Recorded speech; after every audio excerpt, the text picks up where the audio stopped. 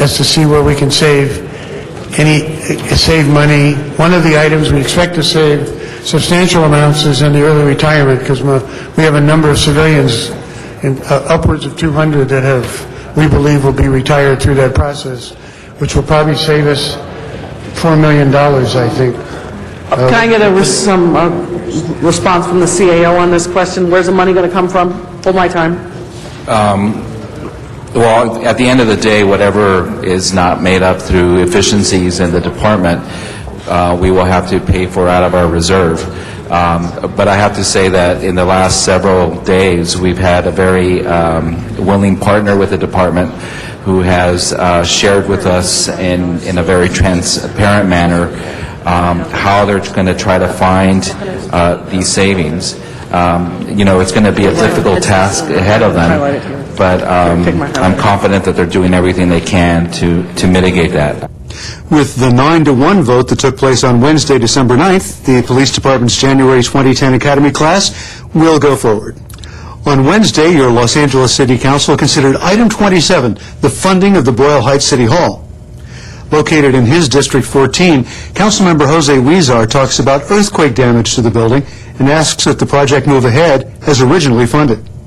There is an item in this report that is the Boyle Heights City Hall. The city purchased this building a few years back, and in 2008 there was an earthquake that damaged the building. BOE tells us that we need about $2 million to correct the problems that occurred because of the damage caused during the earthquake. At the last minute, 2 weeks ago, at the Budget and Finance Committee, there was an amendment made to have the project move forward without the $2 million. That raised some concern to me today when I realized that happened. And so I would ask that we move back and adopt the ITGA report, which actually stated this. It stated that the funding gap of $2 million can be addressed as part of the 2010-2011 budget. Now, in speaking to Mr. Park's staff, they mentioned that his concern was that we should do a value engineering report to determine if we need the $2 million. My suggestion is this, that we do the value engineering report, and we recommend to BOE to do the value engineering report, and we still have time to get that information, so when the budget comes up in 2010-11, we know whether it's going to be $1 million, $500,000, $2 million, but I'd like to move forward today on this item so that we could move forward with the items that need to be fixed at the Boyle Heights City Hall. As Vice Chair of the Budget and Finance Committee, District 12 Councilmember Greg Smith explains what he believes to be the appropriate way to move forward on the Boyle Heights City Hall project. I think what we did in the Budget and Finance Committee was the appropriate thing. And we said, go ahead and address that in the 2010 budget, which you just said okay, but then now you want the ITGA budget instead, which included that money instead. I think the appropriate way to go, and I know Mr. Parks feels this way, is that we should go forward with a plan, do that analysis, and then address the actual amount, whatever it may be, in the 2010 budget. That would be the appropriate way to budget for something new in these very troubled times. So I would say to you that the appropriate way is to do what the Budget Committee recommended rather than the ITGA Committee, because that took into account the fact that we need that additional money, but we don't know exactly how much it is yet, and really to take a look at it in that context rather than just taking a blind shot at it now and saying we'll go back and adjust later downward if it can be downward or upward. And so we're incrementally approving money, and that's not the best way to do that. So I would say to you, either go back to the Budget and Finance report or then hold this matter till January, till Mr. Parks gets back, and as the chairman of the committee, with the respect he is due, we bring it back up in the committee, and you were there, as you mentioned to me, when we took it up in the committee, so you can have this debate rather than on the floor in the committee where it belongs. So I would say either one of those two choices makes sense. Either refer it back or take the original committee report, which was do it in the 2010 budget. That's the appropriate way to do that. We have not been consistent, according to Jose Huizar, who explains why his district has been shortchanged in the past. and doesn't want it to happen in the case of the Boyle Heights City Hall. I'm concerned because during the past fiscal years, I've given up several of my dollars in my district to make up for a budget gap. And each time I find myself in this position, in the position that I'm in right now, I say, let's move forward without the funding and we'll get back to it. The fact of the matter is I have a couple of projects on where we don't know where we're going to get that money. I've been shortchanged each and every time. I want to do what's good for the whole council and not move forward. We have the funds approved already by the Bond Financing Committee. We also have their evaluation. I say we approve it, we move forward. And we don't have to decide on this for the in the budget year 2010-11. We're not going to say we're going to use the $2 million, but we will have the value engineering information so that in the budget year 2010-11, the deliberations that happen for that fiscal year, we have the information before us. We could scale down if we have to. District 7 Councilmember Richard Alarcon brings up the historical aspects of the proposed Boyle Heights City Hall project. This is a historical building. And to say that we're only going to build one story of this building is a shun on the community of Boyle Heights. Now, I'm not from Boyle Heights. I've got some family buried in the cemetery over there, but notwithstanding that, if they did this in any community to a historical building with such prominent history, I would be very insulted. But I think this building is worthy of designating sufficient money to make it whole, so that we can make history whole. And I think we ought to listen to Mr. Huizar. This is a special request from a singular council member, and too many times in this council we have listened to individual council members and adhered to their requests regarding something very personal and personal to the community of their district. I think Mr. Huizar is in a better position to negotiate this process through than some bean counters. And that's exactly what we're dealing with. This would be a disparaging statement on the community of Boyle Heights. And I think it's wrong for us to do this to that community. Let's make this building whole. Contending that some of the information just heard from the table is incorrect, Councilmember Huizar reads into the record from the original report. This is what the original ITGS report says. The cost of, and bear with me, I don't like reading word by word, but we just have to clarify the record. The cost of this project is estimated at $19.9 million, consisting of acquisition 6.4, seismic repair 7 million, and tenant improvements 6.5 million. That's the original project. The approved funding for this project totals $17.9 million, leaving a funding gap of $2 million. The gap is the result of increased seismic work needed to fix damage caused by the July 2008 Chino Hills earthquake, 1.5, and replacement funding of $500,000 in CDBG funds that were pre-programmed from this project.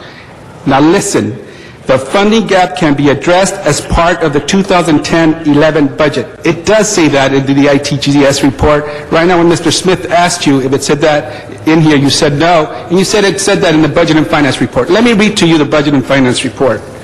Instruct the City Administrative Officer and Chief Legislative Analyst to work with Council District 14 and affected city departments to value engineering the remaining tenant improvements to eliminate the $2 million funding gap identified in construction projects report and remain within the $17.9 million approved funding. Ladies and gentlemen, the reason you do an engineering report is because you try to save money. And this is directing us to eliminate $2 million and only work within $17.9 million. I understand that. I think that's a good thing to do to try to find money and savings where we can. The problem as I see it is that we're eliminating those $2 million, $500,000 of which are CDBG funds that we want to reprogram, and the other $1.5 million that we need to do the additional floor. I'd rather say that we're going to find that money in the fiscal year 2010-11, then totally engineer down and be direct that you're not going to get those additional floors, be able to fix those additional floors, and that's where we're starting from. Now, those are what the two reports say. Now, when you were asked if the Budget and Finance report said that we're going to seek that money in fiscal year 2010-11, the Budget and Finance report does not say that. It simply says eliminate those $2 million. Now, let me ask our Bureau of Engineering. Again, explain to us what value engineering is and what we do when we go through that process. Well, I'd make a distinction between value engineering and scope reduction. When you value engineer, you're looking to do essentially the same scope that you were doing previously, but you might reduce the quality of materials, you might consider a different building system.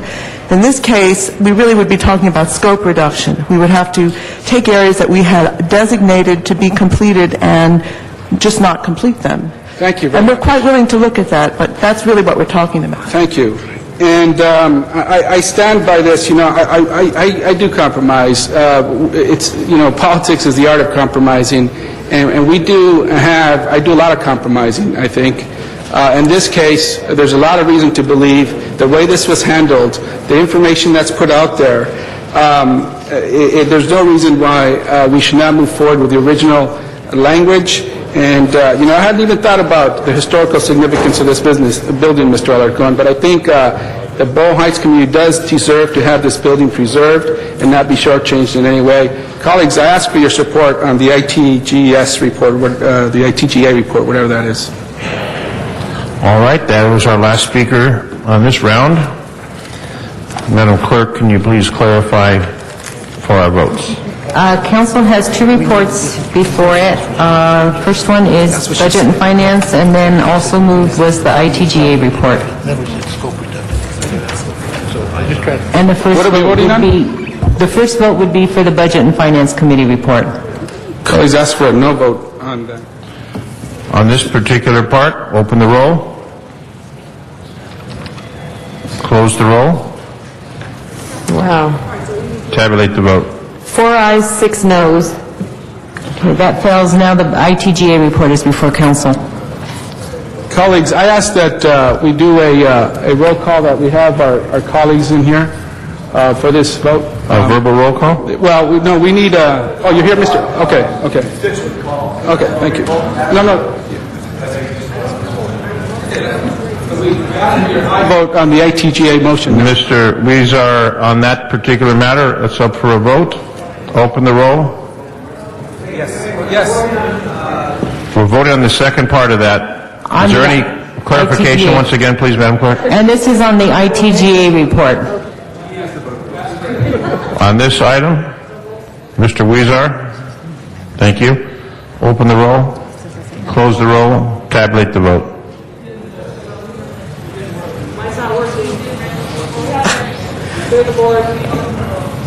All right, open the roll, close the roll.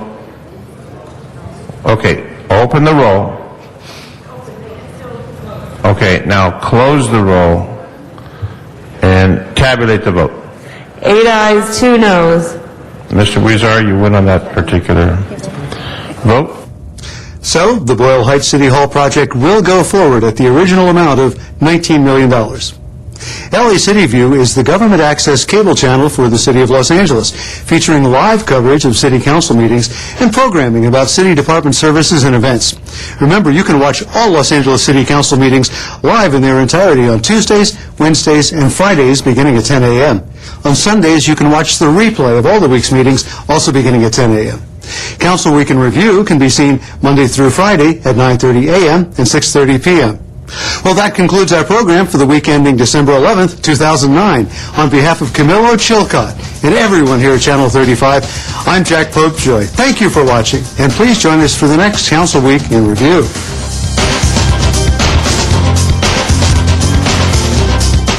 You think it can't happen to someone like you?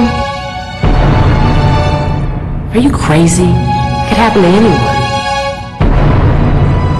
No one can save your life, nor the life of someone you love. Hey, it's free. It's painless and easy. Don't be scared. Just get tested. Know for sure. Get an HIV test now.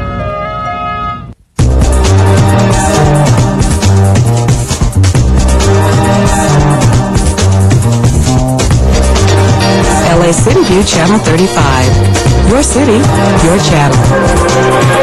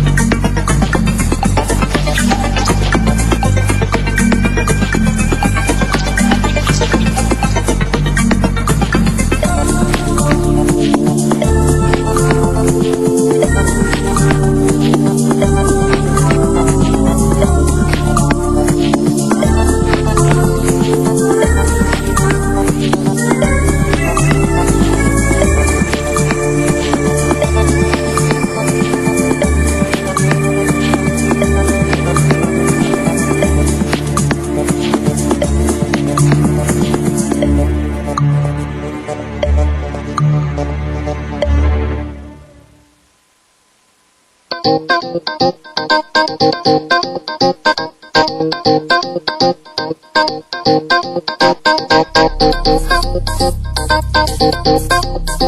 morning, ladies and gentlemen, and welcome to the City Council meeting for Wednesday, December 16th, 2009. We're here in the John Ferraro Council Chamber, room 340 of City Hall. We meet here every Tuesday, Wednesday, and Friday at 10 a.m. Except for this Friday, we will not be in session. We'll be out of session until January 5th.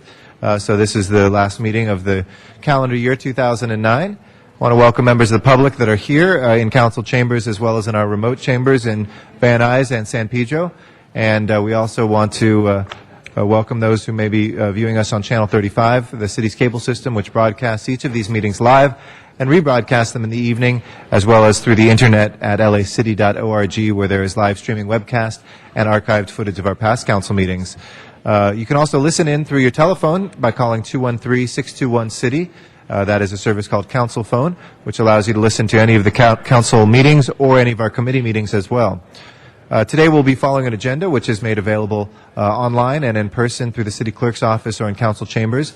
Those agendas are made available 72 hours in advance for our regular agendas and 24 hours in advance for any special agendas that we include in the meeting. Today we have both with us, as well as a continuation agenda from items that have been continued from previous meetings. If any members of the public want to speak on any of the items that are before us, those that have already had a hearing in committee are not necessarily reheard here unless they are reopened by a council member and a vote of the council. But any items that have not yet had a hearing are automatically triggered by a card from the public, and you can fill out those speaker cards here or in our remote locations in San Pedro and Van Nuys. Hand it to the sergeants at arms or the appropriate city staff, and we'll be sure to include that in the mix. We also have a section of our meetings called General Public Comment. That's for items of a general nature that are before us, but not on our agenda, but are nevertheless under our jurisdiction. And we get to hear from each speaker right here at the podium or from our remote locations again.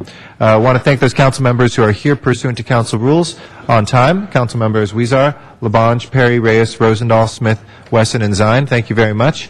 We have Mr. Koretz and Mr. Parks excused today. That leaves us with a vacancy still in Council District 2, but Councilmember Alarcon, Cardenas, and Hahn. We need the three of you who are late now to join the meeting right away to be able to start the meeting. As soon as they are here, we will begin, but this is a quorum call for those late council members, Councilmember Alarcon, Councilmember Cardenas, and Councilwoman Hahn. As soon as they are here, we'll begin the meeting. Thank you all for your patience while we await those council members. We'll hope to begin very shortly.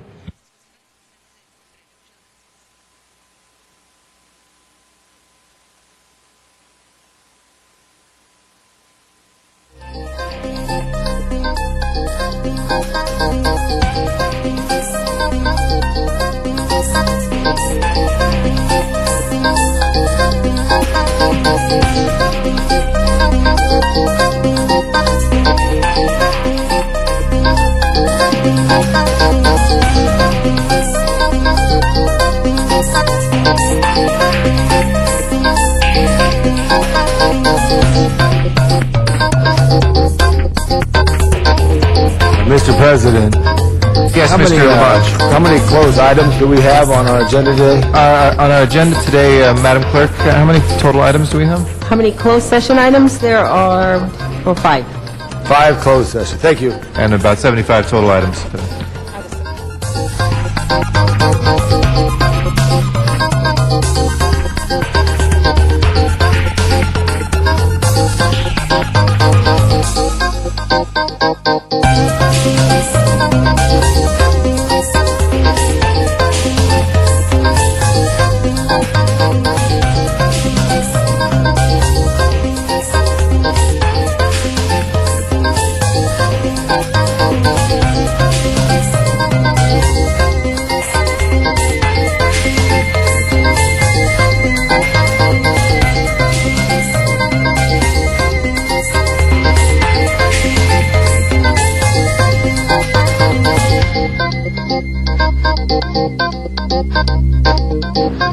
Thank you. We now have a quorum. Madam Clerk, if you please call the roll.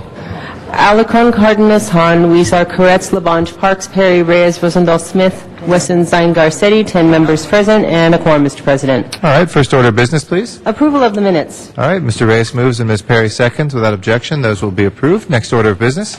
Commendatory resolutions for approval. Mr. Labange moves and Mr. Weezer seconds. Without objection, those will be approved as well. Mr. Labange? Mr. President, if it's okay with the council members, I'd like to put a motion on the floor. Because we have 80 items today, including 5 closed session, that we have 1 minute public comment. Okay, if there's no objection, we'll go ahead and move that for today in the interest of being able to get to all 80 items as well. Thank you, Mr. Labange. Is there any, sorry, if we can run through the agenda next? First item on the agenda, Mr. President, there's a request to continue item number 33 to January 13th. Colleagues, we have a request to continue item 33 till the 13th of next month. There's no objection. We'll go ahead and continue that. Any other continuations? No, that's the only one in that section. On the regular agenda, the first items are items noticed for public hearings. The first group of items are findings of public convenience or necessity, and on item number 1, there is a card on that item. Okay, we'll call that special for a card from the public. And then that would be 2 and 3, and findings and recommendations are necessary to be made by the council. Okay, Mr. Weezer, on item number 2, did you want to move the recommendation to grant? A recommendation to grant, please, on item number 2. All right. Thank you. That is moved by Mr. Weezer, and on number 3 is the staff recommendation from Council District 2 to move that to grant that as well. Okay, we'll go ahead and move that as well. So if we can, on items 2 and 3, please open the roll, close the roll, and tabulate the vote. 11 ayes. Those are approved. Next items, please. Next items are also public hearing items. Item number 4, there's a request to continue that matter for 6 months, and the new date would be June 18th, 2010. Okay, is there any objection to continuing item number 4, colleagues, until the 18th of June? Seeing none, we'll go ahead and continue that. Next items, please. Items 5 and 6, the department has advised that those matters can go forward and the liens can be confirmed on those two. Okay, let's go ahead and please open the roll on those 2. Close the roll and tabulate the vote. 11 ayes. 5 and 6 are approved. Number 7, if we can move to receive and file that. Yeah, and that is in as much as the lien has been paid on that item. Okay. Please prepare the roll and tabulate the vote. 11 ayes. 7 is received and filed. Next items, please. Next items are items for which public hearings have been held, items 8 through 32. Items 8, 9, and 10 are commissioners or general managers. Do you wish to hold those on the desk? Yes, let's hold those on the desk, please. 8, And 9, that would 10. leave before council items 11 through 32, and committee reports have been submitted and distributed on all those that were reports to be submitted. Okay. Anybody wishing to call specials from that section? Mr. Reyes? Number 14, please. Number 14 from Mr. Reyes. Let's hold, we're still awaiting Ms. Hahn. If we can please find Ms. Hahn so we can go through the ordinances, but let's hold number 12 ordinance on the desk in the meantime, and 13 as well on the desk. Are there specials, colleagues? Are there specials from this section? All right. Are there any that require or have conflicting reports, Madam Clerk? All the reports have been submitted on those items. All right, let's go ahead then on the balance. Please prepare the, 27 for Mr. Weezer. And please prepare the roll and tabulate the vote. 11 ayes. Okay, those are approved. Next items, please. Next items are items for which public hearings have not been held, items 34 through 51. 10 votes are required for consideration. Okay. And I believe there are cards on 35, 36, 37, 39, 41, 48, 49, and 50. Okay, we'll close the other public hearings. Mr. Labange? 38 and 39 special for Ms. Janice Hahn. Okay. Ms. Hahn is here now, too, so we can go back after these and take up the ordinances. So Ms. Hahn calls 38 and 39 special. Any other specials, colleagues? Any other special items? We're on 34 to 51. Going once. And I'm sorry, Mr. President, I understand there's an amendment in the works on item number 48 as well. 48, okay. That's already called special for cards, so we'll await the amendment. And on the balance, please prepare the roll. Yep, Mr. I'm Rizzo. sorry, were we voting on those items? Yeah. Yeah, 43 and 50, please. Special? Special. It's Okay. 50 is for an amendment. Okay, Mr. Weezer calls 43 and 50. Any other specials, colleagues? We have 34 through 51. Which one? 57. We're not quite there yet. 34 through 51 right now, colleagues. 34 through 51. Any other specials? Please prepare the roll then, and tabulate the vote. 12 eyes. Those are approved. Next items, please. Mr. President, would you like to go back and take care of the orders? Yes, that were let's called take care special? of That the would be- ordinances now that Ms. Hahn is here. We have 12 members. And that would be 12 and 13. 12 and 13. Please prepare the roll on those two and tabulate the vote. 12 eyes. Those are approved. Next items, please. Next items, Mr. President, are the closed session items, items 52, 53, 54, and 55.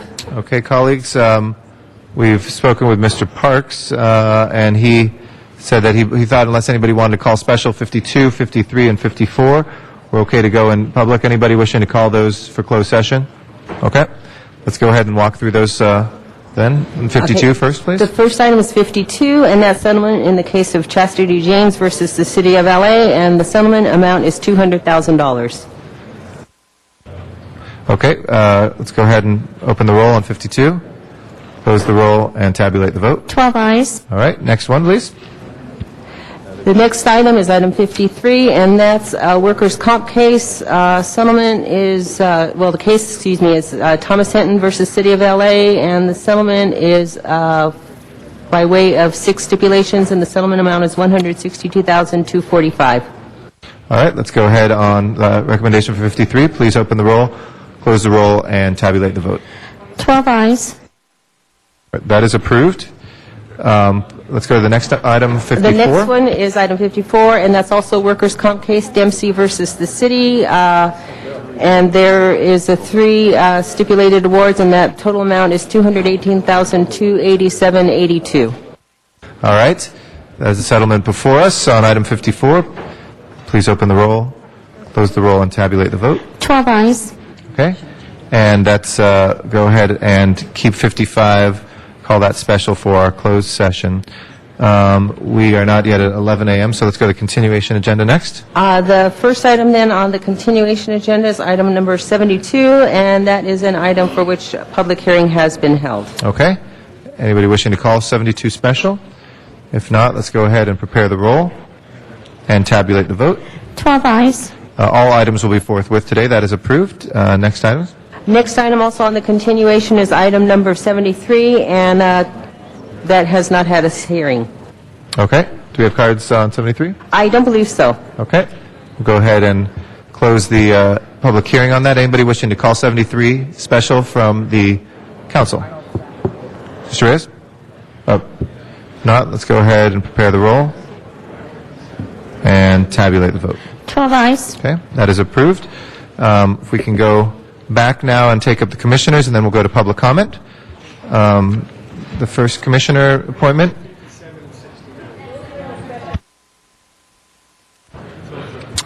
Let's go and take up Mr. Esparza's nomination to the LASA board.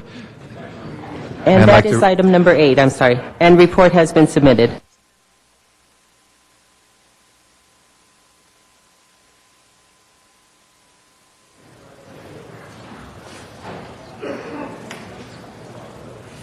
Thank you, Mr. Esparza, for your service to our city and beyond. We're very lucky to have had you embody a number of different roles here, but why don't you give us a little bit of your interest in serving on the LASA board, and then we'll hear from our chair from the Housing Committee, which passed the recommendation unanimously to support this nomination out of committee, and welcome. It's good to see you.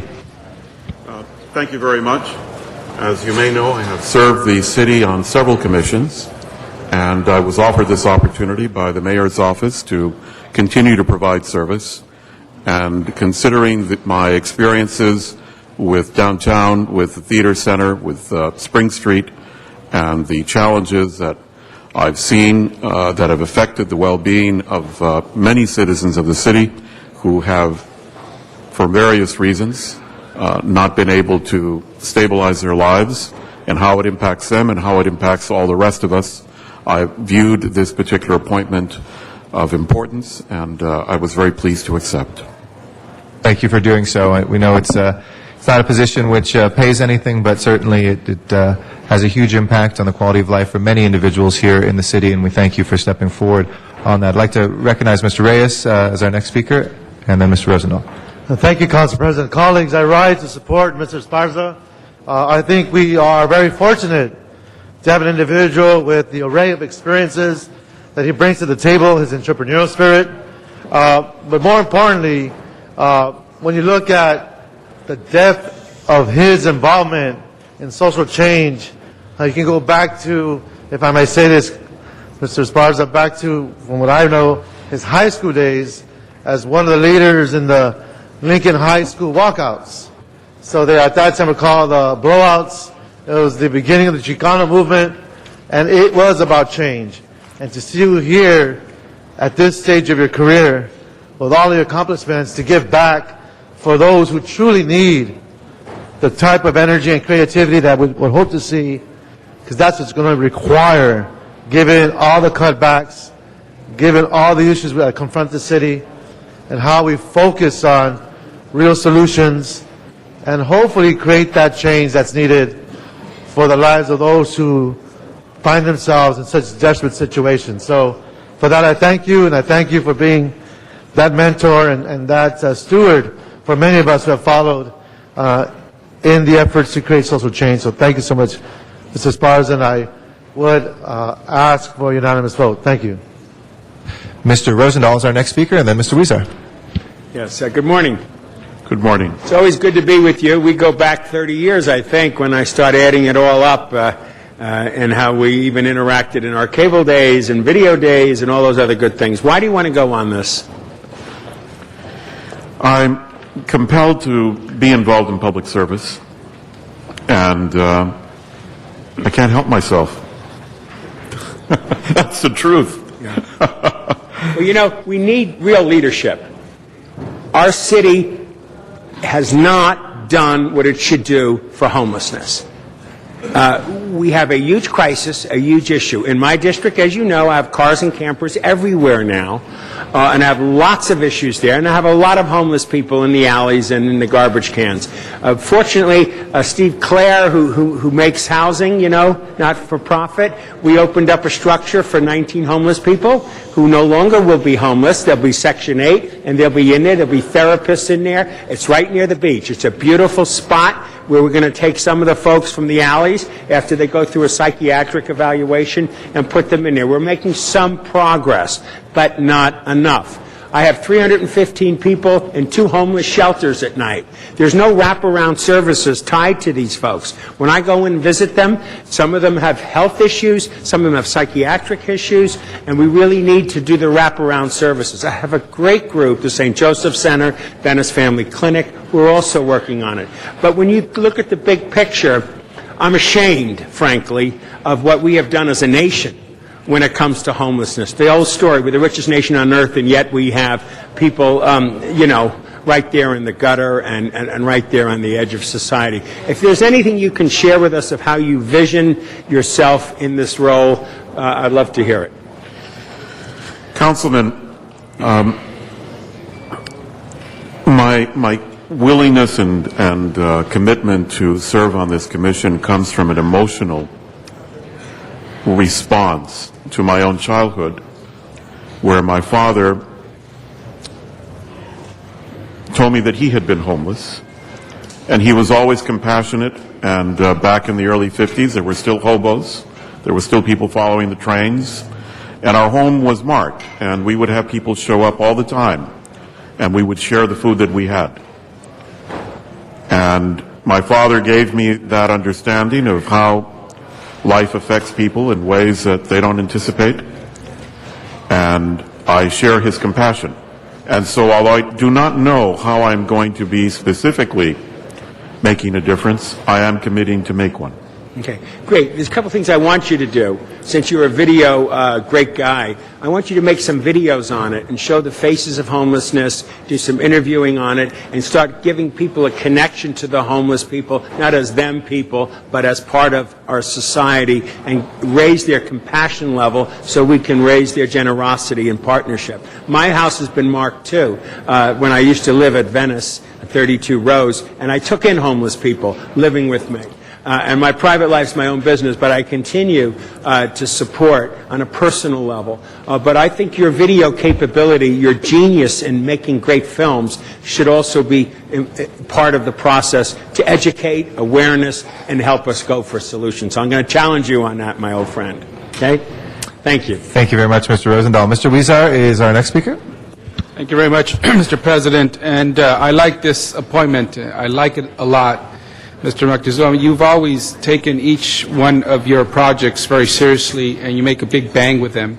And I've watched you on other commissions, and whether it's pensions or others, you made a difference. And I think here, as Mr. Rosendahl said, we do need some strong leadership, and I know that you will provide that just based upon the work you've done before. So whether it's making films, opening up cinemas throughout the country, or dealing with homelessness, I know you're going to give this the attention it deserves. And I know with you there, I feel a lot better that we are going to get that strong leadership. So thank you for your willingness to serve. And I hope that all the potholes you called my office for in your neighborhood have been filled now. I know your constituents have been active there as well. So thank you so much. I look forward to Yes, they have. Thank you very much, Councilman. Thank you, and I'd like to recognize the chair of our Housing Committee to conclude, Mr. Wesson, whose committee this went through. We had a very interesting discussion this morning in committee. This is a man of integrity and abilities, and I would just request a unanimous vote from my colleagues. Trust me, he will definitely be a wonderful addition to the city family. Well, very well put, and thank you, Mr. Wesson and colleagues, for your comments and questions. With that, let's go ahead and open the roll on the nomination. Please close the roll and tabulate the vote. 12 ayes. Congratulations, Mr. Esparza. Thank you very much. Looking forward to working with you. If we can take up the reappointment of Mr. Ortiz next. Can I introduce the kids? And I'll recognize Mr. Wesson as well, and then Ms. Perry to follow. Mr. Wesson. Thank you, Mr. President and members. Many of us on this council have had the pleasure to serve with Miss Jan Perry for quite a while. And today in committee, she gave this man such an endorsement that he breezed through committee. And what I'd like to do, Mr. President, is to defer to Miss Perry and see if she could again sing the praises of Mr. Ortiz. All right.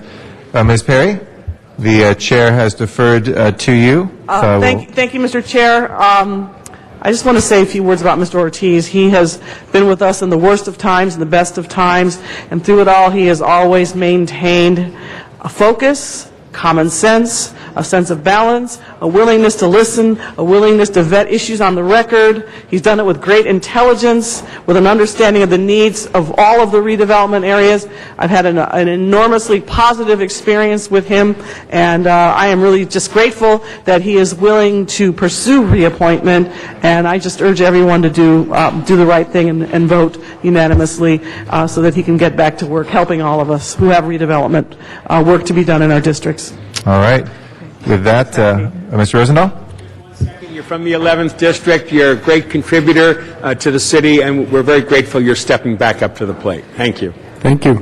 Anything you'd like to add, Mr. Ortiz, or we can go straight to a vote?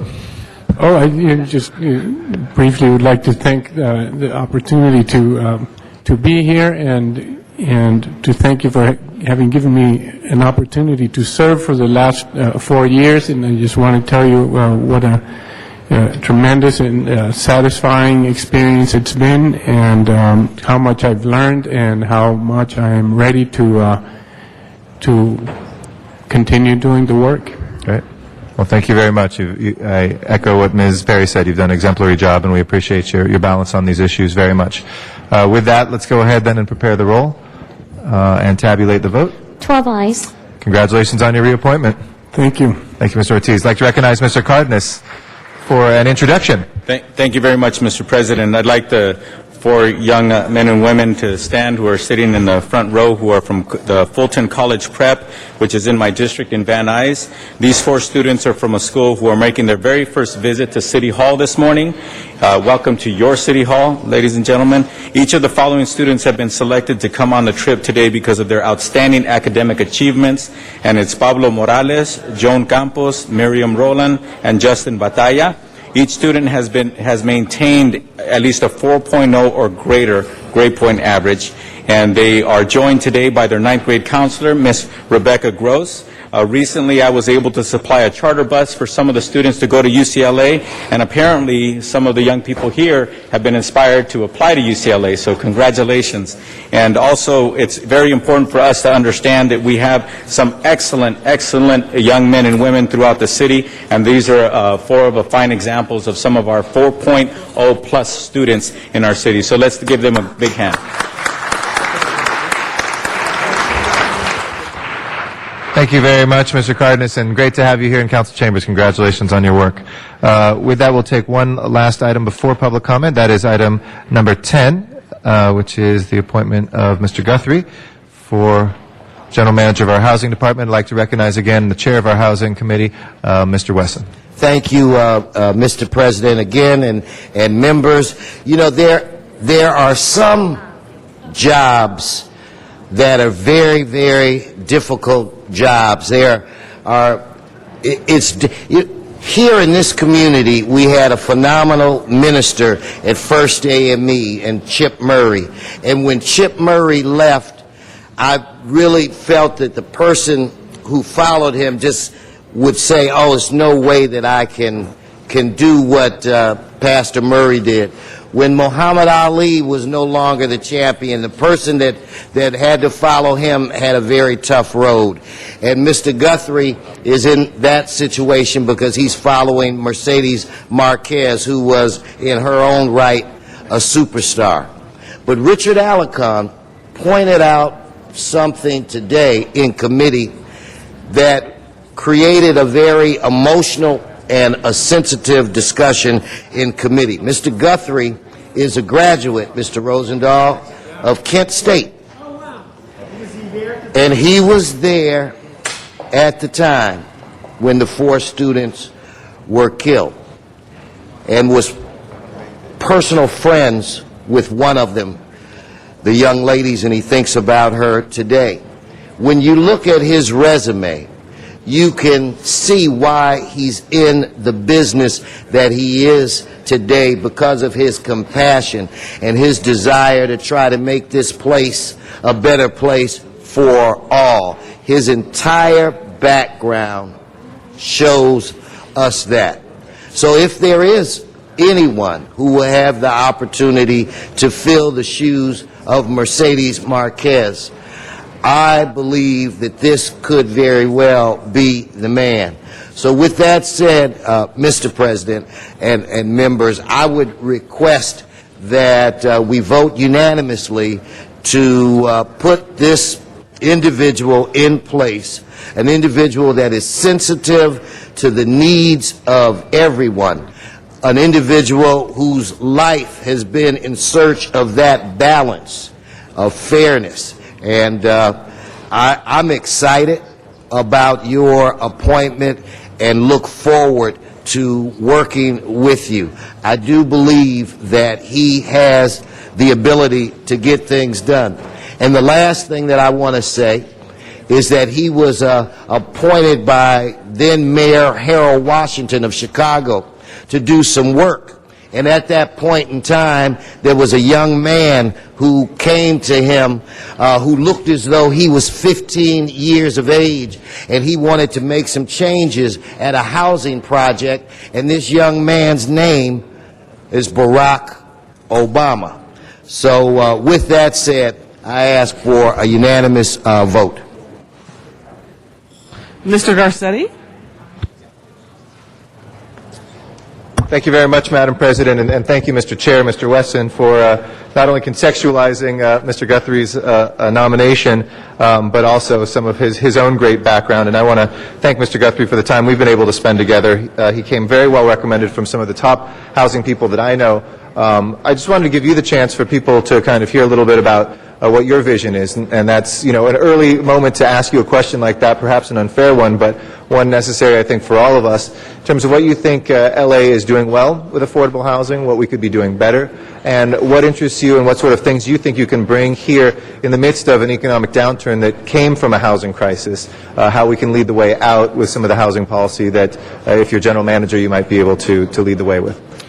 Well, thank you very much for the opportunity. It's an honor to be considered for this position in the great city of Los Angeles. I have spent my career working in the field of affordable housing at a variety of levels, from the public sector to nonprofit to the private sector. So I think I kind of sat on all ends of the table at one time or another.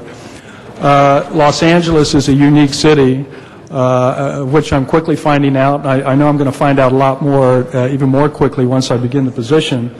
It's far different from a city like Chicago.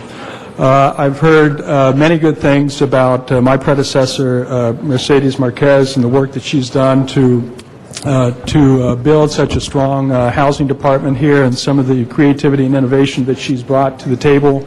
I hope to be able to continue that on the one hand, and on the other hand, I hope I can bring some fresh ideas and some fresh perspectives on other ways of tackling these enormous problems, particularly in a time we know is we have economic distress, and we're going to have budgetary distress. So the problems of affordability are growing as the resources have been dwindling. And clearly that's going to be a major challenge, how to manage that to the best of our ability as a city, and the need to find resources. We need more resources to do the job that is at hand here. And so, that is one of the first things I'll be working on, is to figure out where we can bring additional resources to bear on this enormous problem.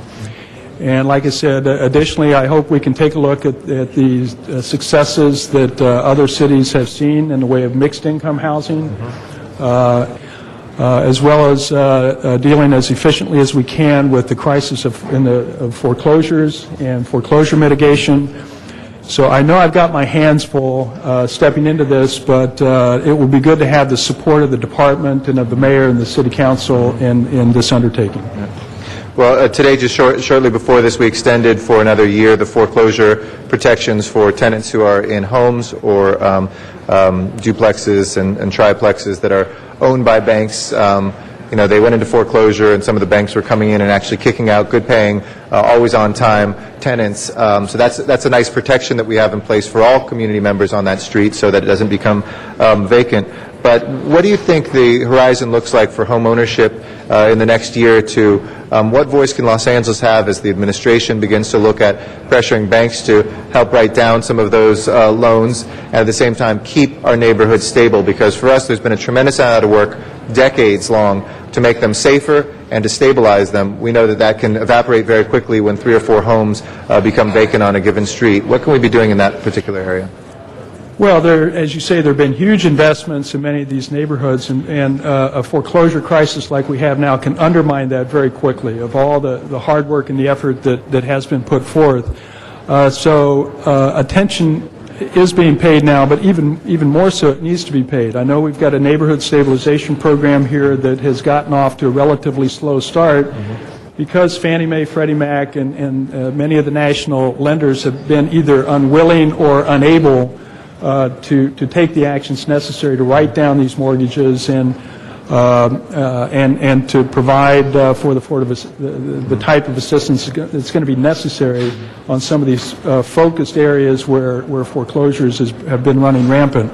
So we need to step up our efforts. Can you please hold my time, Madam President? With stabilization, we need more resources for stabilization, which I hope will be forthcoming here shortly. And we need to work closely with the Treasury Department and with the Secretary of HUD on the overall foreclosure mitigation and workouts that are necessary on a much larger scale to stem this problem. Absolutely.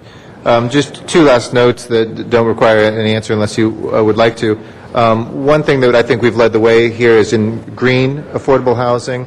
I know that we've partnered with folks like Enterprise who have now just recently announced they won't fund any affordable housing in the country unless it is built in an environmentally sensitive way.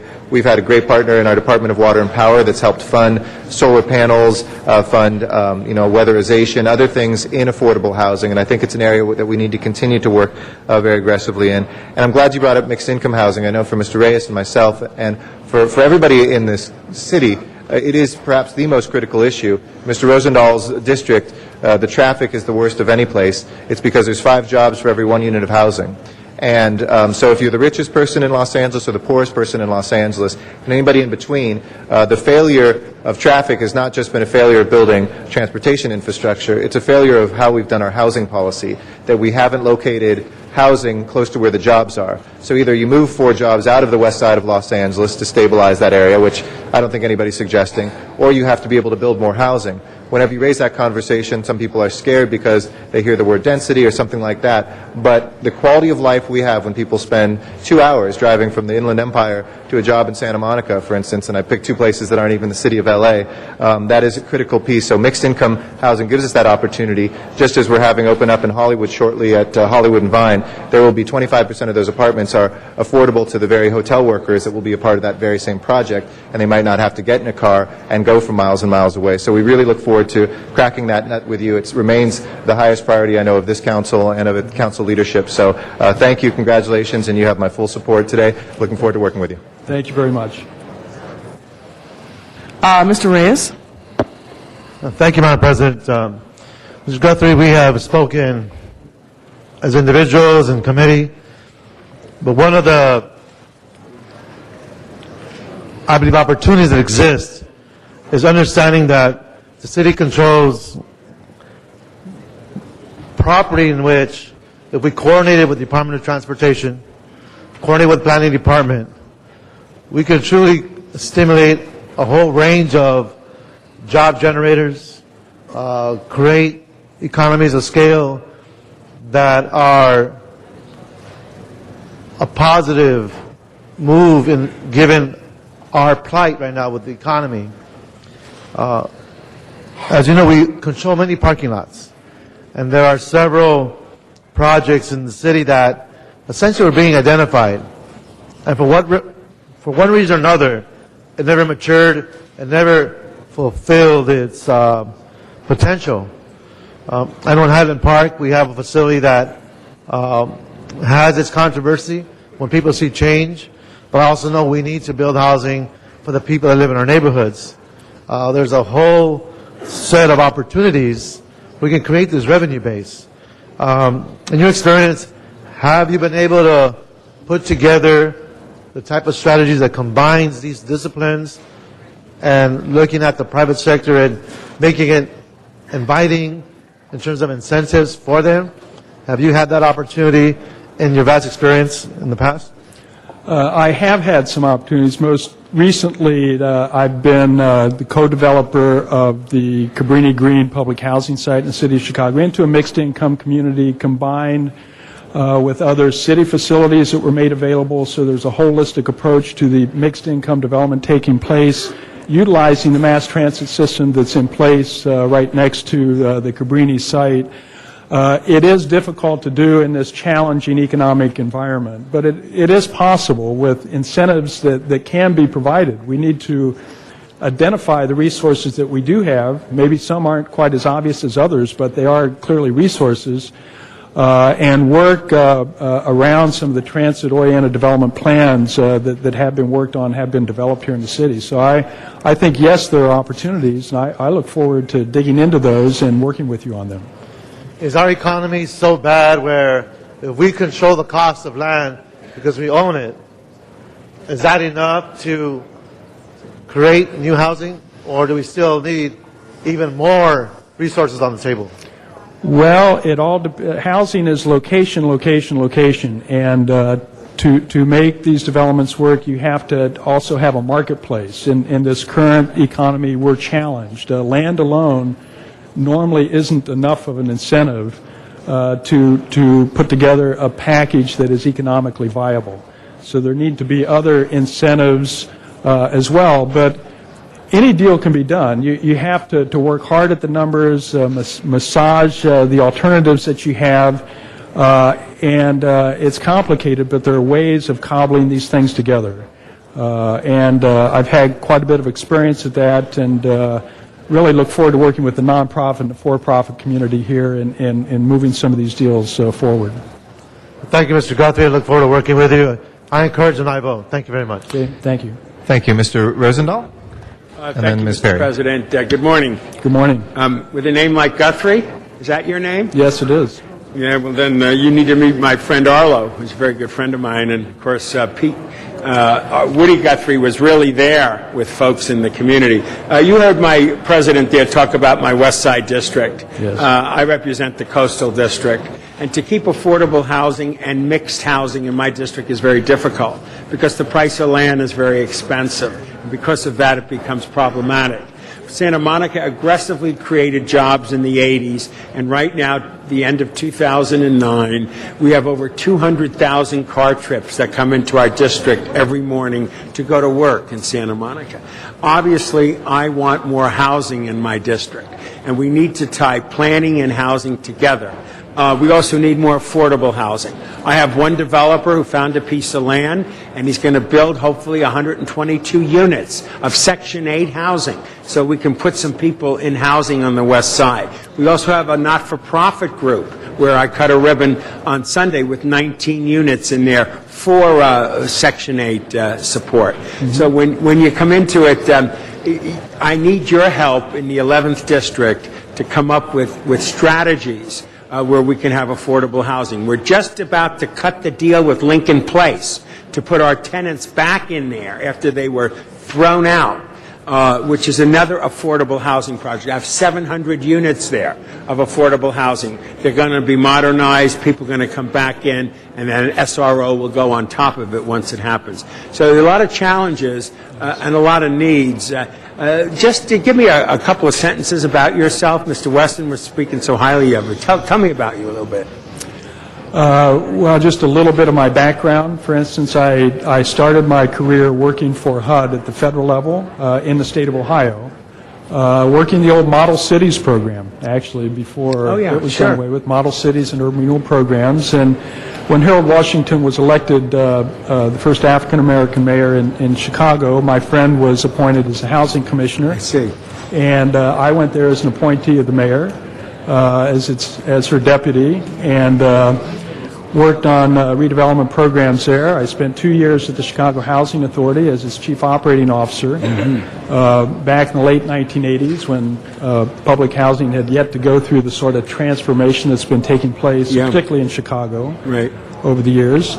I was very early on joined LISC and the National Equity Fund, where we became the largest syndicator of the low-income housing tax credit in the country, working with nonprofit groups around the country. And from there came back to the private side as a private developer trying to implement mixed-income developments on large public housing sites in Chicago. So that's my history. It's covered a lot of different angles to this, but it's all towards the idea of affordability and good, sound public policy in the way of affordable housing. Very appreciate that very much. When I first came to office, which was 4 years ago, there was a madness in my district of taking affordable apartment complexes, demolishing them, and creating condos at the expense of low-income and moderate-income people. So that left a bad taste in my mouth. So I look forward to your leadership in the department and working with us to create more affordable housing and mixed housing on the west side. Thank you so much for stepping up. Thank you very much. Thank you. Thank you, Ms. Perry, and then Mr. Weezer. Thank you very much, Mr. President. I just wanted to ask you, Mr. Guthrie, the question that I had asked in committee in terms of assessing your skill sets of the folks, I guess, that you have there now and what you're looking for in terms of building a management team. Well, I've had an opportunity just briefly to meet some of the the members of the senior management team at the Housing Department. I hear very good reports about them. I haven't really started yet, and I haven't had an opportunity to take a hard look, but I get very good feedback on the strength of the development team or the housing team that has been built under Mercedes, and really look forward to getting in there, working with them, identifying what other strengths we can bring to the department and have the opportunity to do so. So I look forward to it. She had a very good model, and she had a strong assistant general manager who followed her to Washington. So that was a very key position in terms of interfacing with members of the committee and council in terms of getting things done. So, I hope you'll give that due consideration as you move forward in putting together the team that you need to be able to achieve your goals and our goals. Okay. Thank you very much. Thank you. Mr. Huizar is our last speaker. Thank you. The type of housing policies, as you know, really could define the city and what type of city we have, what type of people live there, where jobs start getting located, or vice versa. You come from Chicago, and you mentioned earlier in response to one of the other questions, what do you see as one of the big differences between Chicago and Los Angeles in terms of housing? Well, I'm sure there are a lot of differences. Chicago has first of all, the city itself is different in that it's much more of a dense city and very clear neighborhoods that interconnect in a lot of respects. It's had a very long history of nonprofit development community that's been very active on the affordable housing front for a long time. Another huge issue in Chicago has been the public housing and the impact that it's had on neighborhoods throughout the city 20 years ago versus the impact it's having now as some of the high-rise buildings are torn down. The ripple effect and the opportunities it's provided back into some of those very low-income neighborhoods has been, although it has a long ways to go, has been phenomenal. Los Angeles is obviously much more spread out, much more diversified, but you have a dramatic need for affordable housing here across the gamut. And so I think we have to take a look at any and all tools and resources that are necessary. One size does not fit all. Every neighborhood's different. Their affordable housing needs are different. And the capacity and opportunities are different in those parts of the city. So those things I need to understand as quickly as I can. We often hear about Chicago's work on public housing, for good or bad. Yes. And in Los Angeles, how do you think we've handled our public housing stock and quality? I'm not that familiar with the public housing stock in Los Angeles. Many years ago when I spent time with the National California Equity Fund and did some work with Skid Row Housing Trust and others, I visited Jordan Downs, for instance, 15 years ago. The public housing stock is much different here. Chicago has probably 10 very large developments that house the bulk of public housing, and they're high-rise family buildings, and that's not the case here. So there are going to be different ways of dealing with it here and other opportunities that we're probably going to be more targeted. Yes, and I think one of the huge mistakes we did in where we created our public housing is that we segregated those communities away from the rest of the city life. And just like anything else, we need to integrate and make them feel part of the city, make them feel that they are no longer special as just simply because of where they live. You do have a sense of not belonging and feeling that you have some stake in what happens in your community if you get that segregation. I think the city of Los Angeles has a lot to do to unsegregate those housing communities that we've created. And my final question is, we have parts of our community now, of our city, that we're now finally seeing public investment, and with that will come private investment to revitalize communities. And oftentimes people talk about gentrification, that once you start making that investment, that the people who live there now will move on because they're going to be pushed out because of market forces. I see our our laws on housing as a way to support some of the people who live there now and not necessarily allow them to be pushed out. Rent control, for example, is one of them. What are your thoughts on rent control? Do you think it needs to be reformed? Do you think we're doing it right? Is it good? Is it bad? It's a good question because we don't have rent control in Chicago. New York City is another major city that has long had rent control. So I'm not that familiar with the ins and outs of how it has been working here in Los Angeles. I'm sure there's been a lot of pressure on the buildings that are under the rent stabilization program in terms of tear downs and condo conversions and things like that when the market was strong. The market is weak right now. So I'm assuming we'll want to take a look to see if there are ways of strengthening or if there need to be any updates to the rent stabilization program that's in place now. Yeah. Okay. Well, thank you. We look forward to working with you. I think our housing department has done a lot these last few years to get more focused on not only being a conduit between the federal government and local government to pass through some of those dollars, but really being proactive in creating policies, suggesting policies to the city council for us to adopt. One of the first questions I had when I got to this council is, what is our policy on affordable housing for the city of Los Angeles? We have none. And we need to hear from the people who are involved in it each and every day to really work with our council to make recommendations and be proactive as to what we should be doing to improve the livelihood and the housing prospects for all Angelenos. So thank you so much, and I look forward to working with you. Okay, thank you. Thank you very much, Mr. Huizar. That's the last speaker from the council. So with that, Mr. Guthrie, time for a vote. Let's please prepare the roll and tabulate the vote. 12 ayes. Congratulations, and welcome aboard as our general manager. And Mr. President, just for the record, the salary amount is $211,995. Okay, thank you. That will be set. We can take general public comment now. Thank you for your patience, folks. Dr. Clyde Williams will be our first speaker. We're going to be doing 1 minute per speaker, and thank you for your understanding today on a very full schedule. We have a number of public speaker cards for the individual items, those 80 items too, so we'll have a lot of chances to hear from the public as well. Dr. Clyde Williams is first, and then Zuma Dog will follow. Dr. Clyde Williams, 4115 Barrett Road, El Sereno, Northeast LA, and proud of it. However, our pride has been jeopardized over this last year and perhaps next year.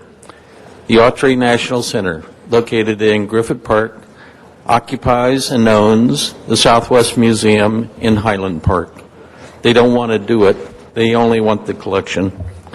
But Autry can run, but maybe they cannot hide, especially hide in Griffith Park, because they occupy city land. They have a lease. The annual reports are due. However, they haven't supplied them for the last 20 years, and so they think that they are avoiding the city's jurisdiction. I don't think so. We're going to be looking for all of the reports required by the lease agreement to be provided by January. So I hope they do. Thank you. Thank you very much. Zuma Dog is our next speaker. After that is Norman Welch. Good morning. Yes, good morning. Thank you for being here, all the people. Time was cut to a minute, the time and a half. Please, Council, if I could ask you to do the same to get through the business. This is the last meeting of the year, and I'd like to issue a citizen's alert to the community for 2010. It was announced last week, and I hope the Council listens, because 2010 is going to be the worst year in city history. 2010 will be so bad you'll wish the city was never founded. Now, here's what's happening next year.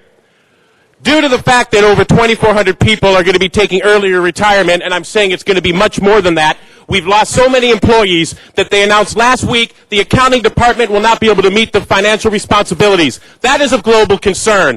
They're not going to be able to repair the police cars and the fire vehicles and the trucks that remove the trash, that respond to the fires, and that enforce the streets. It doesn't matter if you hire enough police if you can't operate the cars. These are the types of things coming. Go to LADailyblog.com and Merry Christmas, Council. You blew it. Thank you, Mr. Dog. Norman Welch is our next speaker. After that is Bill Huey. Good morning, sir. Hi, City Council. Thank you for the opportunity to speak. I'll be speaking more on Article 14. I'd just like to say one thing, though, in general, and that is that right now I'm from the 2nd District, And Mr. Krikorian is not being sworn in, and also Mr. Koretz is out. Any kind of vital issues, I would please urge you to postpone until Mr. Krikorian takes office and until Mr. Koretz gets back. Thank you much. Thank you very much. I know Mr. Krikorian will be joining us the first week of the year. Bill Huey is our next speaker. After that is Patrick Wiseman. Good morning, Mr. Huey.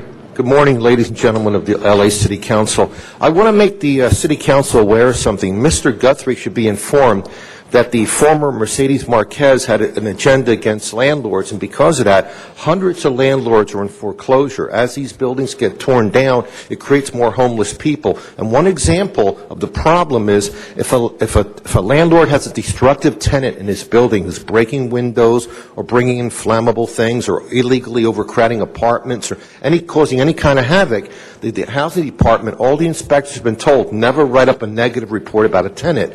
But the housing department is quick to put the landlord in REAP, take all his rent money, bankrupt them, then the developer comes in, buys the building, and tears it down and makes more homeless people. So I think in the city of LA, we got to have fairness for landlords and renters, because the majority of landlords want to do the right thing. Once in a while you read an article in the paper about some slumlords, but there are thousands of other landlords want to do the right thing, and something has to be set up so we have a voice with the housing department. Thank you very much, Mr. Huey. Appreciate those comments. Patrick Wiseman is next. Deborah Stevens will follow. Good morning, Councilman. Good morning. I'm going to pick up on not the last speaker, the one before that. Since CD2 is not here today, you guys have to understand that for the last 50, 60 years, you've been sending to the East Valley, where we do have the zones, okay, for agriculture. You've been sending, okay, your junkyards, your recycling companies, you've been sending, okay, your garbage, your waste. Now that we have the marijuana ordinance coming in, this is an agriculture area. That could give a lot of good jobs to our people in the East Valley, good paying jobs. I think Mr. Krikorian should be here, okay, to be able, okay, to speak for us. That's about it. I want you guys to think about it. It was in a general idea. Thank you so much. Thank you very much, Mr. Wiseman. Deborah Stevens is next, and then John Walsh will follow. Good morning, council members. I have an impact statement to make in regards to the medical marijuana ordinance item today, but I wanted to ask if I will be allotted the full 2 minutes at that time when it's on the agenda, since at previous meetings we have been limited to 30 seconds, and what I have to say is much too important to condense in a 30-second time frame. We can't, I'll pause your time, but we can't take that right now. This is general public comment, and that will depend on whether somebody reopens public hearing or whether there's action taken today. That will depend on the council. I can't predict, and I don't have the singular authority on that. Okay, so I'm not permitted we can't talk about to speak on that item. During general public comment. You can talk about medical marijuana in general terms, but the ordinance that's before us is we can't speak about in this part of the meeting. Okay. Then I would like to speak on the fact that I am a CD2 resident, and I know that Krikorian has not been sworn in yet, and it won't be till 2010. So I am asking the council to please hold off any major voting on the medical marijuana ordinance until he's in place at council. And the other item that I would like to speak on is we also, we are being bombarded by municipal waste companies. And there's a company called Athens Waste that at this moment the state is considering approving their or certifying their environmental impact report. And this is a very, very serious issue. It's very, very close to our neighborhood. Thank you. Thank you very much, Ms. Stevens. John Walsh is next. After that is Cheryl Eichley. John Walsh, blogging at HollywoodHighlands.org. In the past 3 months, 140,000 visitors. We have so many medical marijuana clinics on Melrose, they call it the Green Mile. I'm telling you right now, we're asking right now, in general, 1,000-foot separation, no. 2,000 feet separation, 3,000 feet separation, 4,000 feet separation, 5,000 feet separation, in general. See, he's trying to stop me. Do you have, Mr. Attorney General? If you can address the council as a whole. They love marijuana. They love marijuana. Everyone's laughing. They know these people are politically correct. Marijuana. How many of you have don't have a medical marijuana prescription. You don't have it. 1, 2. Only 2 don't have medical marijuana. Mr. Rosendahl, you have one, don't you? Thank you, Mr. Walsh. Cheryl Eichley is our next speaker.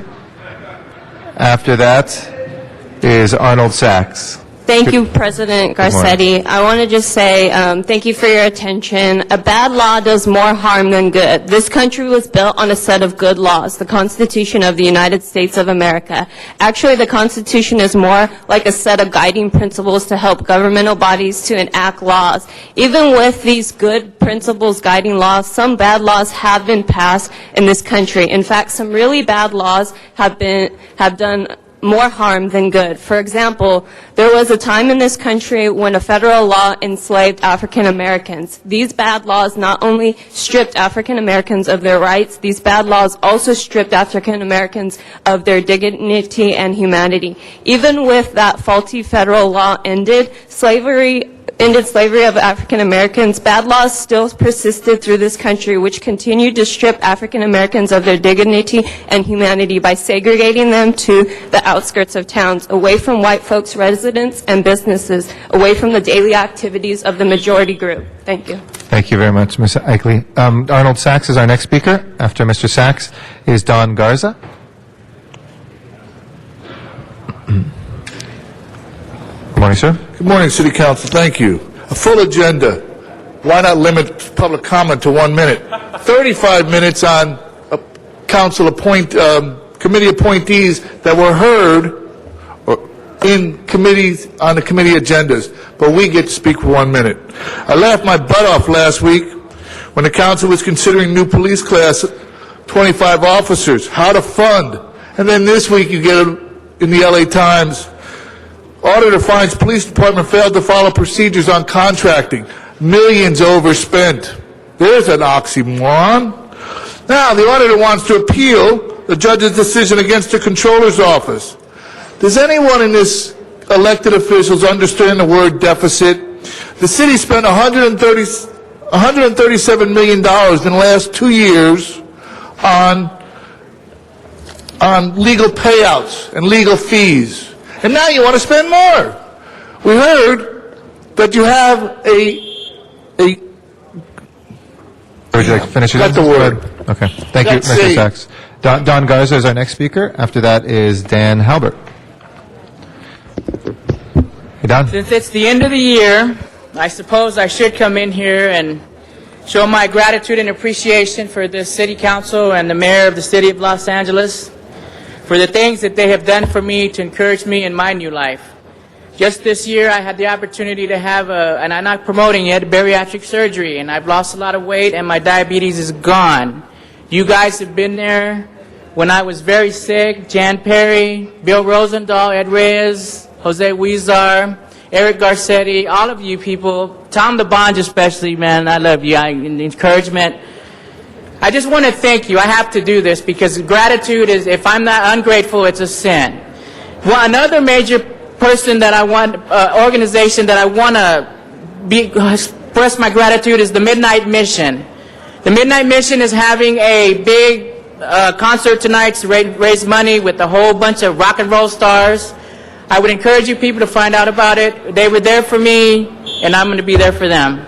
Love you guys. Thank you so much. Thank you very much, Don. Appreciate it. And Merry Christmas to you. Dan Halbert is our next speaker. After that is Mark Hurd. Good morning. Good morning. I'd like to comment on the council's total disrespect for the people's opinions. You keep cutting our time back. We realize you don't care what we say, but we do have a right to speak and voice our opinions. We had 400 people show up to a meeting a few weeks ago with only 5 opponents, and you guys refuse to acknowledge the support that we have. You're going to start acknowledging it soon. You guys have had 2.5 years to come up with a final ordinance, and you guys are no closer. You were throwing out stupid numbers like $70 dispensaries. We're throwing out just ridiculous answers to really difficult problems. I'd love to have a voucher program for homeless people in our district, by the way. We love our councilman. We're going to start recalling campaigns in different districts. I was in District 14 the other day. I'm amazed at the number of people that would like to see Mr. Weezer pulled out of his seat. And we do have the numbers of people to start doing this. We got to get real answers to real problems here, guys. Thank you. Thank you. Our next speaker is Mark Hurd. After Mr. Hurd will be David Herndon.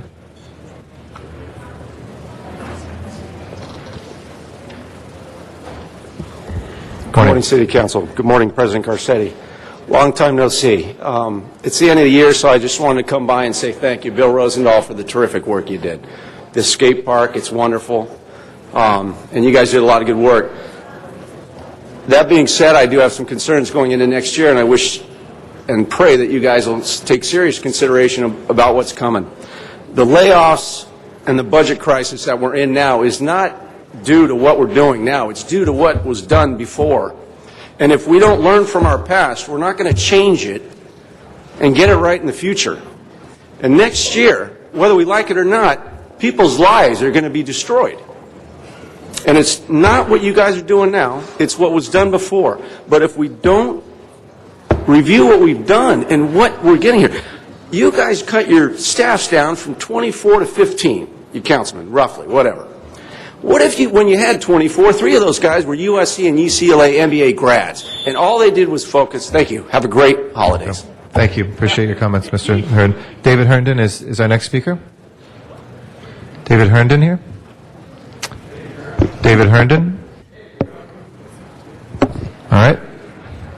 And then we have a card that is filled out in the holiday spirit by one Santa Claus. Is there somebody here who goes by Santa Claus? If not, thank you, Santa, for coming by. I hope you enjoyed the milk and cookies. All right. With that, let's go take up the special meeting, please. Call the roll, Madam Clerk. Alarcon, Cardenas, Hahn, Weezer, Koretz, Labange, Parks, Perry, Reyes, Rosendahl, Smith, Westenstein, Garcetti, 12 members present, and a quorum, Mr. President. Okay, colleagues, we're looking at the special agenda now. If we can take up the first items, please. First items are items for which public hearings have been held, and that is those are items 63, excuse me, 50, 56 through 62? Excuse me, 56 through 62. Okay. Anybody wishing to call 56 through 62? Mr. Rosendahl was 57, so we got that for you. Any other specials, colleagues? 56 through 62. 61 for Mr. Cardenas. And if there are no other specials from the council floor, let's go ahead and please open the roll on the balance, close the roll, and tabulate the vote. 12 ayes. Those are approved. Next items. Next items are items for which public hearings have not been held, items 63 through 68. Okay. Items 63 through 68. Do we have cards on any of those? There are cards on 64, 66, and there is an amendment that has been distributed on 66 as well, and also 68. Cards on 68 or amendment? I'm sorry, cards on 68. Okay. That leaves 63, 65, and 67. Mr. Reyes and Ms. Berry? On 66, we have an amending motion. Yep, we know about that, so we'll call that special. Ms. Perry? Mr. Chair, I would like to, I'm sorry I didn't jump up fast enough on 62. Okay, we'll come back to that and reconsider it in just a second. Let's take up the balance on these items. Please open the roll, close the roll, and tabulate the vote. 12 ayes. If we can reconsider 62, please. Please open the roll on reconsideration. Close the roll and tabulate the vote. 12 ayes. Okay, those are approved. I think, colleagues, we have a number of items that folks have asked for out of order. If it's all right with folks. I'm sorry, Mr. President, do you wish to recess? And also in that, we have one closed session. There's 69, there's a closed session. Yes, let's go ahead and call that special 69. And would you like to recess and go back to the regular? We have a second special meeting, but that's for 12:30. Up to 12:30. Okay. Yes, let's go back to the regular meeting. We have a number of items that have been requested out of order, colleagues. The first of those is number 14. Mr. Reyes, did you want to take that first? Okay. Mr. Reyes. Are we ready? Are we ready? Thank you, Council President. Colleagues, This is one of those days where we have over 75 items. But the issue before us now is one in which I would ask your patience and your cooperation in that we use this opportunity to review what exactly it means to implement language that will define the destination of these facilities for medical marijuana. Now, on your desk, you have several maps and a chart that essentially gives us the parameters that are in front of us. It defines the zoning that's available in each community plan. It gives us total acres, and there's two columns that essentially reflects parameters for a policy. One is acres allowed at a 500-foot buffer of residential uses, and the other is 200 feet of buffer residential uses in terms of acres allowed. So it gives you a real count as to what kind of acreage exists for these facilities at those, with those distances. You'll see that the 1,000-foot is not presented because, quite frankly, the 1,000-foot only allowed facilities to be located in industrial zones, which really created an imbalance in terms of how it impacts neighborhoods and how it creates access. So that being said, I'd like to ask Mr. Alan Bell to come to the table. And what we have in front of us are information pieces that I hope you can take back to your offices. Each plan will give you very specific locations. And this is the objective, council members. Today is about understanding, listening. I would hope we can just lay down for a moment the debate, allow for us to share with you the impacts, so that come January we can achieve a couple of objectives. One is to define enabling language that creates a level of predictability and clarity as to where these facilities should be placed. Two, we need to recognize that 40% of the planning staff will no longer be available to us for implementation. So that to the degree that we can create by right, predictable, transparent processes that defines location, then we can process and implement efficiently. And all the stakeholders, whether you are supporting or against a specific site, the ground rules and the parameters will be very, very clear. And I just want to acknowledge Alan Bell as well as the planning staff. They put over 200 hours of effort to get us these maps today. They were able to break down these issues so that you can see physically what's in front of you and understand the impact of our distinct districts. John Butcher, Charles Lee, Tanner Blackman, the coordinator, and Louis Angeles were tremendous in staying late, staying over the weekend. Gail Goldberg as well as Mr. Bell. So this was with the intent of giving us something tangible to look at, so that come January, I've got a commitment from the staff that they will hold within the first week a summary review session, if you will, of each district with the maps, so that when that discussion occurs on the floor, maybe it's only a 2-hour discussion, not a 6-hour discussion. So that wishful thinking. Thank you for that positive attitude, Councilman Ron. But when we look at what they're going to present today, Mr. Bell will give you the parameters. You'll see citywide what this looks like, and these are the citywide maps. And then we're going to take Hollywood as a sample, and we're going to essentially turn on and off the sensitive uses and then they will give us some observations that we can take away, that we can proceed with this meeting. But hopefully this becomes one of the pillars that we can stand on that gives us a sense of direction and parameters to define the policy that will impact our city. So with that, Mr. Bell. Thank you, members of the council. What I intend to present today is a demonstration of the impact of the distance standards on the 5 sensitive uses that have been outlined within the draft ordinance: religious institutions, public libraries, parks, child and youth care centers, and schools. The particular focus of our analysis and the presentation today is the impact of buffering residential uses and its impact in terms of the amount of acreage that might be available as locations for medical marijuana collectives. At the last council meeting, that particular issue became paramount. And one of the things that we discovered in terms of our analysis is that 1 in 4 commercial parcels in the city have a residential use on them, and 1 in 10 industrial parcels also have a residential use on them. So the impact of those variables will be significant, as will be demonstrated in the presentation.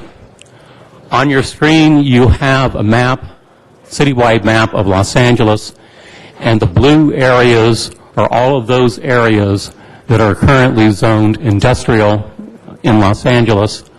The red areas are those areas that are zoned commercial. And you can see from that how the development pattern is set forth in the city of Los Angeles. Approximately 9% of the city is zoned industrial. Only 4% is zoned commercial, but we have a much more even distribution of commercial sites across the city, whereas industrial sites are concentrated in a few areas. What we did to test the analysis, the impact of the standards, is we found out early on in our testing that a 1,000-foot radius standard would basically zone out most areas of the city as locations for medical marijuana collectives. Most of them would have to go to only a few industrial sites. So we focused our energy and our analysis on analyzing the impact of a 500-foot buffer radius around residential sites and then also sensitive use sites. The next slide will show the results of that particular analysis, and the results are very dramatic, as you can see. Basically, 2/3 of all available commercial and industrial acreage is taken off the table when we impose a 500-foot standard on sensitive use sites, including residential use sites. That reduces it from approximately 29,000 acres available citywide to 9,000 acres available citywide.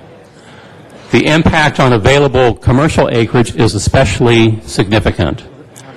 Basically, it reduces the amount of commercial acreage available by 95%, so that only 5% of commercial acreage would be available on a citywide basis. That translates into only 650 acres approximately. So the bottom line conclusion of this analysis, if the city were to adopt a 500-foot standard for residential and other sensitive uses, most medical marijuana collectives would have to locate in industrial areas. The impact of this particular standard on the council's fair share allocation plan is also particularly significant. Under the fair share plan, each community plan area would have to accept a limited number of sites based upon their population size. We have 35 community plan areas, and based upon the distribution of 70, each plan area would get 2 or 3 sites. Some might get as many as 4 or 5 based upon their population size. While we do have 31% acreage available on a citywide basis, when we analyze the impact of the 500-foot standard, we see that some areas, some community plan areas, will not be able to accept their fair share allocation. Specifically, I'd like to go back to the prior display.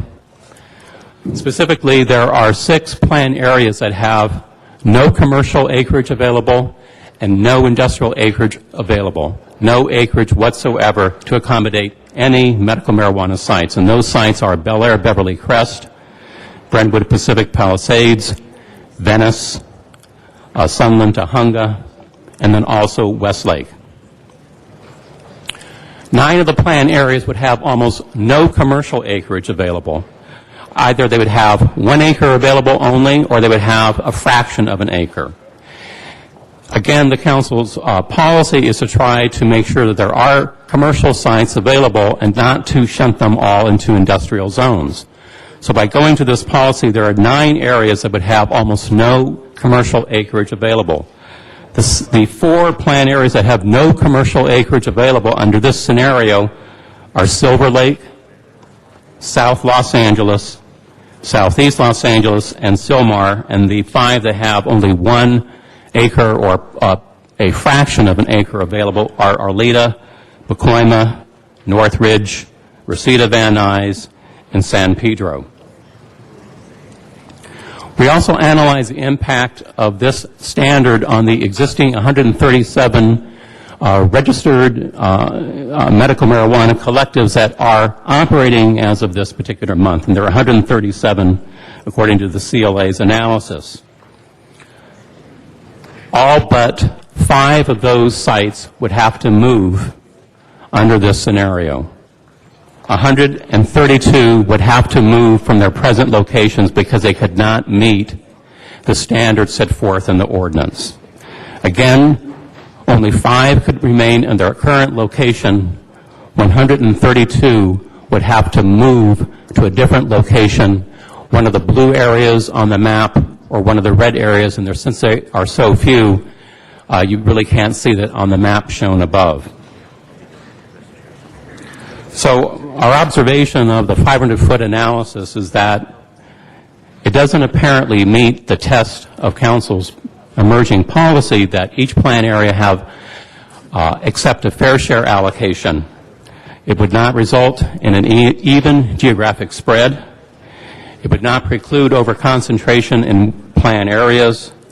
It would not mean that there are available commercial sites in each plan area, and apparently would not result in reasonable access on a citywide basis for the siting of medical marijuana collectives. So that presents the citywide conclusions and analysis. I'd now like to turn to the Hollywood plan area. What we did here is we focused on one plan area, and we tested in particular the impact of the different sensitive uses. Again, we had ruled out the 1,000-foot standard as an acceptable, reasonable standard. And what this map shows is within Hollywood, again, the red, the available current property that is zoned commercial and current property that is zoned industrial. I'm now going to show the impact when we add each of the different sensitive uses, and you'll be able to see the diminishment in the area that is zoned red and the diminishment in the area that is zoned blue. So first up, we'll show the impact of adding all the schools that are within the plan area. So let's see the impact on the schools. You'll see the impact right there on the schools. Again, I want to point out that the impact of layering all these different sensitive use sites is cumulative. So next, we will add the child care and youth facilities and see the impact. Not as much of a reduction, but a cumulative impact nevertheless. Let's add the impact when we add libraries. Again, you see the diminishment when we add parks. Religious institutions, heavy concentration within this plan area and also in most plan areas citywide. So you see the reduction in available sites. Again, The available sites are those that are colored either blue or purple, either blue or red. And now the impact when we add the residential sites within Hollywood.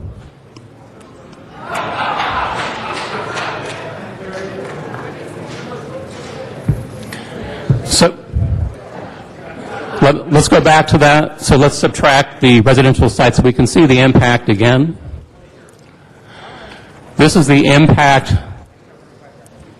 This is the impact when all 5 non-residential sensitive use sites are added in the Hollywood plan area. And just to reiterate, this is the cumulative impact of schools, youth care centers, libraries, parks, churches, and other religious institutions. So this is the impact. Let's go back to the other map. This is the impact. Hollywood. Is this, Tanner, is this the Hollywood, is this impacted 500 feet? It's 500. Just everything but the residential sites.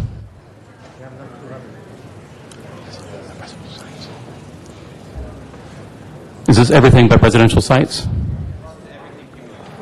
Okay, let's go back to the slide that shows everything but residential sites so people can see that impact again. Okay, this is the impact when we add those 5 sensitive uses: schools, child care centers, libraries, parks, religious institutions. So now look at the impact when we add the residential sites. It's very dramatic when we add that particular variable. That's residential, right? Yes, when we add that variable of residential sites. So basically, when we add that variable, we come to the conclusion that there are an insufficient number within this particular plan area. We now have the capacity to test different radiuses and see what the impact would be. Again, the only variable that I'm going to be adjusting is the radius around residential sites. So let's look at the impact when we do 400-foot radius. There's a slight increase.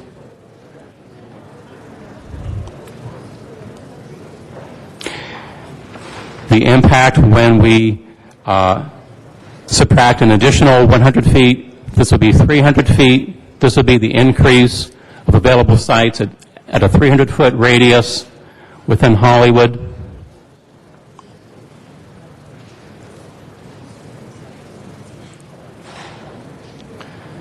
Next up is the impact when we ratchet down the radius to 200-foot radius around residential sites, and the impact.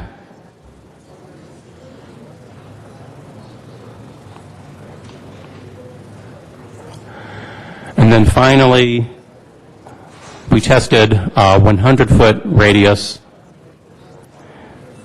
and the impact. Let's show the impact at 100 feet.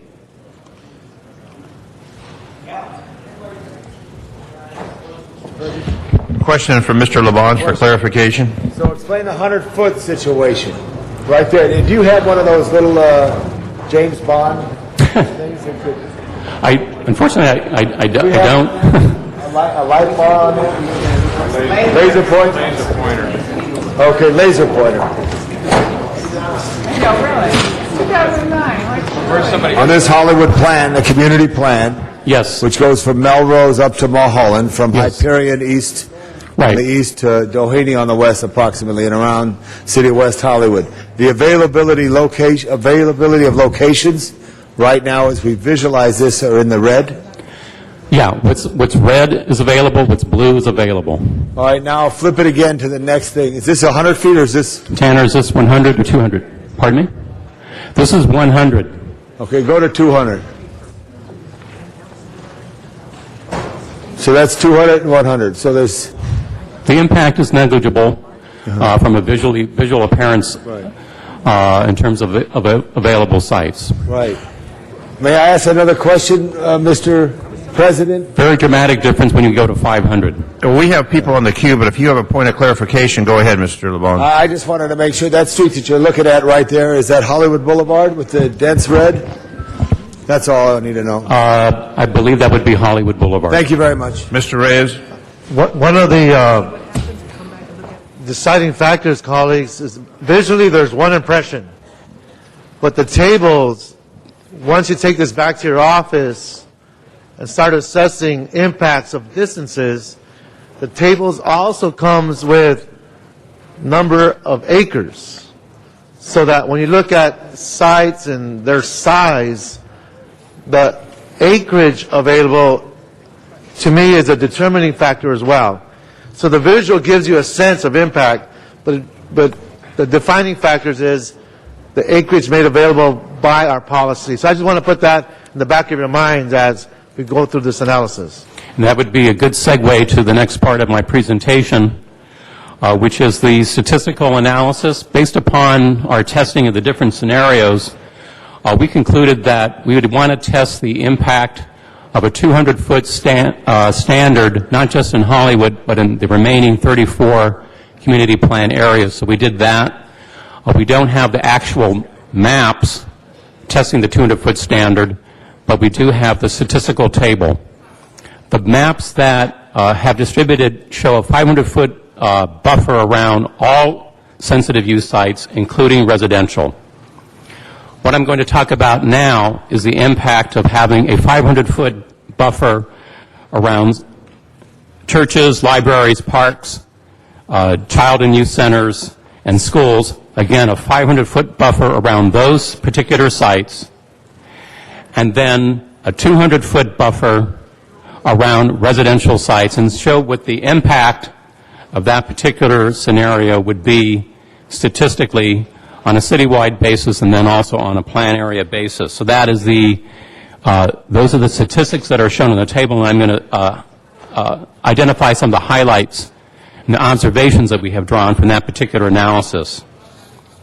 Again, when we look at the 500-foot analysis, we found that there are many plan areas that have almost no acreage available or no commercial acreage available to accept sites.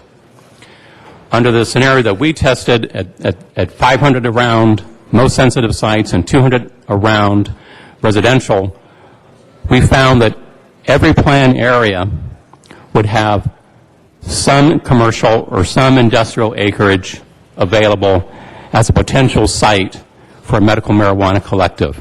Every plan area would have some acreage available. Point of clarification from Mr. Alarcon. I want to know why we're having this discussion. We passed a motion that sensitive uses was going to be at 1,000 feet. Separate and apart from that, we talked about residential, and that was the discussion that was supposed to be had today. Never did anybody suggest before today that we were going to change the sensitive uses back to 500. And if we do, then I'm out. Mr. Garcetti. Mr. Garcetti. I do believe that when we had the discussion, Mr. Reyes and I both said the maps would show the differences between residential. Nobody was suggesting a change. We wanted to show what the 500 impact, the 1,000 impact was. We wanted to show that. No, hold on. On sensitive uses, we did establish that for the record. So he's just responding to something we said to visually, and we didn't suggest, Mr. Alarcon, I have the floor right now, and I didn't say that I suggested the change. I said we asked to see it visually, which is different. And I think that the people deserve to be able to see that, and we as policymakers need to be able to see that before anybody suggests changing anything. Again, I want to demonstrate... Continue, Mr. Bell. We do have 3 speakers on the queue, so... Right. Yeah, I'm almost finished, but I just want to clarify that we have within our database the capacity to analyze multiple scenarios. We have full database sets for each plan area. We have digital maps so we can test different scenarios as we just demonstrated. But again, the direction that, as we understood it, was to focus on preliminarily on a 500-foot analysis and see the impacts of that. And so we are here today to present the results of that particular analysis. Again, there are many different variables and many different ways in which we can slice this.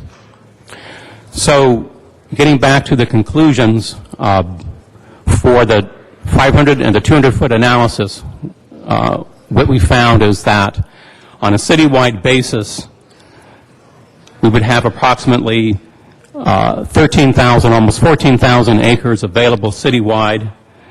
That would represent about 14% of all commercial acreage available but 71% of all industrial acreage available.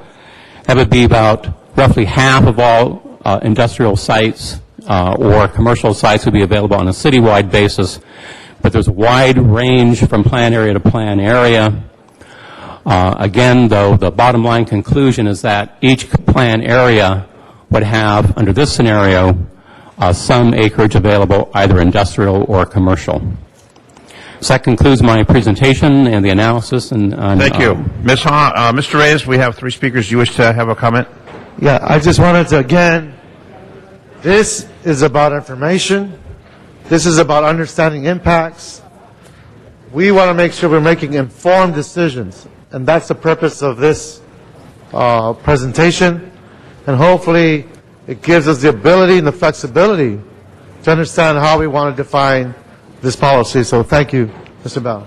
Thank you, Mr. Reyes. We have Ms. Hahn, Mr. Garcetti, Mr. Alarcon. Thank you. We've had someone who comes here regularly during public comment and speaks of agricultural zoning in the city of Los Angeles.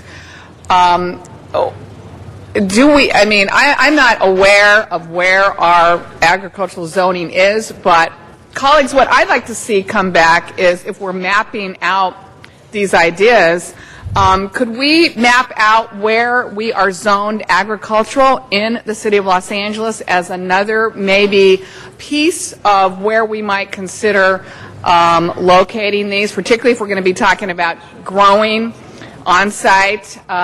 It's my understanding that if it's not zoned agricultural, we would have to get permits for growing. Is that correct? Or agricultural permits? Well, let me several parts of that question. So let me answer them. Yes, we can come back with maps that show that. But just as a point of clarification, we have A1 zone and A2 zone. Those are our agricultural zones. But they do allow truck gardening and crops and fields. They are mostly used as residential sites. And in terms of our analysis, based on the standard in the city attorney's ordinance, we presume that these would not be able to locate in residential zones, right, in an open space zone, or in a public facility zones, that the structure of the ordinance would mean that they would have to locate in either an industrial site or a commercial site. But we could, to answer your question, we could come back and show the acres in the city and the sites that are zoned specifically for agricultural. The second part of your question... Yeah, and I know there's other restrictions on agricultural zoning, right, like distribution, right, fencing. But again, I think all of these sites are going to have issues and specific problems that we're going to have to address. Colleagues, I would just think it would be interesting while we're doing this if in January, as part of this, we could also see, and again, I've never really seen where all the agricultural zoning is in the city of Los Angeles. I think that would help us continue to try to make our decisions on where these are best suited. That would be an option I would like to look at. I hope you could have your support that we map that as well. We can certainly do that. Just to remind, one of the possible complication, of course, is because these are often the site of large lot homes. Let's just see it. Let's just see it. Map it, and then let us again decide whether or not it's appropriate to cite them there. But I think that should be a part of how we're looking at it. We can absolutely do that. What I would recommend doing is showing the sites that have a home on them versus those that do not, so that you would see the difference in that. Yeah, I think that would help me make a decision, and I think it might be a direction we want to go in. The second part of your question was about a residential an agricultural occupancy. Yeah, it is considered to be a change of use. So the building permit would have to recognize that, because there are different building code requirements when you're engaging in agriculture, and they would have to get a C of O specifically for that use. Right. So basically, I mean, every site is going to have some issues we're going to have to address. And the agricultural sites might also have their issues. I just think as we're looking at all of this, it would be good to know in the city where these locations exist. Bottom line, it's very doable. Thank you. Yeah, thank you. Thank you, Ms. Hunt. Thank you very much. Mr. Garcetti, followed Mr. Alarcon, then Mr. Rosendahl. Thank you very much, Mr. President, and thank you, Mr. Reyes, for allowing this. I know it's easier not to talk about this than to talk about it a little bit, but I think this is the crux of the matter. If I recall, and Mr. Alarcon, I know raised this before, the reason there was 500 is the planning department said we could put those together in time so we could have the break to look and to see one scenario. It would have taken too long for us to be able to get that beforehand if it was 1,000. That was the only reason it was at 500 versus 1,000, was what was already prepared and ready based on an earlier draft ordinance. The reason I said that these would be good to have is I think, again, having this information and knowledge about where these would be is critical for us to make good decisions. I know there's one speaker stood up in general public comment and said it's taken too long. I'm not going to rush a bad law through, which another speaker referred to, the impact of a bad law. If we had arrived at a good balance and a number that we basically, most of us agreed, or at least two-thirds of us probably agreed on the number, I had, I think, an even better vote than that. We also want to make sure we don't undercut that number by having some sort of zoning regulations that actually make it so that there's 10 in the entire city.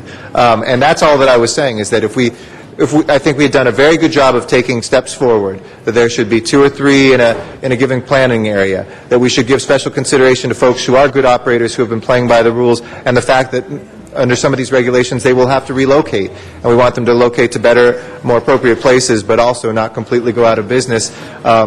We have something that here gives us, I think, the information to show that if we get so restrictive in the abstract, which sounds good, the sensitive uses, which I support, 1,000 feet, which I have supported up to this point, I don't want to have the secondary effect of there being no places for patients to be able to have access.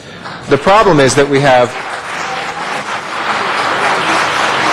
the problem is that we all, I think, in this room, no matter where we are, can agree we have a pretty bad law out there right now.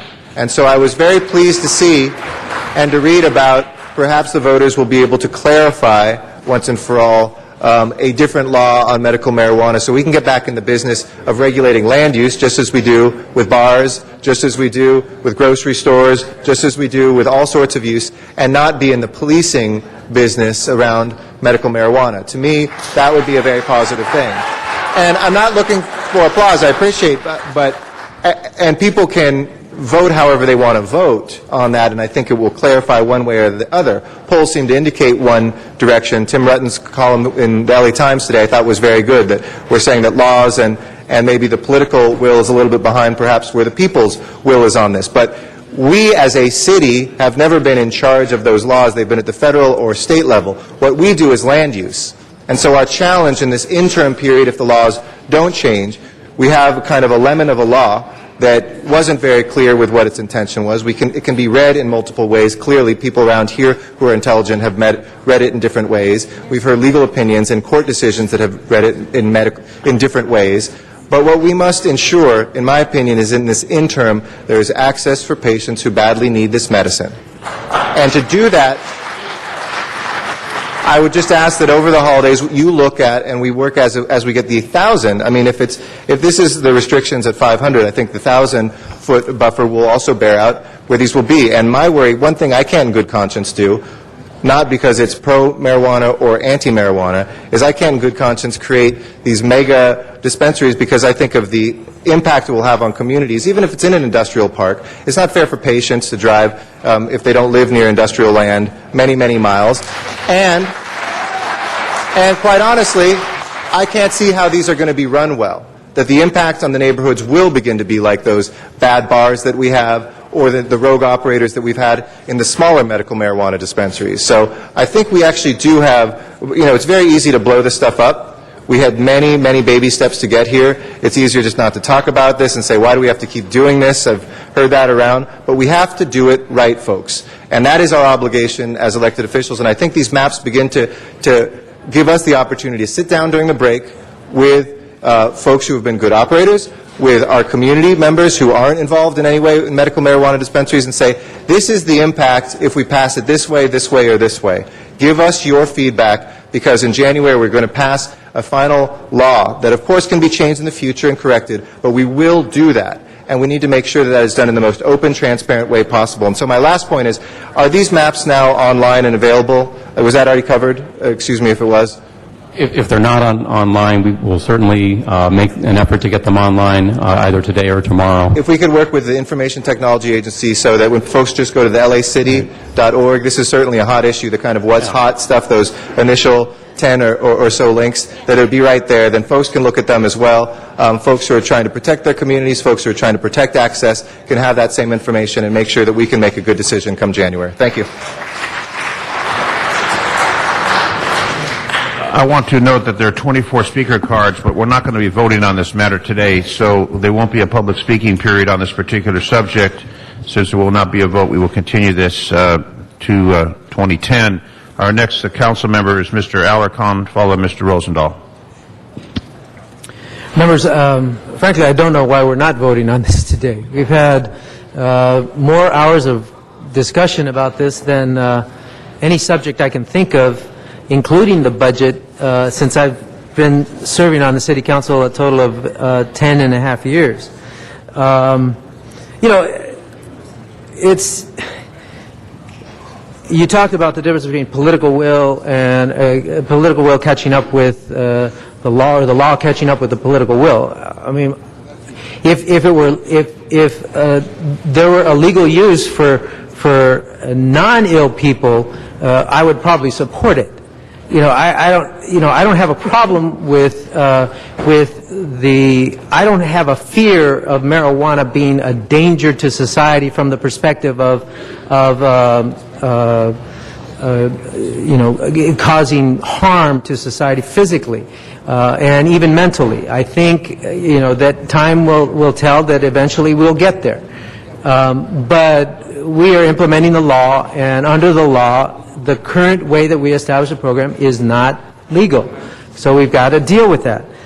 At the same time, our community plans have to catch up with the political will. And our community plans are 20 years behind. I don't ever expect them to catch up with the political will, and certainly we don't want to design them around the issue of medicinal marijuana or marijuana in general, but we have to take it into consideration. I can tell you that we have other controls on land uses besides the ordinance. So if there is a warehouse that wants to be proposed in some area, we can take into consideration the traffic flow and the mitigations that are necessary if they want to put that kind of operation. So there are other ways that we can control that kind of proposal. So I don't think this is the be-all and end-all. But where I draw the line is I, in no way, shape, or form, want to change the definition of sensitive uses. And we voted to keep it 1,000 feet away from schools, libraries, and the other sensitive uses. I've said I don't have a problem with excluding, reconsidering the inclusion of residential into sensitive uses because I'm fine with 500 feet. But to go beyond that goes too far. And I think we'll have ample demonstration projects if we have the 500 for residential and a 1,000-foot limit. It's really interesting. I talk about my Sylmar office and how there's a medicinal marijuana dispensary underneath my office. People tell me all the time that my Sylmar staff is much more happier these days. I don't know why. But the fact of the matter is, I recognize that with the limits that I mentioned, that establishment will not be there. That doesn't mean that it can't go someplace else in Sylmar and make other people happy. But the reality is that we can't just look at this as a map. And you talk about shared responsibility. Give me a break. We've gone a long way to give these people what they want, and for us to now be in a position where we have to do it, excuse me, I don't think we have to do it.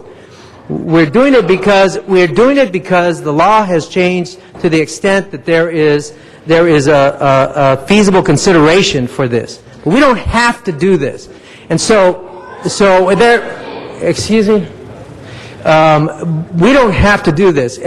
And be careful here. Be careful. You don't want to take support and slap it in the face. So So we have to be responsible with it.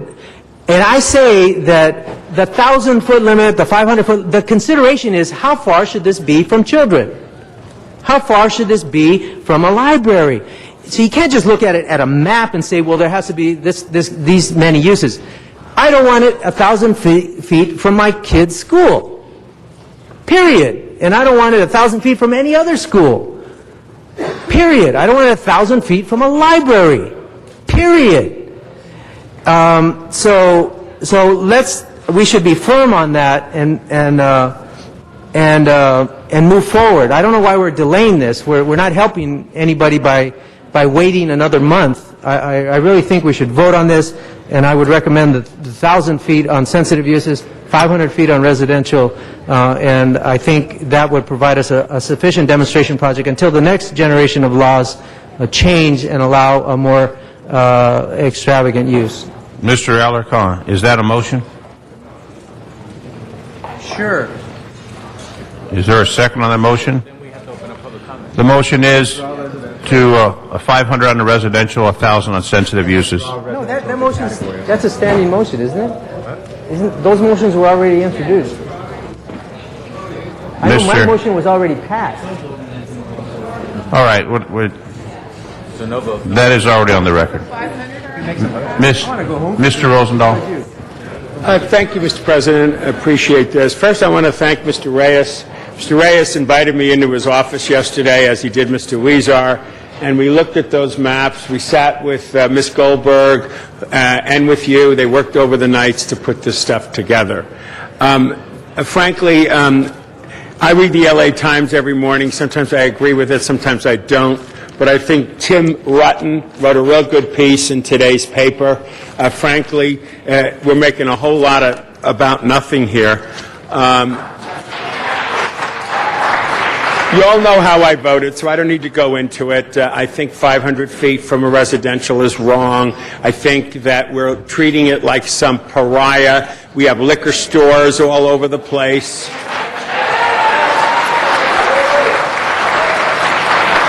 I certainly support the legislation that might end up as a ballot measure that talks about the issue in a general sense and says it should be legalized. It should be legal. This is ridiculous what we go through.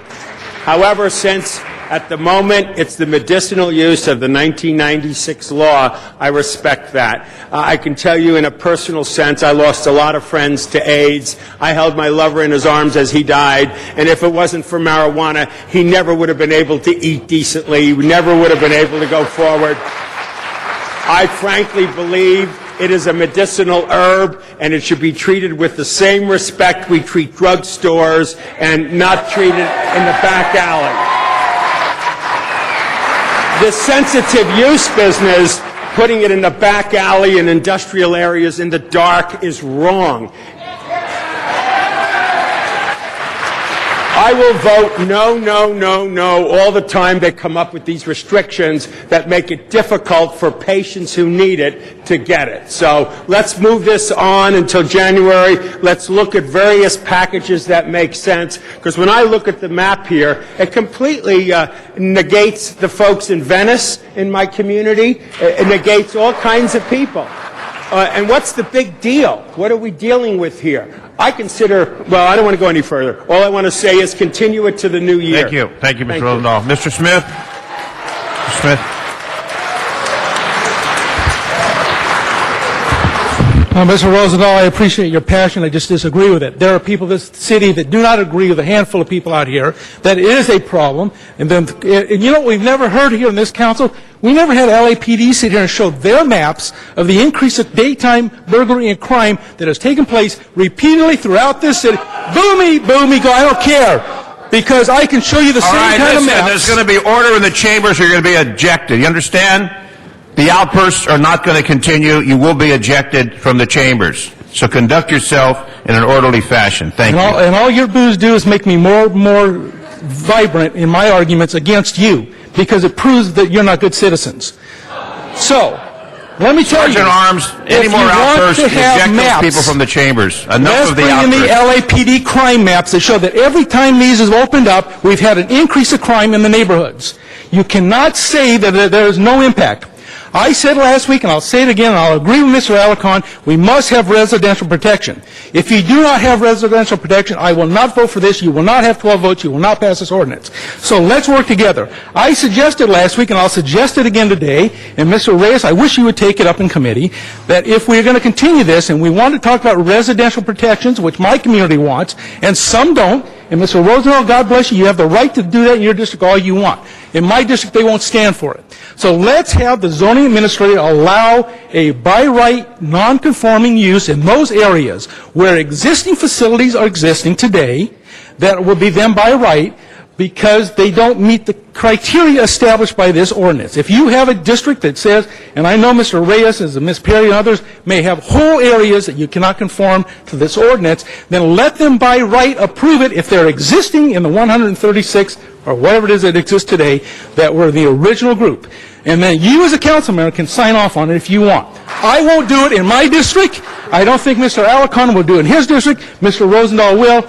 I can't speak for the council, but that allows the council members of this council that want those facilities in their district to allow them. And in communities like mine, I would not stand before the voters in my district and say to them with a straight face, I allowed it to go in. Some of you may. That is a choice that each one of us could make, and that is the easy way out of this. Allow residential protection in residential communities, and those council members that have a problem or don't care about residential protections, let them sign off on it. Thank you, Mr. Smith. There are, Ms. Perry. I was just going to say there's no one else on the queue, and you popped right up. Right up. Thank you very much, Mr. Chair. And I have a proposal going around that I think might encapsulate what Mr. Smith has said, what Mr. Alarcon has said, which is to allow discretion ranging from 500 to 1,000 feet by the council member of the district, if that's the will of the body. And Mr. Rosendahl, I wanted to share something with you. I know Venice is a very different place than South LA, but in South LA, we've spent an enormous amount of time, and even before I was elected, closing down liquor stores. We do revocations on them because they proliferate, and we impose conditions, and sometimes it works out, many times it doesn't. And once there are negative impacts in the community, it's very hard to dial back on that. And the revocation process normally takes about 5 years, and in the meantime, people still have to live with it. So if you see us being delicate about the language that we choose to fight, to put into this ordinance, it isn't because, we don't like the concept. It's because I think for those of us who have South LA districts, we understand the ramifications of putting a use in like this and perhaps having impacts on the community, parking, security, lighting, access and egress, and that once they are open, quite frankly, especially with ERIPs, people retiring, reduction in workforce, we have to be honest with each other, there's not going to be a lot of enforcement, and we won't have the personnel. And I don't think that we can put more burden on LAPD to have to be out there monitoring, the dispensaries too. So I think it's really incumbent upon us to at least be sensitive to the needs and the differences of the various communities that we're elected to represent. And I hope that, my proposal, which I think is going around in just a minute, gives that margin of flexibility that would go from 500 to 1,000 feet on residential. For me, and I know in some of the other districts, we've tried so hard to rebuild the major corridors with residential, and because my district is only 14 square miles, which is very different than Mr. Smith, I've got residential now on Central Avenue, and I didn't have it before. And, I've got family housing, I've got housing for seniors, I've got 30 new schools in the district that I didn't have before. I looked at the map, and this child care center by Trade Tech is so new that it's not even on the map yet. And, I'm just trying to create a buffer. That's all I'm trying to do. And I think maybe if we go to this, letting everyone have a range of what they're comfortable with, then you can have whatever you want. The floor on that is 500, the ceiling is 1,000, and you can go to town, and then we can do what we need to do. It's difficult because my district has people living in industrial areas. You know, Mr. Smith's district was built on more of a traditional suburban model post-World War II. You know, people still, the vestiges of that are quite apparent. You know, Mr. Garcetti is more similar to me in some ways because he has high-density housing like Mr. Reyes. And so we just have very different issues to wrestle with. But we do work on revocation. So, you know, just to say that, oh, there's lots of liquor stores, let me tell you, liquor stores are a problem. Recycling centers are a problem. You know, we celebrated opening recycling centers in this city years ago like it was a wonderful thing, and all they've become is, in my district, a magnet for people to come and go through other people's trash, go take it to the recycling center, and then people who are selling drugs wait outside at the end of the driveway, and then they buy drugs when they come out. And, you know, we spend a lot of time revoking those too. So, you know, I'm just trying to be careful here, and that's it. So I hope my motion's coming around, and I hope I get a second on it, but maybe that might be the solution. Okay, thank you. Thank you. We have 3 speakers on the queue. Mr. Zine, Mr. Alarcon, and Mr. Reyes. Mr. Zine. Thank you, Mr. President. This started 4 years ago with a motion for a moratorium. And 4 years later, we have somewhere about 1,000 locations. We have some communities that are very upset, some communities that are not as upset, some neighborhood councils, some chambers of commerce that are very upset. I understand Mr. Rosenthal's concern, also Mr. Smith's concern. My community in the San Fernando Valley aligns with Mr. Smith's, because we received a lot of complaints. I've been to 3 locations. One was a shooting where the owner was shot by robbers. I know from owners that there's been a number of burglaries, a number of robberies. I don't have the statistics from the LAPD, but clearly there has been a crime problem associated, maybe not all of them, but a number of them that create a concern. And whether it's 500 feet or 1,000, whatever the case may be, we need to move forward with an ordinance so we can have some control over the continuing proliferation within the city of Los Angeles. And if the compromise means that each council member will decide in their particular district, that's the case. Council members come and go, but those locations stay within the city of Los Angeles. I know clearly there's been a lot of abuse. There's a lot of doctors who are abusing their orders, a lot of doctors that are abusing what they have been instructed to do as a medical professional. But besides that, we have an obligation, responsibility to the people of Los Angeles and the communities of Los Angeles. If 1,000 is too much, and 500 is too much, and 200 is too little, then somehow we need to come up with a plan. But what's frustrating to me is that 4 years later, and the hours that we've spent discussing this over and over and over, it's a snail's pace, and we need to come to a conclusion, and hopefully that conclusion will be a unanimous support by this council to finally get an ordinance in place so we can bring it under control. The Los Angeles Police Department has limited resources, Building and Safety has limited resources, but somehow, 4 years later, we still have a situation that is not under regulations by the city of Los Angeles. It's my hope that we get this done, and I thought it would be done in 2009, hopefully it will be done in 2010, and it won't continue into 2011. Thank you. Mr. Lavange.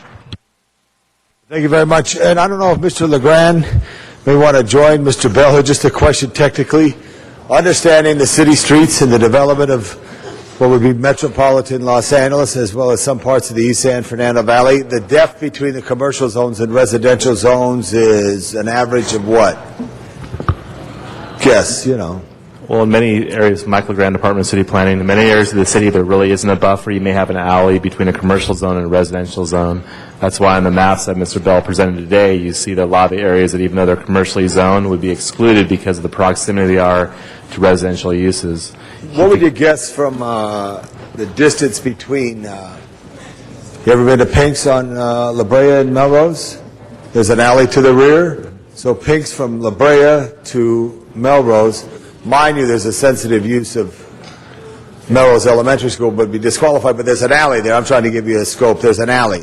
How many feet is it usually from, is it from the curb or is it from the front of the property? Be the property line. Property line. Some cases as small as 20 feet alleys, in other cases with the setbacks about 30 feet. And the lot would be what? Because here's what I'm just thinking. In Many some of times the there- areas of what are the greater Hollywood area, Wilshire area, there are these commercial corridors that have alleys, and you have that. Should it be from the curb? Would the curb make a difference in footage to the residential, or would it, how would you deal with it? Because in essence, so, and Mr. Bell, looking at when I spoke those questions there, those are hardcore all-C zones, and absolutely there, and knowing the pattern of commercial use here, it's on a corridor mostly, whether it's Western Avenue or Upper La Brea, Lower La Brea. If you want to comment on that. Certainly one of the most common depths in the city is 150-foot lot depth for commercial properties. We tend to have very shallow commercial lots in the city of Los Angeles. That's just the way it was laid out. Right, so common, and with an alley, that would be it. And in most alleys, is there a transitional zone on the other side of most alleys, or is it always in our zone? Many times in Los Angeles, you do see commercial zones abutting residential or multifamily zones that could still be protected. And just from a standpoint, if this goes through at one date, would there be an office throughout the city that one could go to apply for permission for this use? Or would it all be out of the Figueroa Plaza complex? My understanding is it would be any public office. Any public counter that we have there. Public safety, building and safety, or the city clerk. I know some people expressed ardently 1,000 feet, knowing the development of the city, and I think we should be consistent around the city with this zoning, not by district, by council district, because council districts do change, the city remains the same in its land pattern. We should look, if you're studying this in this next few weeks, 100 foot for residential uses and 500 feet for sensitive uses, to study that. We will. Mr. Alarcon. Thank you. Actually, I wanted to move that we had, let me clarify, we had voted for a motion that I introduced on sensitive uses to restrict these facilities from 1,000 feet from a sensitive use. So I don't think we need to do that. But we then voted to include in the sensitive use decision residential. So Mr. Koretz introduced a motion that would have reduced, it could have had the effect of reducing the residential to below the 1,000 feet in various increments depending on certain circumstances. They didn't introduce that. He spoke about it, but he didn't introduce it. What I would like to introduce is that we draw a hard line at 500 feet on residential. Rescind the Perry approved motion to define residential as a sensitive use, and that would mean that we would have 1,000 feet for sensitive uses and 500 feet for residential.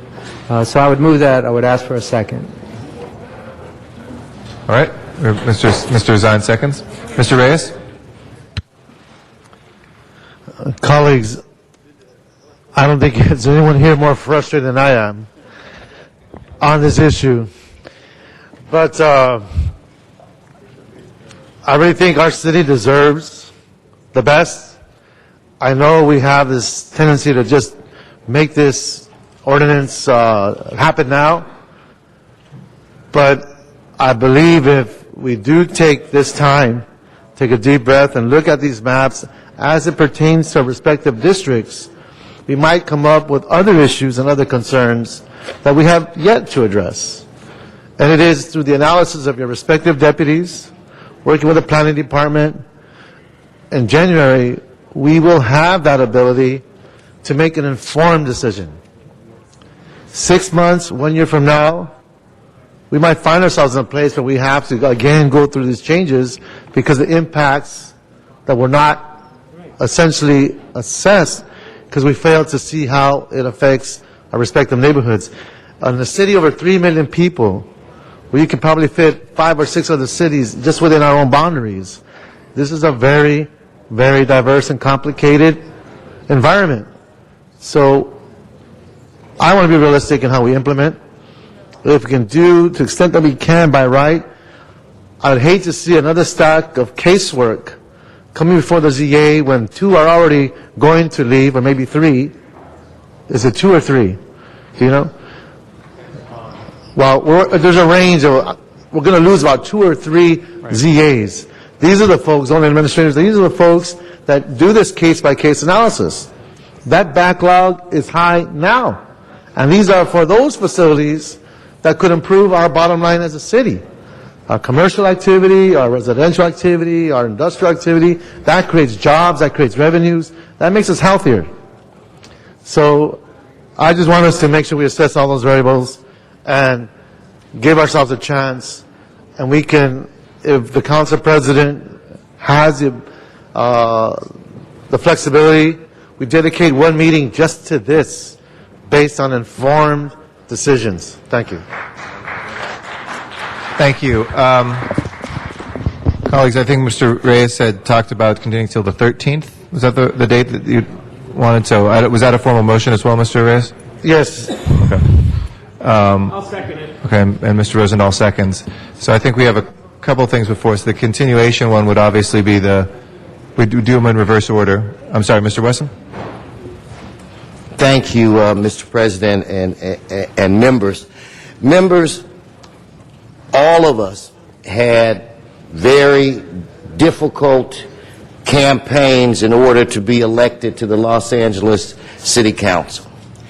And we did that not because we would be able to sit at the dais at some function or have the ability to enter places without being checked. We did that because we wanted to tackle the serious issues that concern the city of Los Angeles.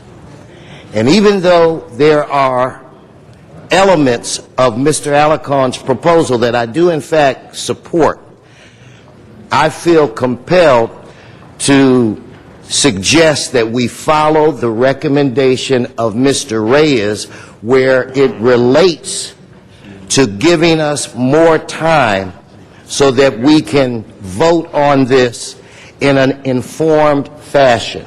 Now we are all very frustrated with this issue, and I understand Mr. Zine is frustrated as well. But one of the things that we do not want to do is to get this wrong. So if it means to afford city staff some more time to get data to us, then I think we should afford them that opportunity. Even though personally I might be more on the hard line of this issue, I still know that it is incumbent upon me to get all of the data before I make a decision. This is a great discussion, and I respect Mr. Smith's passion and Mr. Rosendahl's emotion where it relates to this issue. This is what we signed up for. This is the job. It's not just to wave in parades, even though I do truly enjoy waving in parades. I have it down to a science. But it's about tackling the hard issues that affect the people that we represent. I jokingly say to Mr. Reyes that when do you ever have an issue that is an easy issue? This man has dealt with most of the most vexing problems to face the city of Los Angeles.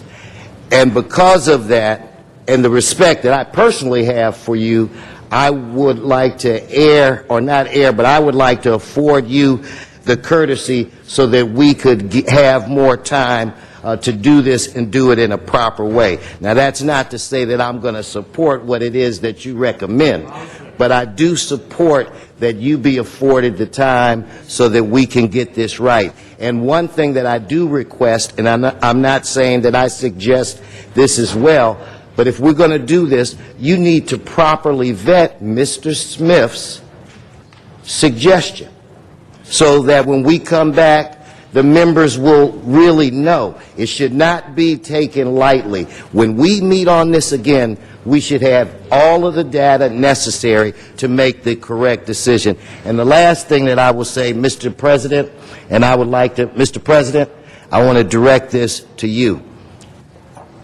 You are the one that controls the calendar for the agenda. I do think that the next time that we address this issue, that it should be a special meeting that just pertains to this issue. Nothing else. So that's what I would recommend, and hope everybody has a, That was Mr. Reyes' a happy motion before? holiday. Yeah, and I believe that was Mr. Reyes' motion to continue to a date that we would just have that as the only item on the agenda, which I agree would be a good idea. Mr. Weezer, Ms. Perry, and Mr. Alacon are in the queue. Mr. Weezer? Right, thank you. And, Mr. President, I was under the impression that we were going to, at the last meeting, Mr. Reyes expressed his interest in waiting till after the holidays. I mentioned that I thought we had enough information before us to move forward, but I think we should move at the majority's will as to where, however we decide that. There's a lot to say about this, and I do agree with Mr. Wesson. We should have one special meeting on this item so that we have one more final meeting and move on. But I do want to point out one thing, whether we decide it today or we decide it when we come back. And that is, if you look at what we have defined as sensitive uses, if you read that list, it is a school, a public park, a public library, a religious institution, a licensed child care facility, a youth center, a vacant residential lot, and we currently have in there a residential building or mixed-use building, and any substance abuse rehabilitation center or any other medical marijuana collective. Those are currently the sensitive uses that we have before us. What I see that links most of these sensitive uses, a majority of them involve children. So you can see an effort to keep these facilities away from children. And then you look at something like a religious institution. That's probably because people congregate there, and people are going there for worship. And some people may not want to be around a dispensary or some other issues, and that's why we're trying to get this distance requirement. But then when you get to the residential use, that kind of stands out on its own. It's kind of, well, why are we throwing residential uses along with these other special uses? And I'm trying to come up for reasons why we should also include residential use in the sensitive use. And I really can. And I do believe that if we do our job and we implement the regulations that we're working on this ordinance, we shouldn't be concerned if they are near residential uses or not. And so when I first heard of the 1,000 buffer, I thought that was too much. I didn't say anything. I knew the maps would come back and tell us we can't put them anywhere because that would pretty much obliterate the ordinance we're working on. Now we're talking about 500, and I'm saying that's more reasonable. But even if you look at the maps and you look at the locations available in industrial and commercial areas for 500 feet, we have some acreage available, but that's not to say that there's available places to lease. That's not to say that there are some areas where you could actually locate that. So I really do think we're limiting that. I would suggest that we do either no distance for residential or have some buffer, but really be considerate that sensitive use, the reason we're doing that is because we're concerned about children and we're concerned about places of worship. And if we do our job and there are no nuisances with these facilities, we shouldn't be so concerned now about the impacts these could have on local communities. And if you look at the cap that we have in place, one of the reasons we have the cap in place, I think that's going a long way towards making sure that we do not have many of these all over the place and that local residents should be concerned. So I thought I'd just give my 2 cents that in the framework we're building, we should be considered as to why we're even talking about sensitive uses and whether including residential use in that definition makes sense at all, or if we're just trying to go out there and put something there to show that we're being tough when it really doesn't accomplish much. Thanks. Thank you. Ms. Perry is our next speaker, and then Mr. Labange. Mr. President, I just wanted to ask Mr. Alarcon a question on the record. Sure. If you could clarify his use of the term residential use. And as you make your way back, my concern again is, as I've said before, historically in the southern part of the city we have, mixed-use buildings with residential on top, people living in industrial areas. So did you mean residential use as differentiated from a residential zone? However you would support it. Okay, that doesn't help. Thank you. I hope that clarifies it for you. Mr. Labange is next. Great, thanks. Okay, well, that's what I'd like. I'd like for it to mean that residential use means residing in, regardless of whether it is in Right. a residential zone, a commercial zone, or an industrial zone. And there I is a think if we residential didn't use. change it, the fact that we added that with a specific motion would still stay in place. I haven't heard any motions that would take that out. Mr. Alarcon, did you want to Included clarify? rescinding of Ms. Perry's motion, I believe, included Oh, that it did? language. Okay, then So I I would be happy to reincorporate that language that piece. if Ms. Perry will support it.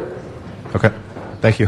Mr. Labange. Mr. Bell, what is your recommended hours of operation? Yes. We haven't weighed in on that particular analysis. So I absolutely should believe it should be no later than 8 p.m. at night. Does anybody object to that in this chamber? No one objects to that. So I think that, members, does solve some challenges that we have with late-night uses. I know in the paper that Mr. Rosendahl quoted today, a nightclub or a 47 or 49 establishment, restaurant, bar does have challenges at night. People coming and going, people jumping in the car, people feeling good. If people are going to a business or a collective or a location that closes at 8 o'clock at night, chances are you're not going to have problems associated with other locations. So I think it's real imperative, Mr. Bell, when they come back with this, that 8 o'clock at night be the closing time for these collectives or establishments. And I think that would be a long way to help in that. I wanted to make that point. I won't vote for anything that doesn't support an 8 o'clock closing. Thank you. Thank you. And that's been included, that 10 to 8, in our earlier draft? The hours are 10 a.m. to 8 p.m. That's what's in the ordinance right now. 10 a.m. to 8 p.m. 8 p.m., Thank yes, you. yes, Mr. Labange. And Mr. Alarcon for the last word? You on the queue? Nope. Oh, I was just going to clarify that my motion was simply one piece. It doesn't end the need to finalize the ordinance or the decisions regarding the ordinance. It was just to I actually was trying to help staff hone in on whatever the calculation is so they could focus on that. So when they do come back in January, it will be much more focused discussion, and we could focus on those issues that are still outstanding. So I was hoping that we could resolve this issue. I recognize it's a big issue, and there may be other motions floating around, but so I think we could still vote on this, and we're still going to have a discussion on it. So if Ms. Perry is fine with the definition of use that was in her previous motion, then I would take that interpretation and incorporate it into my motion. Again, I wanted to reiterate the residential uses wherever people reside, whether that's in a residential zone, an industrial zone, M3, C1, C3, whatever it is, because in South LA we have a lot of uses that were grandfathered in or were built side by side or in industrial areas, but they are residential uses. Some of the mixed-use projects that we have been constructed have been on land that was zoned commercial. So people who are residing there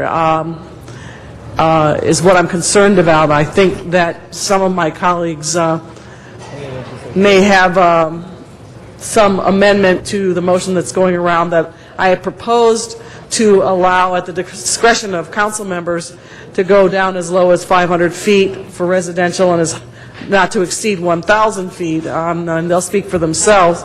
But I think what you're saying accomplishes one part of what I'm trying to accomplish, because what I am suggesting in the motion that you're about to see is to allow each member to have the flexibility at their discretion to determine whether it will go from 500 to 1,000 feet instead of a blanket application. Was that a yes? That means yes. Okay. Then that was absolutely the spirit of my motion, and then I therefore move that we change the residential use limit to 500 feet. Okay. Madam Clerk, which of these motions would we take up first? There's a continuation motion. Mr.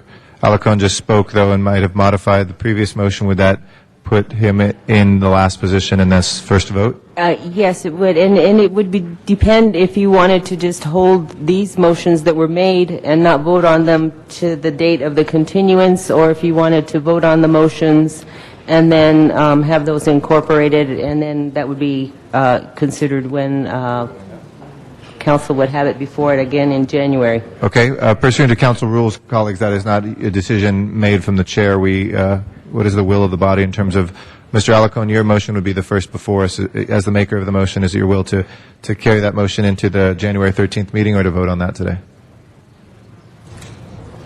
I'd rather vote on it today. Okay. Mr. Alarcon, okay. We have one more speaker on the queue, Ms. Perry. And then Mr. Alarcon has clarified that would be, his part would be for, and this is for the working draft, folks. It's not for I'm sorry, Mr. President. Could you repeat that? Mr. I was clarifying the way we've conducted with council rules. If somebody makes a motion, it is his or her prerogative to ask whether that motion be voted on today, or if we're continuing an item, whether to carry that over. Mr. Alarcon asked for the vote to be today on his motion. Again, that would not be a final vote. That could be changed, but it would be part of the working draft that we have, just like the other votes we have done on different pieces. I would feel comfortable then if we could include 14A, which is circulating now, to do that as a companion to what Mr. Alarcon has done today, so that the issue of discretion is on the table as part of the working draft. Okay. If we take those votes today, that will trigger a reopening of the public hearing because it's a substantive change, colleagues, as well. So that is also an FYI. We could have a limited public hearing on this, but that would trigger that. It's right there. Is there any change in folks based on that? We automatically are triggering a public hearing. Okay. We will have a limited public hearing on this. Again, we're not taking a final vote on anything today, so folks can. Yes, Mr. Wesson. What do you want to do? And it happens with some regularity, but I am confused. The city attorney. So, but what's the purpose of voting on this today? You'd have to ask the maker of the motion on that. That is. Why? I'm happy to do that. When we were going to handle all of this at one, it only makes sense to me that we do everything at one time, not to argue with you on this. The fact of the matter is that the bulk of the work has already been done. There are still some issues that are unspoken for. If we have clarity today, I'd like to present that clarity. Now, you said that you wanted staff to be able to do their work. Well, the extent to which we hone in on what it is we're going for, they'll be able to provide us a better product because they'll be able to hone in. Right now, there's all kinds of proposals with regard to the distance from residential in particular. And that means that staff is going to have to look at it from all options. I'm just suggesting that we do that option now, clarify staff, then we get the whole package. It'll be a much clearer package. I respect that, but I still question why it can't wait for 2 weeks. Oh, it can wait. Then if it can wait, and I would like to be able to support you, if it can wait, maybe we should wait. All right, is there a motion? Are you making a formal motion, Mr. Wesson, to include that in the continuation? I want to just say, wait. Okay. All right, Mr. Alarcon has said wait. So with that, we have before us the continuation motion then, and I assume that means, Ms. Perry, that you wait. As long as we go in together. Sure, absolutely. Fair enough. So we have the continuation motion. This would be for the 13th colleagues to have an agenda that would be, with one caveat on exclusively on this issue. Occasionally there are some one or two items that pop up that have a time sensitive that day, not controversial issues. We may have a couple other items on the agenda, but we will 99% be speaking about the final vote on the medical marijuana dispensary ordinance on January 13th. That is a Wednesday. So if we... Absolutely. Please open the roll, close the roll, and tabulate the vote. 12 ayes. Okay, that carries. We will keep the cards for that date, for anybody who's filled out the cards as well, and that will be continued then until the 13th of January, and those maps will be again made available online for the public as well. Mr. Rosendahl? Yeah, just a point of order which I want to understand. For instance, the 500 feet for residential is not acceptable to me. Will there be other options for residential in this issue, or will it still stay the 500? Mr. Reyes, do you want to clarify? Mr. Weezer, if you want to still clarify on this, I know, I'm sorry, but there is a pop. I'm sorry. Okay. Part of the discussion will include the 200 because the map's already done for that. So again, it was about understanding the range of impacts, and thanks to the planning department, they included that distance. So that discussion can be made, and colleagues, again, during the break and before the 13th, it behooves us to ask them to come and inform our respective deputies so that we can have a robust discussion based on facts. But they do have the 200 feet aligned. I would like to amend it in a friendly way to also let them do it for 100 feet because it will wipe out a whole segment of areas that have it now as an option. Yeah, I think you could do that on the 13th, and informally you can ask them to bring something outside of a formal vote of the council. Why don't you let the city attorney's office know that you'd like to have? So we have options to look at. Okay. Thank you very much, Mr. Rosendahl. If we can go back into the special meeting, we have 3 items from the special meeting that have been asked for out of order. Then we'll go to items in the regular meeting that have been asked for out of order as well. If we can go back to the special meeting, item 69, I believe we have a public comment card. Before that is a closed session item, but we'll hear the comment ahead of time. And I want to thank Ms. Magna for her patience. Esther Magna is here. And colleagues, if we could direct our attention to the podium on item number 69, and then we will take that up, obviously, Ms. Magna, in closed session later. Thank you for your patience. Dear Honorable Council members, thank you for your time. My name is Esther Magna. I'm a resident of the Homeby Westwood neighborhood. I'm also a plaintiff in the case that you'll be hearing later today in closed session. Since 2004, I, along with my neighbors and Property Owners Association, have worked tirelessly and closely on this effort. 2 years ago, senior staff and the community spent countless hours on a sensible plan that would be fair to those impacted by traffic from the project in Westwood Village. The final agreement was written by city staff with the collaboration of the impacted community and signed by a senior city staff member along with the developer and property owner association representatives. Yet in the end, the agreement was not adhered to. Perhaps politics resulted in a different requirement for substantiating the traffic impact.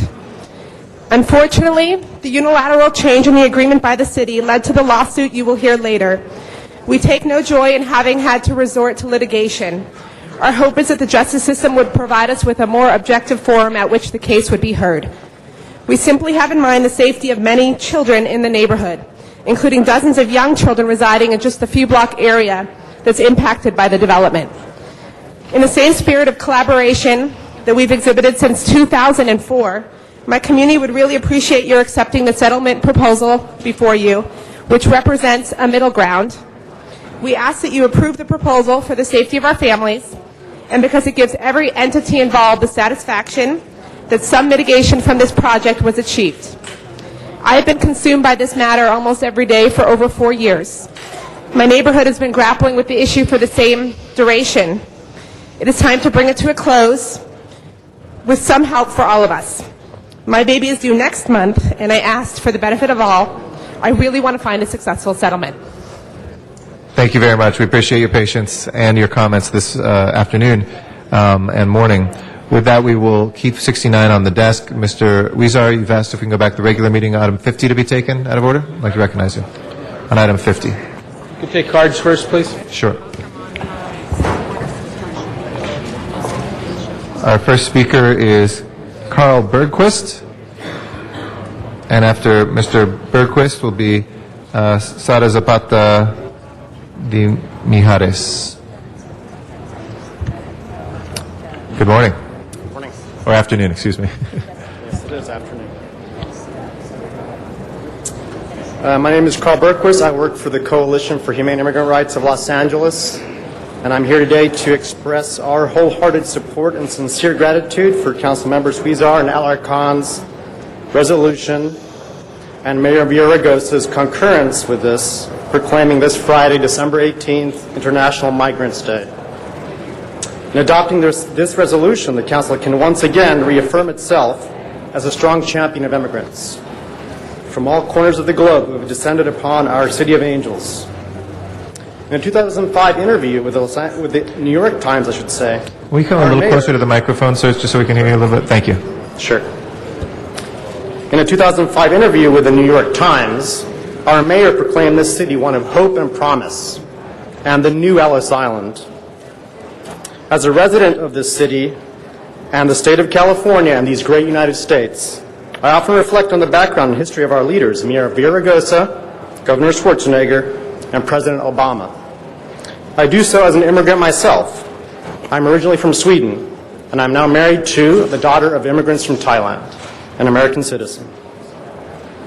But more importantly, when I think about our leaders, I do so as an advocate, working for the household workers, the day laborers, and the students who are members of our organization, and the hot dog vendors who I represent in the Fashion District. Just yesterday, one of their leaders came to our office and asked for help in drafting letters of thanks to the Fashion District and the LAPD. We all work together to make the city a better place. And it is for this reason that we support the resolution to make this Friday International Migrants Day. Thank you very much. Thank you, Mr. Bergquist. We appreciate your comments. Sara Zapata de Mijares, and then Angela Zambrano. Good morning. Good morning. First of all, thank you for all your work for City Council of LA. I'm Sara Zapata Mijares, president of Mundo Maya Foundation in Casa Yucatan, an indigenous organization. I want to thank Councilmember Jose Huizar and Richard Alarcon for introducing the resolution for the City of Los Angeles to adopt December 18, 2009, and from here on as an International Migrants Day in Los Angeles, as is observed by the United Nations and many other cities. My father, Enrique Zapata, came to work in the fields of California as a bracero in the mid-50s, then laid carpets and as a cook in the Century Plaza Hotel. I came to stay here to study in 1968 and stay. The immigrant community have helped build the structure of this country in the fields, construction, restaurants, education, as filmmakers, as business people. The immigrant community is as colorful as this beautiful huipil alterno that I proudly wear today. We're multicultural, hardworking, artistic, history makers, lawmakers like yourselves. And I ask that you recognize and honor them today by adopting December 18 as el Día Internacional del Migrante en Los Angeles, International Migrants Day, December 18, 2009. Thank you very much. Thank you very much. Next is Angela Zambrano, and then Gustavo Monzon. Good morning, buenos días, Buenos días. Mr. President, members of the City Council. My name is Angela Zambrano, and I am the President of the National Alliance of Latin American and Caribbean Communities, NALAC. NALAC is an alliance led by immigrants from Mexico, El Salvador, Guatemala, Honduras, and the Dominican Republic. The members are immigrants from all over Latin America, but they have long-standing roots here, working with their families here in the United States. Several of the organizations here today are members of NALAC. I am also former executive director of Carecen, and I am the secretary of the board of directors of CHIRLA. I want to thank Congressman Jose Huizar and Richard Alarcón for their leadership in introducing the resolution to proclaim December 18, 2009 as International Migrant Day. I am here to support this resolution and respectfully request that the City Council members vote in favor of this resolution. On December 2000, the United Nations declared December 18th International Migrant Day to recognize the significant increase of migration flows and to explicitly integrate immigrants in the Universal Declaration of Human Rights. International Migrants Day recognizes that migration flows are a global phenomenon, and it reminds us that regardless of where we were born, migrants are above all human beings, fully deserving of being treated with dignity. Sadly, the struggle to achieve full recognition of the humanity of the immigrant person continues, as evidenced by the term used to describe immigrants as illegals. When we know that technically speaking and morally speaking, for that matter, there's no such thing as an illegal human being. Today, by adopting the resolution before you, the City Council can send a message to Angelinos, the cities throughout the United States and the world, that the City of Los Angeles honors its heritage and it recognizes the contributions that immigrants make to the social, political, and economic fabric of our city. Thank you very much, Ms. Zambrano. Appreciate it. Gustavo Monzon is our next speaker. After that is Pablo Velázquez.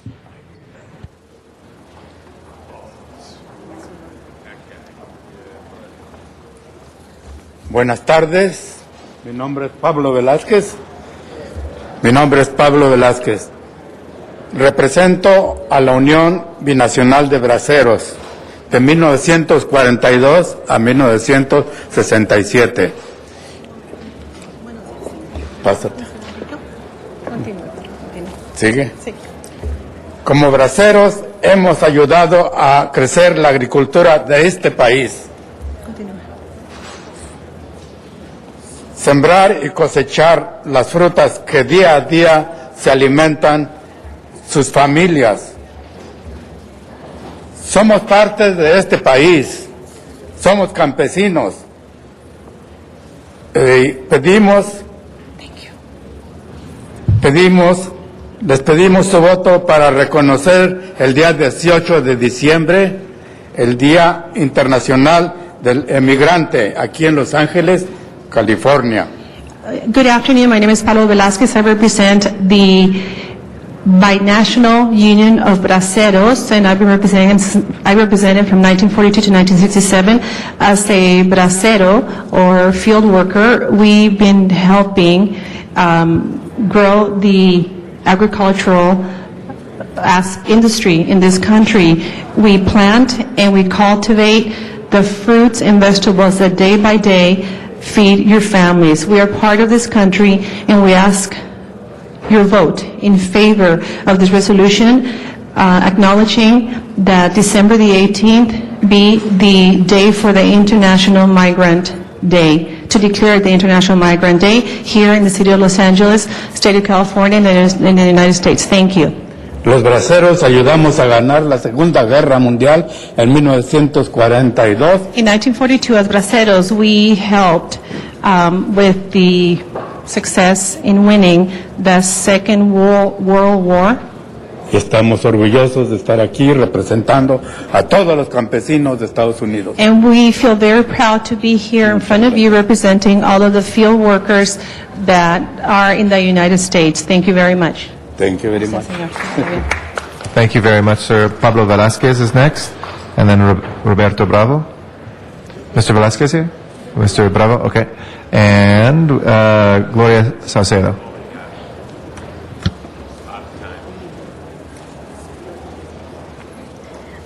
Buenas tardes a todos, y señor Alarcón, gracias, señor Huizar también.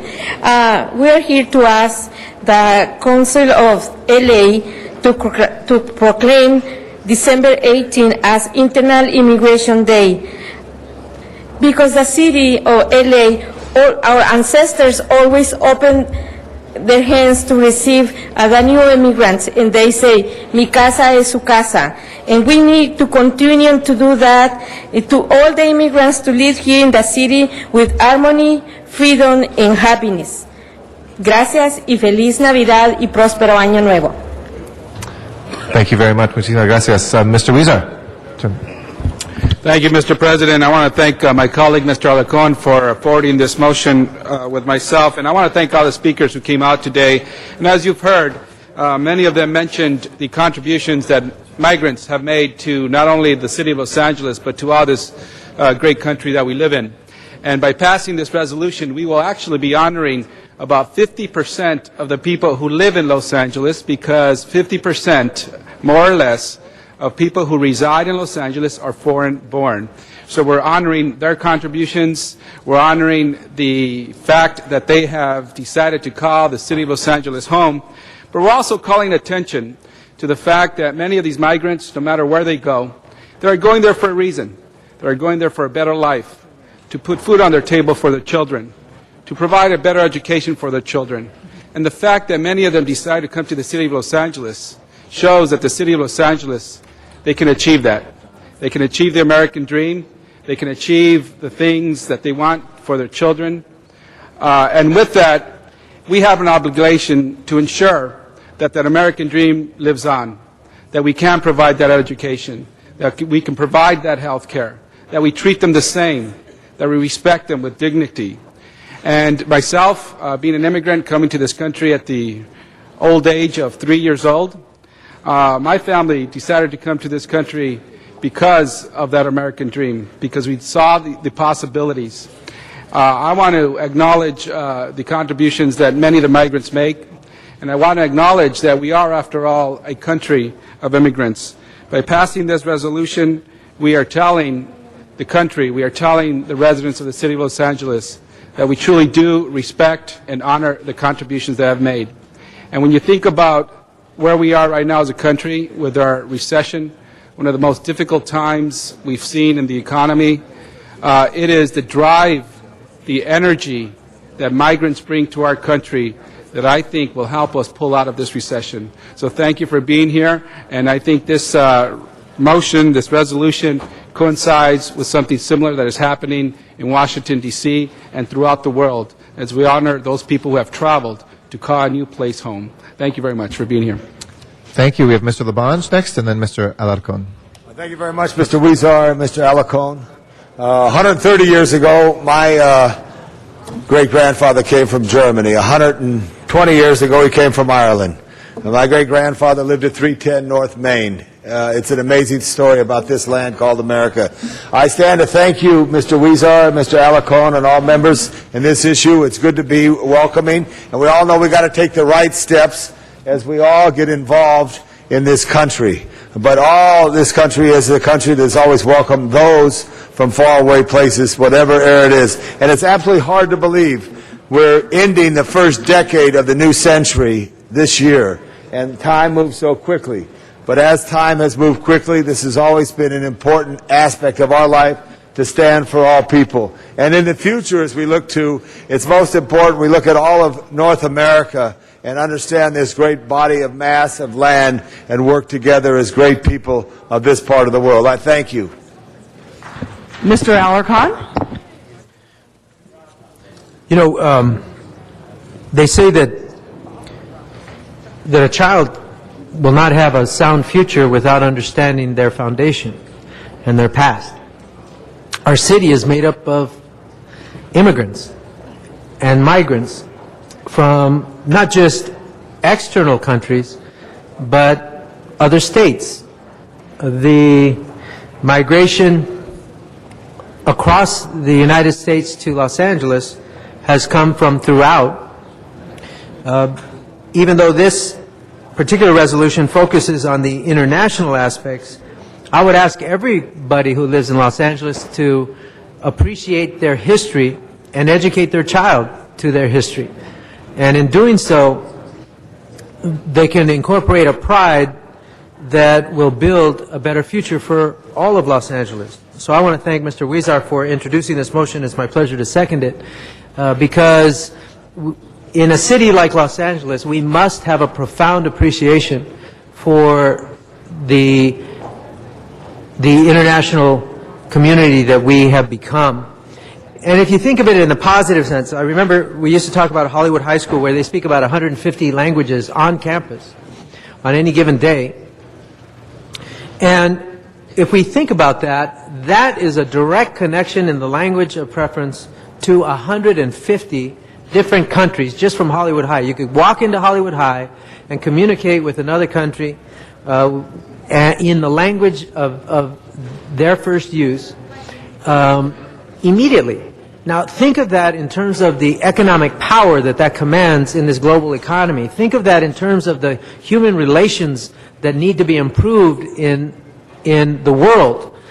And if we have a greater appreciation for our history and the diversity that we are, I'm absolutely certain that we are a model nation for the world, a model city for the world, to show how people can come together and prosper.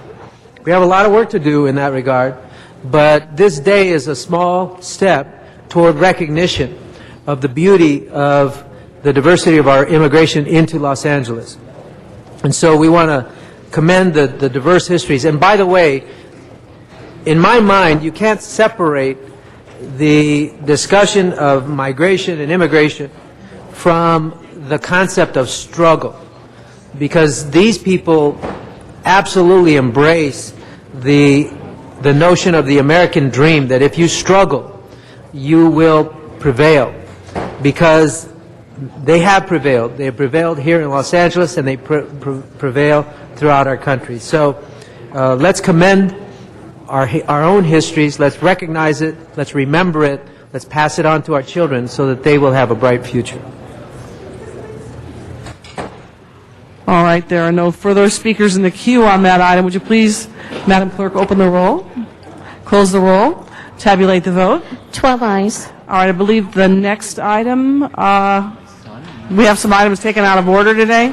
Yes, and I believe the next item that was a request is item number 62, and that is in the special meeting. Do you wish to recess the regular and go into the special? Yes, please, let's recess the regular meeting and go into special. And number 62 was called special by yourself, by Councilmember Perry. Okay, I'm going to have to get somebody to take the chair. Mr. Zine, hold on just a second while I give Mr. Zine the chair.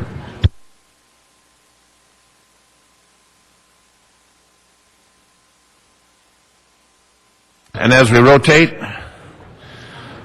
the chair, we will now call on Ms. Perry. Okay, thank you very much, Mr. Chair. I wanted to put this on the record regarding police department hiring and attrition triggers, and if the CAO is available. The CAO available, or a CAO, Mr. CAO? Mr. Smith may have some comment on this also. This was in our committee. Mr. CAO, if you could just identify yourself for the record and then just give us a synopsis of the city's fiscal condition and whether that was considered with respect to this proposal, and if the triggers would allow for the hiring of additional police officers. Jason Klain, Office of the CAO. The department has an $80.3 million deficit that they're going to be unable to rectify before the end of the fiscal year. So all future classes are just going to further increase the reserve fund obligation the department will have at the end of the year. Repeat that number again. The current deficit is $80.3 million. The hiring plan is going to increase that deficit by $4.2 million. So at the end of the year, we anticipate their sworn salaries account will have an $84.5 million deficit. And now, and the triggers in this proposal, do they allow for the hiring of additional police officers? Yes, the triggers in the report do allow for the hiring of additional police officers at a cost of $4.2 million to the reserve fund. The triggers are based on the deployment. So if the department falls below 9963 in a pay period in which a class is currently scheduled to begin, the department will be allowed to hire back up to 9963 in accordance with the mayor and council's decision to maintain 9963 at the end of the year. Okay, and Mr. Chair, I would just like to ask that the Chief Administrative Officer report back to this committee, which I believe would be Public Safety Committee, and then on to Council on the two issues I have raised, which again are the impact of this proposal on our deficit and the triggers, and that they allow for the hiring of additional police officers and the ramifications thereof. Do I need to... We had that, Ms. Perry, we had that assigned to both Personnel and Public Safety Committee. Okay, It was a Personnel and Public Safety. Thank you. Okay, great. Mr. Smith, on this matter? Yeah, just a clarification, what we said in the report also was that we could drop by as many as 20 and still not have a class.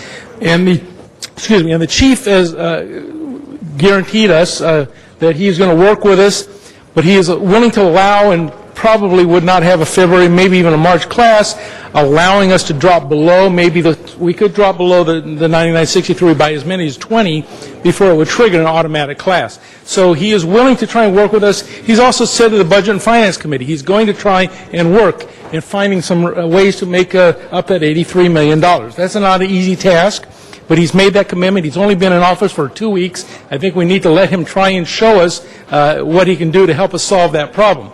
The Budget and Finance Committee did take that up. The Public Safety Committee took up just the trigger, and the trigger is a formula. That's all it is. It doesn't say this is the money issue. It says this is the formula we will use in the future because we had a disagreement on how you count the people. Now we have an agreement on how the people are counted. It says we can drop by as many as 20 and not have to have a class. It says to the chief he can bring in the other departments and train them and fill the academy to keep them active. It is a resolution that both the CLA, CAO, and the committees, both committees, said this is the logical way to begin to treat this for the remainder of this year and probably into the future. So that's what is before us today. We will continue to hear this matter every month as we see the trigger numbers come in. And that $4.2 million, is that for the next class, or is that through the end of the fiscal year? That's through the end of the fiscal year. That includes the salaries for the cadets that will be hired through the end of the fiscal year, as well as the officers that are going to be carried above the budgeted deployment level. Very well. I know there was a public hearing on this, but there was one card from Zumadog on this matter.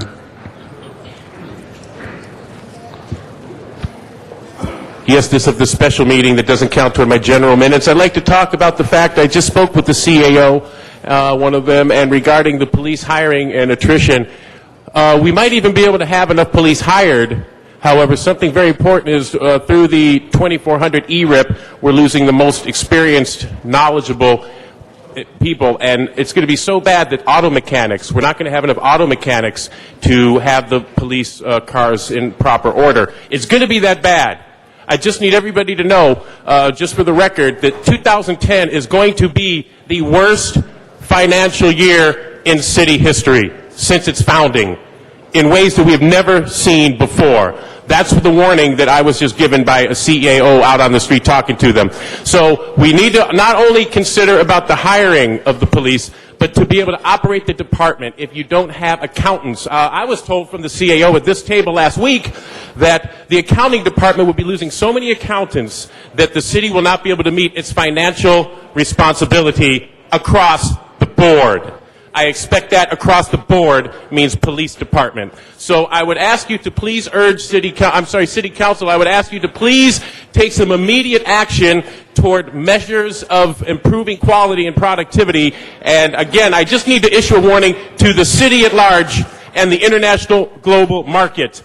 The city of Los Angeles is about to have the worst year you have ever seen, and 2011 will be worse. It is so bad that they won't have accountants to be able to run the accounting department across the board, that the auto mechanics will not be able to repair the police cars and fire and trash removal, and so we're not going to be able to function. I have said the city cannot afford to operate, and you continue to improve density, and now you are not able to function. You're not able to operate. It's that bad, people. I'm not exaggerating. Happy New Year, everybody. 2010 is the year that we have never seen before, and I'm not over-exaggerating. Do something. And with those comments, we now take this matter up. Is there a vote required, Madam Clerk? Yes, Mr. President. All right. The committee report. Very well. Open the roll. Close the roll. Tabulate the vote. 12 ayes. Thank you. Next item, please. Next item also in the special meeting is item number 61, and that was called special by Councilmember Cardenas. Councilmember Cardenas, number 61, please. Mr. Cardenas in the chambers? Here's one card. There's several cards. Well, let's hear from the public speakers on this. We have a number of cards while Mr. Cardenas prepares to speak. Johnny Godinez. Johnny Godinez. Godinez. You hear Johnny Godinez? No Johnny Godinez? Yes or no? You are? Come on up. Here he is. Your turn to speak. Johnny Godinez. Where is Johnny Godinez? Skip him and call him later. Keep going. Go ahead and call him up later. Johnny Torres.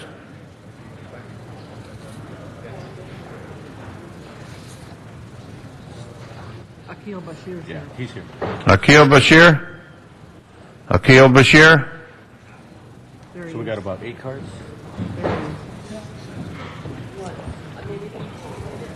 Two minutes each. 2 minutes each. Esteemed Council, how is everybody today? Let me be real clear and to the point. As you all know what's been going on, we are not here to stop or block the process of moving forward with your Intervention Academy. As a matter of fact, we did certain things to make sure that process moved forward. And at the end of the day, it's saving lives, restoring communities, and providing hopes. I will say this, though, because there were certain things that I felt I definitely had to address. We feel that the most pertinent thing to do is move forward. As you move forward with that academy is to put an independent certifying council in place. What that council will do, it would act as a kosher oversight mechanism to not only assure the real workers, all the workers on the street that are doing the work, and also as we grandfather people in that process, we'll have a kosher process to do that. Look, let me be real clear again. There's serious credibility on the street that needs to be brought into this venue. As you move forward with the academy, you've got to make sure 2 things are done. Recognition and respect for those individuals who've given this life to this work and have put in years. In reference to our organization, we will move forward. Our collaborative will move forward. We have put together a national institute, which is in 4 states right now, and we're moving forward with that. We've also increased with the Chicago School our academic certification, as well as putting together one of the largest black-brown coalitions with the strategic partnership with CIS in the Valley. So my point being is that you have the expertise. Do not fail the process. Do not fail the street workers. Do not fail the citizens by limiting to only one venue the expertise that you have available. You have individuals out there doing hardcore work, and most of them are doing it for free. So while I applaud the individuals who have gotten the contract, while I applaud all the workers with them, let me be real clear. It's going to take a unified front of collective individuals who understand the objective of saving lives supersedes all. And we cannot let personal agenda move us forward, or should I say move us backwards. Thank you. Zuma Dog. Zuma Dog. Yes, I'd just like to say I've been here all day with the people that just spoke here. I think they're good people. I like them. They've got a good energy. They seem to be informed, very articulate. And I'd like to say I don't know about the contracts one way or the other, but when it comes to doing what these people do, we definitely need more of it on the streets. And I know that the gang intervention program is always very controversial because of the money and in the way it's spent and who has control over it. And that is one issue. But when it comes to the program itself of using people that have knowledge on the streets, that have relations, they can be tremendous bridge builders to safety and providing safe access. And as we have a city that is under complete budget meltdown, losing thousands and thousands of our most experienced workers, I think we can embrace this type of work, and we're going to need it because we're not going to be having the police and community services in this city anymore. So I, again, applaud this type of effort, and we need to really embrace their good work. Thank you. Ben Owens.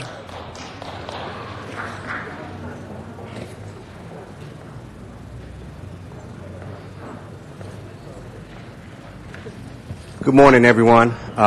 First of all, I would like to say thank you for this opportunity, allowing me to speak. This is a bittersweet moment for Intervention. This is a time where we celebrate the fact that Intervention has come so far that we are here today because of there is a need of an academy, and that academy needs to be ran by practitioners who know very well how to teach that.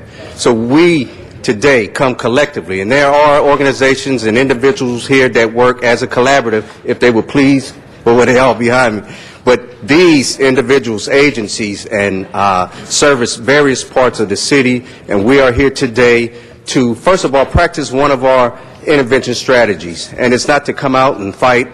We didn't come out to fight today, but we came out to say thank you. Thank you for nominating us, for picking us. There was an RFP process that was done, and you chose the folks that you feel that should run the academy, and we're here today to say thank you. We ask that you move this process forward. The train has left the station. Allow us to do what we've come to do. Thank you. Thank you. Melvin Hayward. Melvin Hayward. Good morning. I'm Melvin, just here. Melvin. Yes, sir. Melvin Hayward. I know it seems like morning, but it's 1:15. Woo, we've been here a long time. I know. I'm just here to state my full support in this nomination of the Advancement Project and the gang intervention workers to start this academy. Fully support this motion. I'm a participant, and we have several practitioners who are ready and willing to provide an excellent service for the workers of the city of Los Angeles. Thank you. Thank you. Gerald Cabot. All right.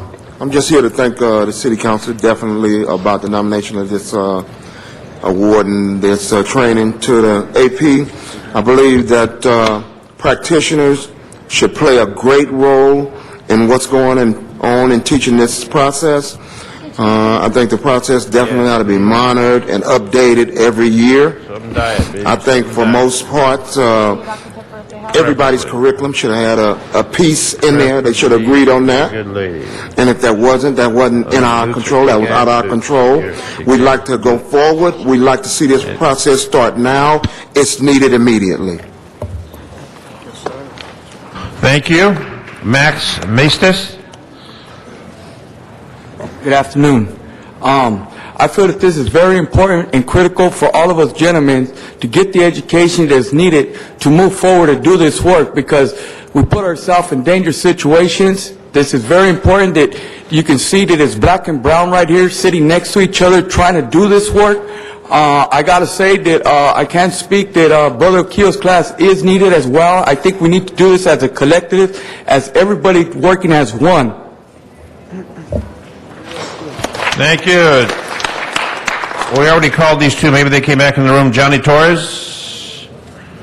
No Johnny Torres? How about Johnny Godinez? Okay, very well. That ends our public speakers. On this matter, Mr. Cardenas, followed by Mr. Rosendahl. Mr. Cardenas? Thank you very much, Mr. President. We discussed this at length in committee. And before I make my statements, I'd like to remind everybody who came and spoke and everybody who's worked on this for many, many years, we've culminated in a process that I support, that we shall go forward, and I'm going to encourage all of my council colleagues to please vote for this. This is something that is overdue, but this is something that has been done very, very well. So I'd also like to point out as well, to give special thanks to Guillermo Cespedes, who got pulled into this responsibility recently and has been doing a fine job, and he's been collaborating, and his entire staff in the mayor's office has been collaborating wonderfully with my office. Also, 2 years ago, there was a discussion regarding whether to issue an RFP or an RFQ of the intervention contracts training, including intervention contracts, including the training, and this is the training component of that discussion.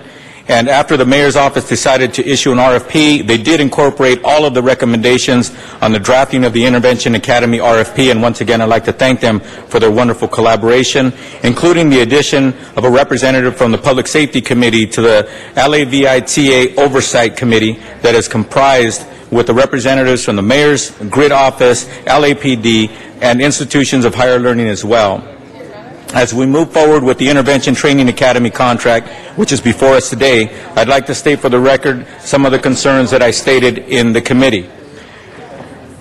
It is extremely important that we include the expertise and knowledge from actual intervention practitioners throughout this process so we don't make the same mistakes of the past that we have had with a balanced perspective going forward, whether it's intervention, prevention, re-entry programs, etc. That's one of the reasons why we're in a better position today, because today, under the mayor's office, the council said, Mayor, you want to handle this? Go ahead. They've handled it wonderfully. There's a lot more transparency now. There's a lot more conformity. There's a lot more collaboration going on throughout the city and throughout the county and beyond, actually throughout the country now. So today we have become leaders in the issue of gang prevention and intervention and reentry, rather than only the leaders in providing the gang problem that has expanded beyond our city and throughout the country and in some parts of the world.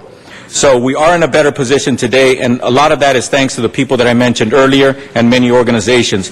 Without question, the interventionists are more involved today than ever before, not only in the practical work going on in the streets, but in actually with the policy making going on in this building. So I want to thank them once again. One of my concerns is that we should include intervention workers on both the advancement projects, La Vita Executive Board, and on the Training Academy's Oversight Committee as well. Therefore, I hope that the mayor's office will make this a requirement during the contract negotiation stage. And again, I say this to Mr. Cespedes and the mayor's office, I hope. I'm not demanding this. Obviously, as a matter of fact, Mr. Cespedes and I are probably going to have a couple of 2-3 hours again together today to discuss this issue and many other issues. So we are collaborating together, and I choose my words carefully. I hope that they take that and understand where I'm coming from, and hopefully that will be incorporated. As the former chair of the Ad Hoc Committee on Gang Violence and Youth Development, the committee oversaw every prevention and intervention contract from the mayor's office that went through the mayor's process, the mayor's office's process. As such, the majority of these contracts included a pre-award interview, site visit, and/or telephone conference call to validate the information provided in the RFP and to determine the final funding recommendations. As I stated in the committee, even though it is at the discretion of the review committee to conduct an interview and/or a site visit, I feel that a site visit would have informed the process and showed that the second place proposal that includes a collaborative that includes a Better LA, the Chicago School of Psychology, the County Public Defender's Office, Communities and Schools, and Maximum Force Enterprises has a great deal to offer and should be an integral part of the Training Academy as well. I support the proposal that's before us today. Also, I support the proposal of Councilman Reyes, which was one of his amendments in the committee, for a 6-month review, and my friendly amendment to work with the mayor's office in creating an independent certifying board to grandfather in already trained interventionists and to certify any other peacekeepers who were trained from existing training academies as well. So once again, members, I encourage every single one of us to please appreciate all of the work that has gone forth until today, to appreciate all of the work that's going to continue, and to please vote for this measure, because we need to move forward. This is long overdue. There's been a lot of hard work that has been done and much collaboration, and today is finally the day that we can vote and move forward. Thank you. Mr. Rosendahl, our final speaker. First, I want to thank Mr. Cardenas for your leadership with that committee. You've done an amazing job in the last couple of years to put things together and to make it happen. I just want to do a shout out to Melvin Hayward, who was part of my community there. And I got to tell you, I have watched his organization grow. That includes Mr. Weston's district, Mr. Park's district, and it's a real collaborative effort.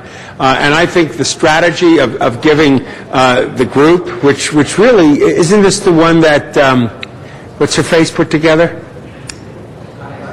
Yeah, Connie Rice. Yeah. All right, yeah, the advanced program. I don't know if Connie's still here. Yeah, she's in the back of the chamber. Yeah, she's talking with Ms. Hahn back there, and the right person to be talking to. I've known Connie Rice forever, and I call her my sister. She is my sister. She's totally committed. So this is absolutely the right direction. Let's get that money in the hands of them. Let's get that training going, and let's continue to do intervention and prevention strategies rather than incarceration strategies, if we can go forward. Thank you, Mr. Rosendahl. Mr. Smith, followed by Mr. Cardenas. Mr. Smith, followed by Mr. Cardenas. Thank you. And to close, as chairman of the committee, I want to again thank, as Mr. Rosendahl, Mr. Cardenas, and all the committee members who worked very hard on that project. And Guillermo, who's come in now and inherited Jeff Carr's work, we now have a proposal to go forward. Something we need, we want. To the advancements project, there was a lot of discussion yesterday, and particularly I want to thank the people from A Better LA who came forward and said, we didn't win, but we will work with the advancement project and make sure this thing works. We'll help solve some of the problems Mr. Cardenas brought forward that we need to continue to work on. What we have today, finally today, is a program that's going to go forward and provide us with the intervention tools that we need desperately. And as Chief Beck said when he came before the committee, we need to quit being the city that exports crime around the country. We need to export a solution to the crime that came out of L.A., and this is going to help us do that. So to Mr. Cardenas, to all of you involved in the advancement project, to Guillermo and everyone who's going to carry forward this program, it's a great day for L.A. I know the Chief of Police is very happy because he expressed his very concern that he wants this project done in as quickly as possible. So on behalf of the committee, we ask for unanimous vote. Thank you. Mr. Cardenas, our final speaker. Yeah, thank you. I'd just like to close and apologize for those individuals who wanted to add some more to this today. But as you can see, we've already had a long agenda, and I think we're only about halfway through. So with all due respect, some presenters have benefited from the fact that we've moved a little fast on council sometimes, and today is one of those days. So I apologize to those of you who wanted to add to the discussion or what have you, but I think by delaying things just in the interest of time, I think we have a better opportunity of getting, hopefully, the unanimous vote that I anticipate at this moment. Thank you. With that, matter is up for a vote. Open the roll, close the roll, tabulate the vote. 12 ayes. Matter passes. Thank you very much. Next item, please. How about number 27? Yes, and that's in the regular meeting, and this was, council needs to recess the special meeting and we'll go back to the regular. Let's do that. Recess and go to the regular meeting. And then number item 27. Yes, that was called special by Councilmember Huizar. Mr. Huizar, number 27, sir. Yes, thank you very much. We submitted do we have an amendment on file with the clerk? Is there an amendment on file for 27, Madam Clerk? It hasn't been distributed yet. Was it a verbal or a motion introduced today? Okay, I'd like to make a verbal friendly amendment then that the new Hollenbeck Police Station be exempt from this. We are currently in the process of renaming that station after one of the first Latino captains, Rudy De Leon, and that item has gone through the local community advisory board. It is being agendized at the police commission. It's been vetted, and we are in the process. So we could exempt the Hollenbeck Police Station from this process, make that a friendly amendment to the author, Mr. Cardenas, and we'll go from there. Is that a friendly amendment, Mr. Cardenas? Yes. Okay. Mr. Cardenas? Thank you very much, and thank you very much for bringing that to my attention, Mr. Huizar. The last thing that I want to do is be considered adding bureaucracy to a process that is already working out very well, and congratulations on the efforts through your community on that particular project. Also, I'd like to ask my colleagues to please bear with me as I read two of the paragraphs in the motion so that I can express two strikeouts in that, so a reduction in language, not an expansion. And in the motion, one of the paragraphs reads, effective immediately, place a moratorium on the naming/dedication of city facilities, including rooms and spaces within the facilities, under the jurisdiction of council-controlled and proprietary departments. So what I would like to strike out is the last three words, which says, and proprietary departments. And then the next paragraph reads, instruct GSD with the assistance of the Recreation and Parks and Bureau of Engineering to report back on a listing of all city facilities and include A, location, B, use/purpose, and C, name or dedication. Now, in that paragraph, I would like to strike out the words with the assistance of the Recreation and Parks.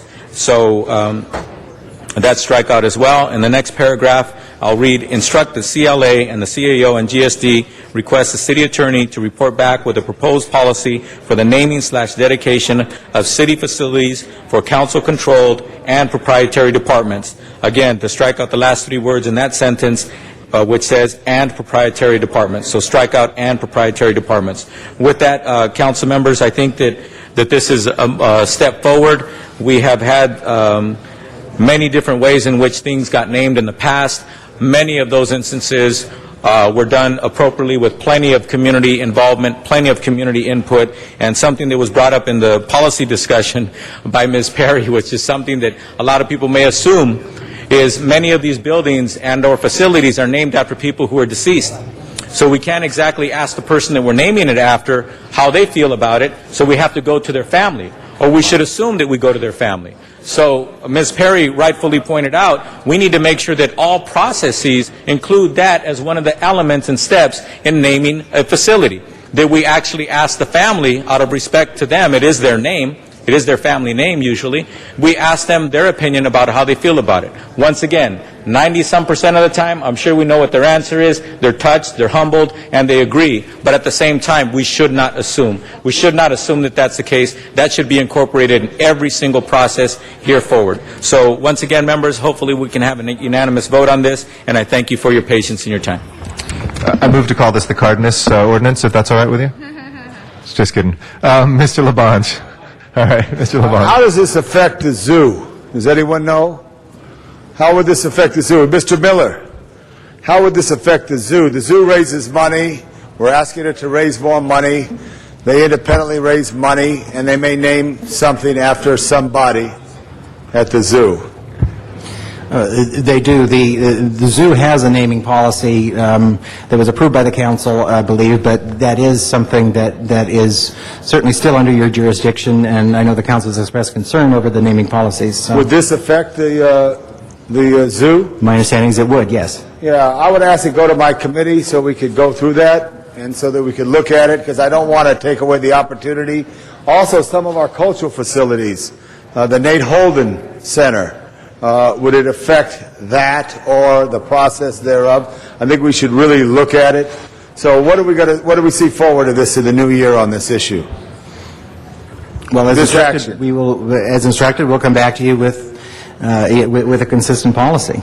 Say it again? We will come back to you with a consistent policy after the new year. All the policy stays in place right now. This doesn't impede anyone from going forward, whether it's the Record Parks, whether it's the zoo. Again, this would put a moratorium on all council-controlled renamings, which are under your jurisdiction. Okay, would it affect the zoo? Yes. Okay, here's the problem I have right now. I don't know what the zoo is involved with right now on issues related to fundraising for a variety of their exhibits. So I wouldn't want to affect them in a positive way. When we spoke, Mr. Carter, you said they just get a report and kind of get a thing. I don't want to affect them. So how can we solve that so we can get a unanimous vote? Mr. President, Yes. on Mr. Labange's time and my own, I had pushed my button because I wanted to answer some of those Sure, questions. go ahead. Don't worry. Those are great questions, Mr. Labange. Yet at the same time, I'm sure there's a process. I'm sure when they want to name something in the zoo, I'm assuming that somehow comes to the attention to your committee, or you actually vet it in your committee whether or not they're going to name something. But it actually goes to my point, what Mr. Miller said when he was answering your question. He says, you asked, what do we expect in the coming year from this motion, from this process? And he said, well, I expect that we'll have a uniform policy. But at the same time, what we're looking to do, and the purpose of this motion, is that not all policies be identical, but that all policies actually have the minimum standards that should be required of any organization within the city when they're naming something. But, for example, the zoo is probably going to have even additional naming steps, because the zoo tends to do it in conjunction with perhaps contributions, etc., like the naming of an exhibit, etc. So the bottom line is, what this should do as well is it should cause the zoo to not only ask you to speak up for them, and you did, and it's appropriate, but at the same time it should cause them to actually come to you and once again remind you as a policymaker and someone who vets out more issues on the zoo than any one of us. They should come to you and let you know, we've got it covered. These are all of the things that we've done. And if that's the case, they may be for the first department early next year that actually gets vetted and said, you know what, your policy is excellent, above and beyond the call of duty, and therefore go ahead and continue naming. Well, let me ask a question, because I can understand what you're trying to do in an administrative thing. If they happen to have something that's in the pipeline right now, and it involves a donation within the next 60 days, I would want them relieved of a moratorium. Very likely, Mr. Miller, that could or would happen if someone such as Mr. Labange put in a motion. Then we could do that through the council process, right, on that specific case-by-case basis. Yes, certainly, and I will say that I go to the monthly zoo oversight meetings. They're raising money regularly, and I am not aware of any pending donations that involve But you're naming. not 100% sure. But if they're not, we certainly would let you know that. So that would be good. And also, I think it's important to, thank you, Mr. Cardenas, that we remember the names of the people. There's only two people that I know that had significant naming, which would that be Kenny Hahn at the Coliseum and John Farrar at the Water and Power Building. Does this affect the Coliseum at all? It doesn't. You also have. It does affect the You also have Coliseum. former Mayor Reardon at the Central Library. Right, I There didn't are want to other mention that issues. because I didn't want to. But no, it doesn't affect anything that's currently named. It's Yeah. establishing a policy. Again, not an identical policy, but it establishes a policy that you're aware of and naming in the future. And then also to make sure we know who the names of the people of the past. Don't forget the people of the past. I welcome everybody to visit the 26th floor in this building to see the names of the past mayors who often grace the names of parks or others, whether it's Toberman, whether it's Hazard, whether it's Mr. Reardon now. Thank you very much, Mr. President. Thank you very much. We have Mr. Rosendahl for the first time. Hi. Hi. We're going to be formulating a policy, correct? Yes. And I see Mr. Sanders here. Is he in for this subject as well? Could we have him come to the desk? Hold my time. Let this happen. First, I want to say you're a treasure to our city, and your leadership on the commission has been incredibly great. Explain what this means to you. Well, first, as amended, we appreciate the amendment very much, Councilmember Cardenas. With the amendment, we have no concerns about this from the point of view of Recreation Parks Commission. What the overall question means to me is that we have opportunities throughout the city in various ways to partner with the private sector to help give us some relief from our tremendous budget problems, and we want to handle those carefully. What we've done in Recreation Parks Commission for the last year and a half is we have adjusted our process in providing naming of facilities so that we can maximize our opportunity to find some commercial naming opportunities where they're appropriate. So we have changed the process to provide that matters come to us on the Commission before they begin the public process as well as at the end, because naming a facility, whether it's a park or a recreation center or any other facility in the city, is a joyous event for all concerned. When you can do it, you can honor a citizen of this community. You want to do it, and you want to do it with an open heart. On the other hand, if we continue to do it without careful constraints on how frequently, we will find ourselves flooded in that respect because there are so many people who are worthy in this community. And the other associated problem is as we go down the road of trying to find people who will commercially name a facility, and we're not offering parks in that regard, I might add, but rec centers, swimming pools, tennis courts, yes. As we go down that road, if they see that we're giving away for free an equivalent honor, and then we're asking substantial sums of them, we will poison the marketplace. So we need to do this with care and consideration, with an open heart when we do it, but with reluctance as we consider it. So we have a policy aimed at trying to get there in our process. As to the policy of what we will actually do commercially, obviously there are many issues. There's no one-size-fits-all for our department or any other. Our facilities are actually innumerable. In an individual park, you could name the playground, you could name the tennis court, the swimming pool, the rec center, the weight room. So there's no limit to what's available at different prices. Each one has to be priced differently. There will be a different price on the Rose Garden than there would be on the Venice Skate Park, but they each have an appropriate price. We'll have to consider who are appropriate namers even among commercial opportunities. Some companies or engaged in businesses we wouldn't want to have associated with the It park. all makes sense to me, and you're an amazing guy. The Olympics wouldn't have happened in '84 without you, and the leadership you've provided on this commission has been phenomenal. Here's my question. Let's just take what you mentioned, the Venice Skate Park. Venice Skate Park is now, Mike Schul is here, has played a major role in it. We even have our city attorney, Mr. Brown, has been involved in it. It has more attention given to it than any other skate park because it's Venice Beach, which is all over the world. And already the magazines around the nation and around the world are featuring Venice Beach's skateboard park. The kids are lined up. I'm told it's the busiest skateboard park in America. Right. And so anybody who were to get naming rights for that is in a huge leap. For instance, it cost me, meaning the city of Los Angeles, our people, $3.5 million to build that. Well, I want that $3.5 million back, obviously, in the naming rights. But secondly, I want a lot more, because once the person or the group or whatever has their name attached to it, it's a mega bucks, because it's Venice Beach. No offense anywhere else in this world, but Venice Beach has that kind of positioning throughout the earth. People come from all over the world. So you will be sitting down with potential sponsors, just say that one for an example, and you'll start to negotiate different discussions about prices, correct? Right.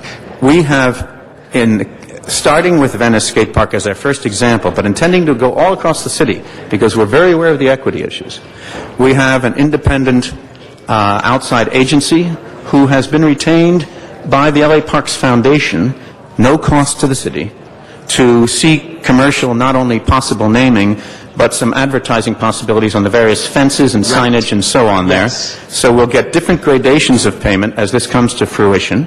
We're actively working on it now. I'm grateful to Councilmember Cardenas for making sure that a no moratorium would put the kibosh on that deal in process. So that's in process. We're working on it. I can't give you a promise either of timing or numbers now, but I can tell you that we're actively working it. And we're also looking, of course, still for donors. Donors who have signs, just a sign on the curb that says, I've adopted a park. You'll see some of those. You'll see that at Mar Vista Park. There, too, we seek to have a donor adopt not one, but two. If you adopt this park on the west side, adopt Hollenbeck Park on the east side. I can't force a donor to do that, but we urge it and we seek it. You haven't seen the money come rushing in. It's been the worst sponsorship and advertising year and a half in history, but it's turning. There's more interest now than there was a year ago. We're looking at a tennis center in the valley right now. I'm, knock on wood, I'm hopeful, but I can't make promises, ladies and gentlemen. Yeah, I might say this about timing. With this economic situation and our budget being in such dire straits, public-private partnerships are the wave of the future. The more we can create them, the more we can engage them, the better off everybody's going to be. So timing in terms of the need is far greater now than ever before. And whatever support Mr. Cardenas or the entire council needs to give you, the mayor obviously as well, we're there for you to assist you in this public-private partnership. We thank you, and you've all been exactly there all along, and we continue to appreciate it enormously. Thank you for your comments. Thank you very much. Mr. Cardenas.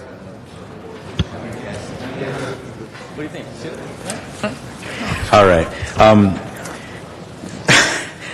I want to thank you very much, Barry, for all the wonderful work that you do, and also the Commission and Recreation and Parks. One of the reasons why I was reminded to exempt Recreation and Parks in this, which we did, is that it just so happens that it was Recreation and Parks process that actually impressed us so much that we said we need to have a standard throughout all the departments within the city, and Recreation and Parks, in my opinion, is the standard bearer of today.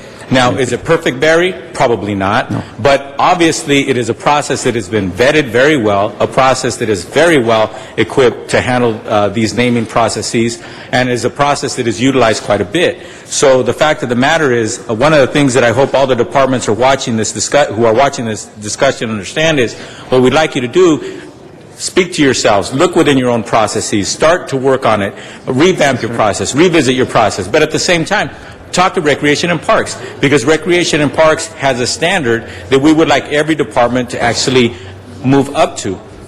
In addition to that, I believe that over the next coming months, when Recreation and Parks actually looks at this as well, they may find some tweaking that they need to do to improve their process as well. So the bottom line is this. What we have right now is a hodgepodge of processes. We have no standard that has been required or that has been vetted department by department, and with this motion, we're finally going to do that. Because one of the sad things that may occur, is that we actually go through a naming process and we find ourselves in a lawsuit. And that would be a waste of time, it'd be a waste of energy, and it's something that would be highly disappointing, not only to the community, but to the family or the person that we named it after. The department feels embarrassed, and we may even have to incorporate attorneys' time and cost in doing so. But by having a vetting process, by having a process where every single department has a public process, every single department actually has a checklist that they need to go through and should go through. And the fact of the matter is, should we go through all of that and we actually have a problem after the fact, it's very likely we reduce the number of problems that we could have, and when we do have a problem, very likely we will be in the right and we won't have much to worry about at all. So this is something to not only make it better for the city, but in a very rare occasion to actually protect the city as well. Mr. Miller, when it comes to the city of Los Angeles, say for a lawsuit, and I'll end with this point.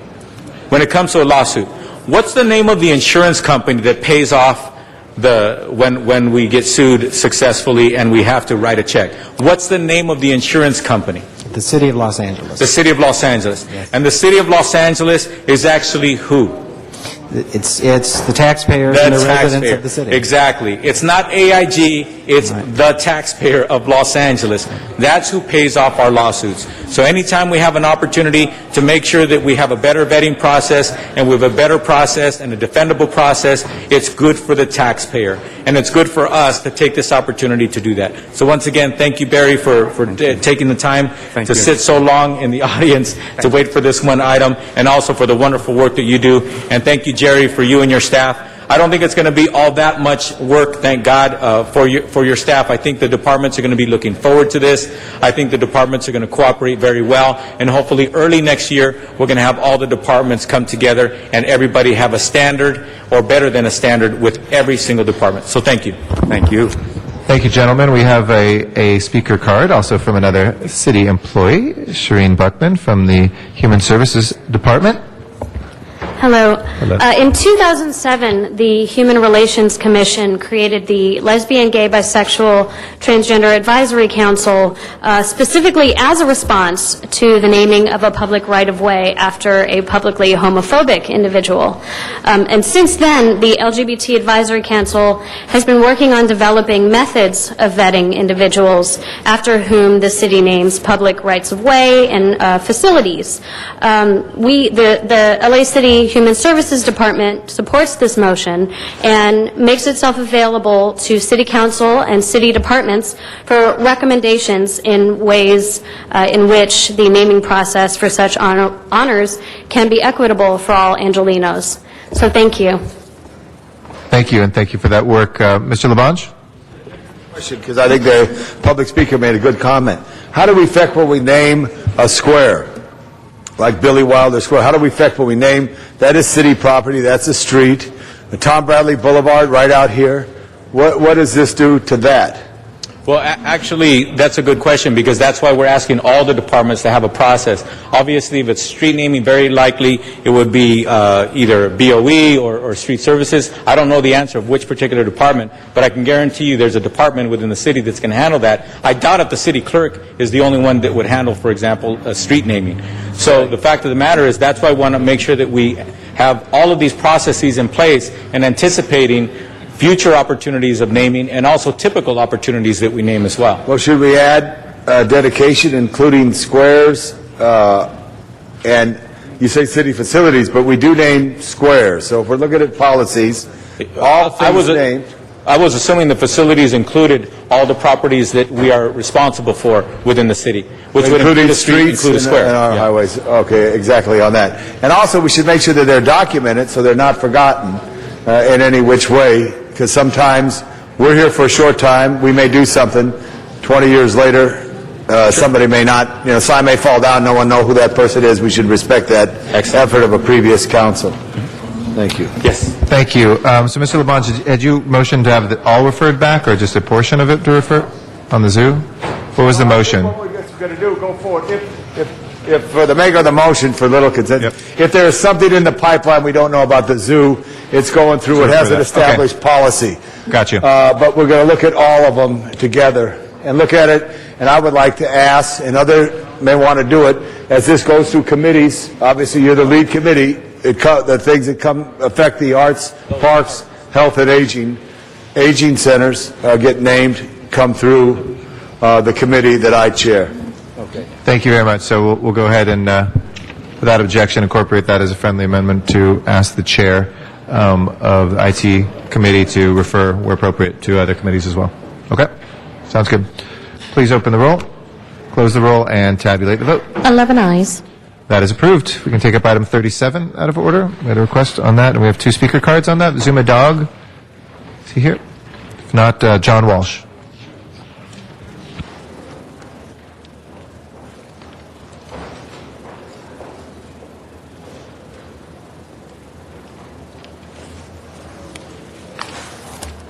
John Walsh, still here after all these years, quarter of a century at City Council.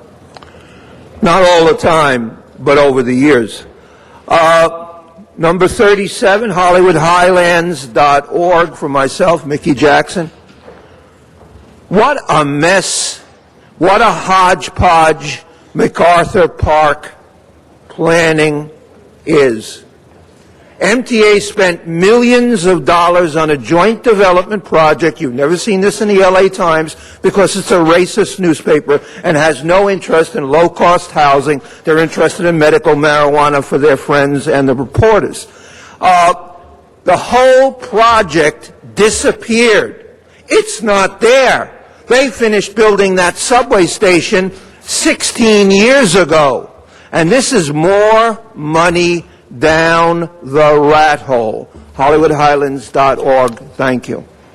Thank you very much, Mr. Walsh. There are no more speakers, no more speaker cards, and there are no speakers in the queue. Madam Clerk, would you please open the roll? Close the roll. Tabulate the vote. 11 ayes.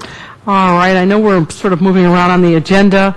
The next item is? I believe now council will be going in order of the items. Next item is item number 1, and that was called special for cards. All right. Does Mr. Walsh have more time? All right, Mr. Walsh. John Walsh, HollywoodHighlands.org. This is the reason I came here. Now, Mr. Rosendahl got up and gave an impassioned speech about the potheads and how evil liquor is. But every single time a new liquor license is presented here, Mr. Rosendahl votes for them. Now, the potheads are gone. And this says 5610 East York, off-site consumption for public convenience. We're going to only have 137 pot dispensaries, but we have, included this one, over 25,000 places where you can buy alcohol. And just watch the Mr. Rosendahl vote for another one of these because his little pothead friends aren't here. HollywoodHighlands.org. To hell with liquor licenses. How many before we put a cap on liquor licenses? Everybody has them, including over here at the police headquarters, and a cop got killed at the training center because of a liquor license. Thank you very much. No further speakers in the queue. Okay, Mr. Cardenas. Thank you very much. That was an interesting comment, but the speaker actually, at the end of the day, agrees with me. And what I'd like to read into the records are these statements of findings, that we make the findings that the permit will not serve the public necessity and convenience for the community, and that the location is in close proximity to homeless encampments along the MTA Orange Line and bike path and within the Sepulveda Basin, and issues with public drunkenness and litter along the bike path and the Sepulveda Basin have been documented in the immediate proximity of this liquor license request. Also, opening another alcoholic beverage outlet along the Orange Line and in this particular location may exacerbate the problem of transients and drinking and create a larger public hazard for the community. The CD6 spearheaded the creation of the Orange Line Corridor Task Force that specifically targeted and resolved the drunken transient issues, and the task force consisted of the MTA, DOT, LAPD, City Attorney, not-for-profits, Recreation and Parks, and Street Services. So I ask that my colleagues support my move to deny this request. No further speakers in the queue, so Madam Clerk, an affirmative vote would be a denial? Yes, Madam President. Thank you. All right, open the roll, please. Close the roll. Tabulate the vote. 11 ayes. Next item. Next item is item 35, and that was called special for cards.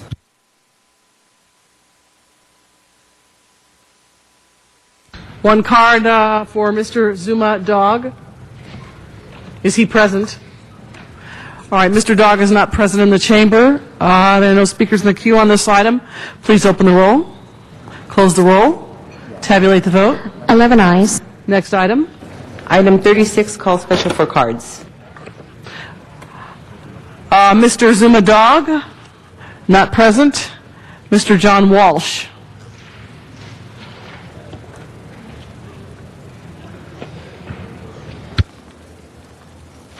Blogging at HollywoodHighlands.org. This has to do for people who read the agenda, which doesn't tell you, incidentally, the agenda doesn't say denial of a liquor license. It just says nothing about the liquor license. They don't even tell you in the agenda. This is a very complicated issue here. We could go on for hours and hours on it, the way we do on medical marijuana. But this has to do with serious problems with the fueling stations. They're out of service. They're continually out of service. But issues, nuts and bolts issues like this, where you don't have pothead lobbyists, you don't have members of the city council running out in the hallway and talking to lobbyists. When you have things like this, nothing happens. HollywoodHighlands.org to find out all that's really happening in the city, especially the out-of-service fueling stations. Thank you, Mr. Walsh. No speakers in the queue. Please open the roll. Close the roll. Tabulate the vote. 11 ayes. Next item. Next item, Madam President, is item number 38, and that was called special by Councilmember Hahn. Ms. Hahn. All right, we'll hold that one on the desk. And number... All right, we'll hold number 39 on the desk. And 38 as well. 38 and 39 will be held on the desk for a few minutes. What's the next item then would be item 41, and that was called special for cards. All right, Mr. Zuma Dog is not present in the chamber, and then Mr. John Walsh. Item 41, Mr. Walsh. You have 1 minute left, Mr. Walsh. And then Arnold Sachs after Mr. Walsh. Arnold Sachs. Incidentally, even though there aren't many people here, there are 70,000 people watching now, and I don't think any of them have smoked a joint so far today. Number 41, again, is on the Community Redevelopment Agency, and it concerns acquisition of property. It concerns eminent domain, and the Community Redevelopment Agency has had a lot of trouble. It's a troubled agency, and we know what's happening with CRA. It's just a funnel for projects that never get built. We could tell you dozens of projects in Hollywood that never got built. If you want to know about the Community Redevelopment Agency, HollywoodHighlands.org. I'm still on the other two agendas. Thank you. Mr. Arnold Sachs, are you present?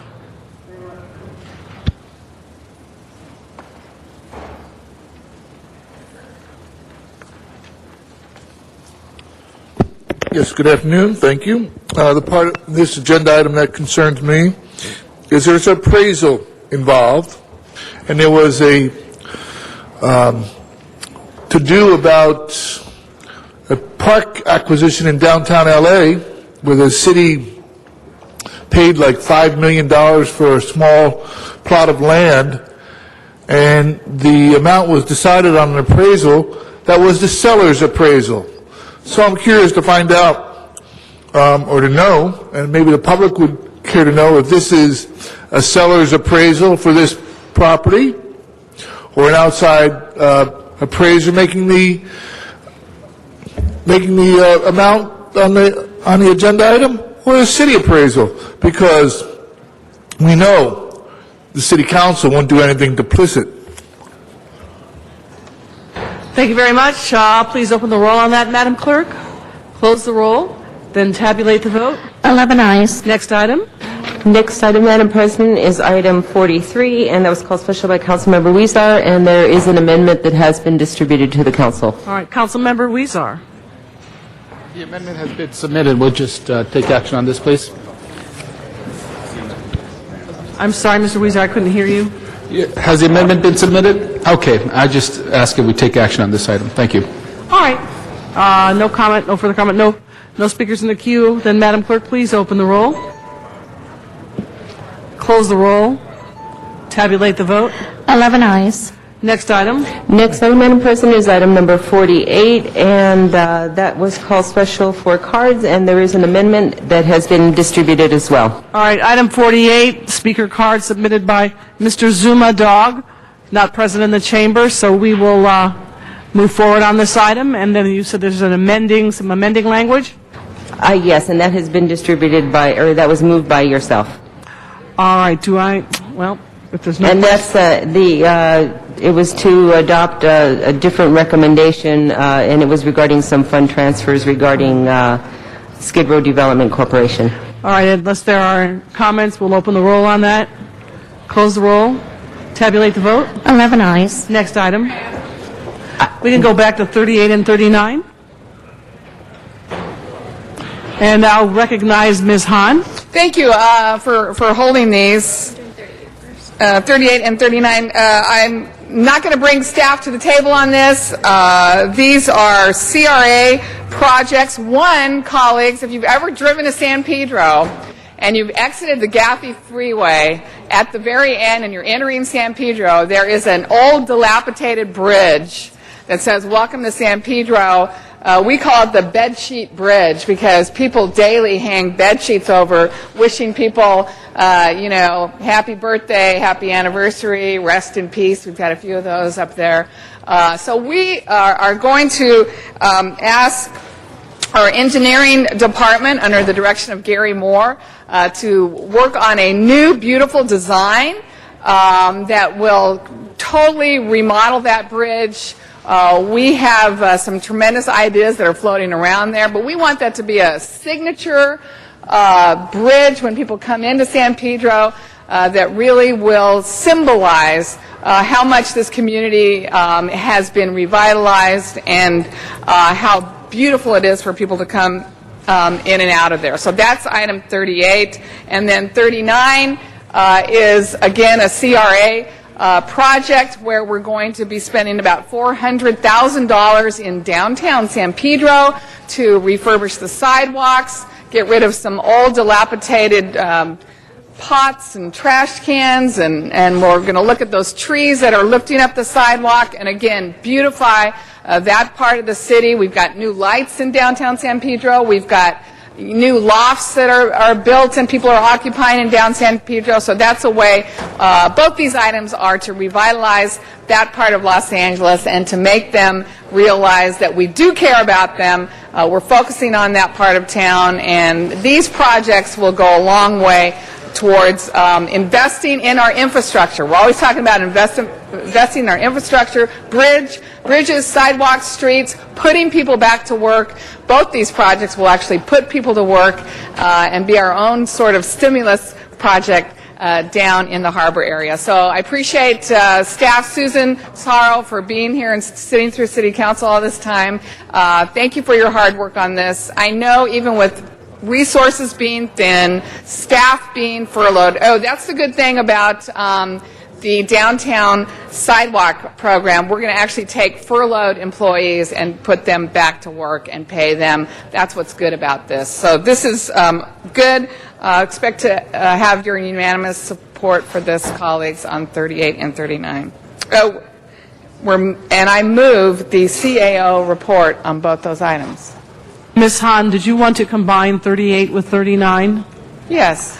All right, and before we move on, there is one speaker card I need to recognize. It is Mr. Zuma Dog, who is not in the chamber. So with that, Thank Please you. open the roll on 38 and 39, Madam Clerk, Thank you. and close the roll. Tabulate the vote. 11 ayes. Thank you. All right, Madam Clerk, if you would not mind, I would like to take 70. Madam President, that's in the second special meeting. Would you like to recess the regular meeting Yes. and have me call the roll for the... Yes, please. Alarcon, Cardenas, Han, Weezer, Koretz, Labange, Parks, Perry, Reyes, Rosendahl, Smith, Wesson, Zine, Garcetti, 11 members present, and a quorum, Madam President. All right, very good. Item 70 is before us. And yes, they're both items for which public hearings have not been held, and I believe there's a card. I'm sorry. I'm going to call the cards that are here. Our first speaker on that will be Dennis Hathaway. Following Dennis Hathaway will be Arnold Sachs, and then following Arnold Sachs will be John Walsh. Mr. Walsh, are you still here? Great. Mr. Good Hathaway. afternoon, council members. I'm Dennis Hathaway, president of the Coalition to Ban Billboard Blight, but I'm here to speak for a couple who can't be here because they have to work. And unlike the lobbyists in the room, they're not paid to be here, and they can't just walk over from their offices over here to City Hall. Their names are Jack Ross and Mindy Taylor Ross. They live at 1033 Nowita Avenue in Venice. And they live just about a block from a digital billboard. And this digital billboard sends light into their windows. And it's been there for about a year and a half now. And the ads on this digital billboard change all night, every 8 seconds. And every time they change, the ads are brighter or dimmer, so there's a change of light, and it's a constant flickering of light in their windows. And in the council file, there is a letter from Leslie Moonves, the president of CBS, urging the mayor to do everything he can in his power to oppose this ordinance, to oppose this motion before you, to defeat it, basically on the grounds that CBS doesn't want any interference with their ability to advertise their TV shows on digital billboards.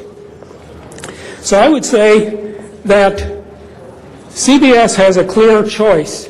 They have lots of venues in which they advertise their TV shows, magazines, newspapers, the internet. Jack Ross and Mindy Taylor Ross do not have any choice of where they live. They live in this house that's been afflicted by this lighting situation for a year and a half. And I think that the issue is clear before you. You can represent CBS or you can represent members of the community like that couple. And I urge you to support this motion. Thank you. Thank you very much. Arnold Sachs is our next speaker. Following Mr. Sachs is John Walsh. Mr. Walsh, you can make your way forward. And then following Mr. Walsh will be Maya Zutler. Good afternoon. Arnold Sachs. This doesn't address anything, though, that was done by Plum.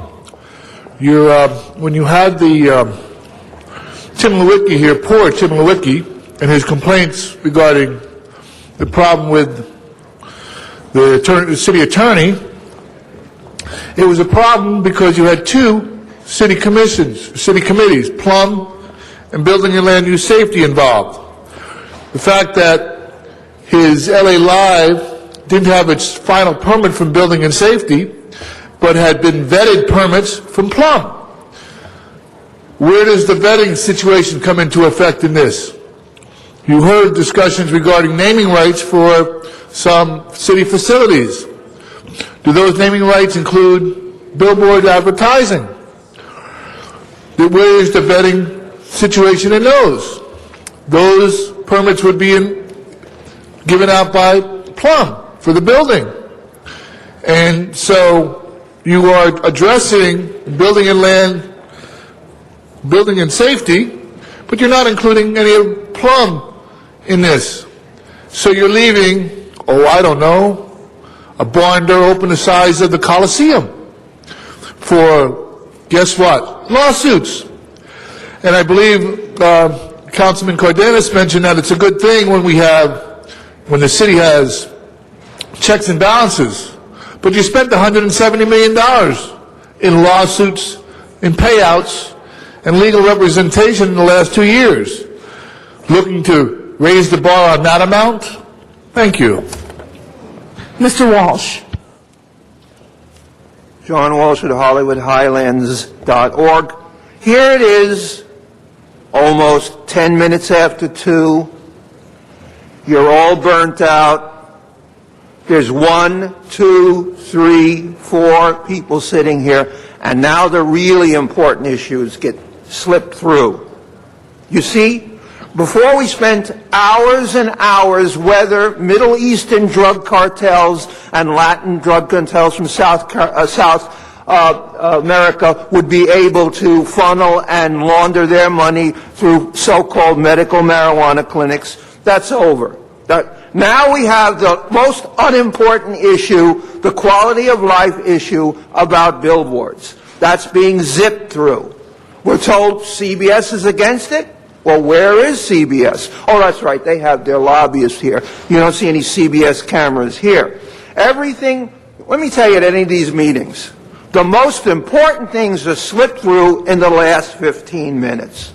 The things that will change your life and make your life hell, living in a white zone of light forever. And incidentally, there is a positive side to racism. And you must know, Mr. Wesson, nobody is going crazy putting up digital signs in your neighborhood because your neighborhood is subject to corporate racism. They're not interested in putting up billboards in your neighborhood. They're interested in putting billboards where the white upper class people live, which in this city is west of La Brea. They don't even put them downtown. That's why we get some support from the minorities, but the white people up here, the white councilmen, are in the pockets of the billboard industry. Thank you. HollywoodHighlands.org. Maya Zutler, and then following Maya Zutler will be Ryan Brooks. Is Mr. Brooks still present? Thank you. Good afternoon. Maya Zutler on behalf of VICA, the Valley Industry and Commerce Association. We are here today to ask for continuation of this motion for 30 days. Outdoor advertising companies have relied on the settlement agreement granted by the City of Los Angeles. Moving forward with this motion would go back on the city's word. Today's item has been rushed, and it does not allow the city to continue partnership and facilitate dialogue with outdoor advertising companies. On behalf of VICA and its membership, we are asking you here today for one simple message. Please give us a continuation for the next 30 days. Thank you. Jane Lawson.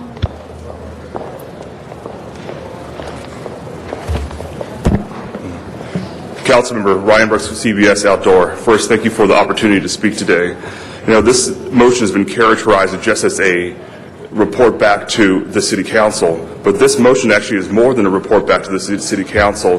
This motion actually directs the Department of Building Safety to take specific actions as it relates to the Summit Media case. It says that in the preamble and in the body of the motion.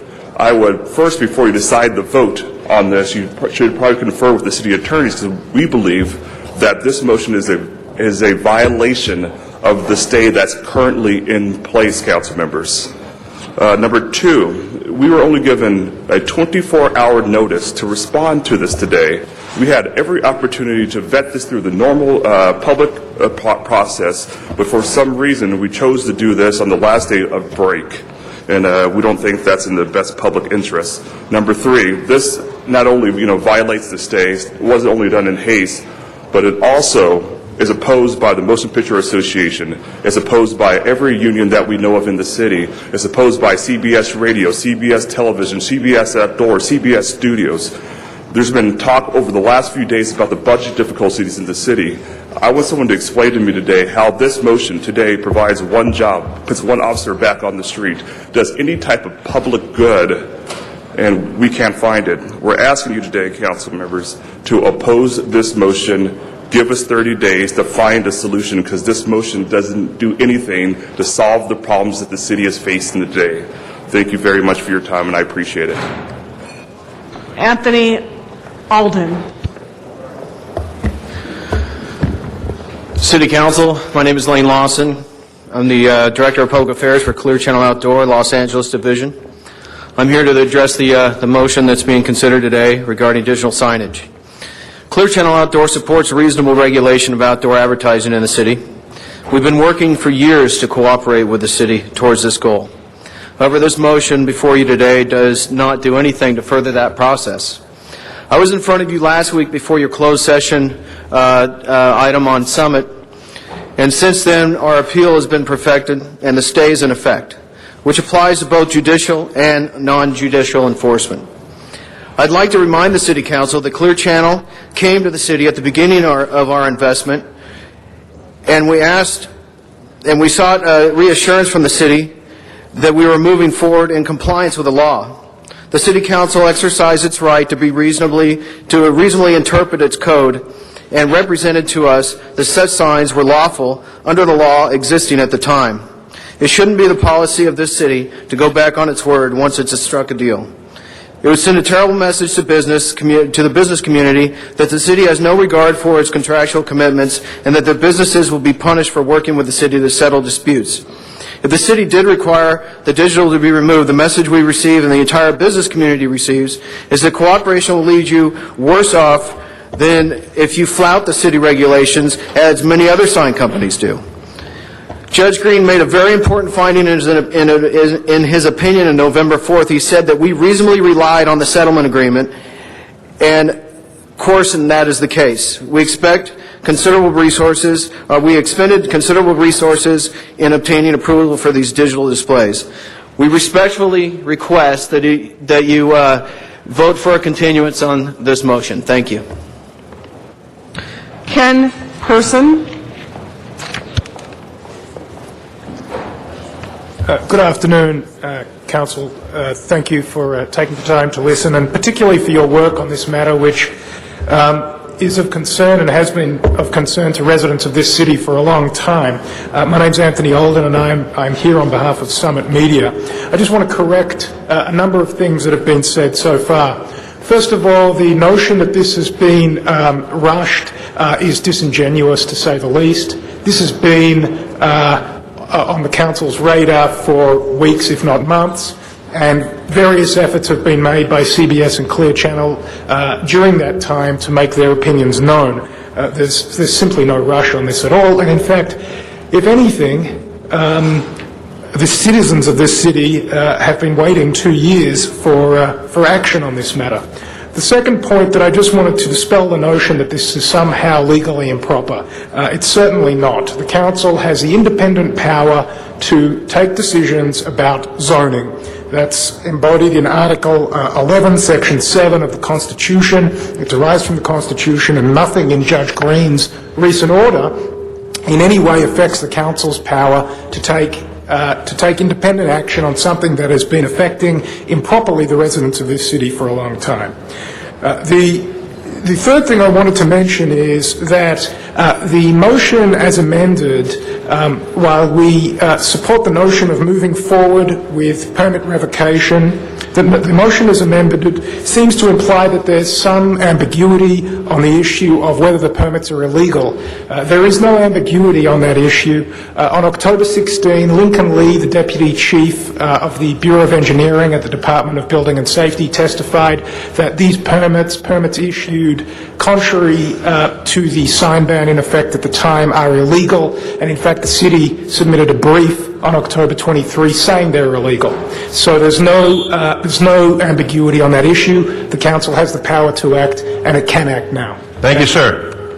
Derek Ryder. And we have one final speaker after you, Mr. Ryder. This is Ken Person with Young Electric Sign Company. What happened, Mr. Ryder? Oh, yeah? Okay. I'm in order. Go ahead, sir. Thank you. When considering this motion, please ask yourself the following. Where in this motion is the recommendation that the city confirm that it will honor the permits issued under the settlement agreement where significant investment has occurred based on this agreement? Where is the recommendation to instruct planning, building, and safety to craft an ordinance that allows for off-site digital signs where the city deems them appropriate. Where in this motion is the signal to the business community that the city will do its part to foster a business-friendly environment that encourages future investment in the city? These items are conspicuous by their absence, and without them, the motion is flawed. Thank you. Thank you, sir. I have Phil Reck. Sir, did you fill out a card? Okay, I'm sorry. Go ahead. There was a little mix-up with the change of seats up here. Go ahead, and then Phil, you'll come next. Go ahead, sir. My name is Derek Ryder. I'm an architect and resident of Silver Lake at 980 North Hoover, and I'm a member of the Coalition to Ban Billboard Blight in Los Angeles.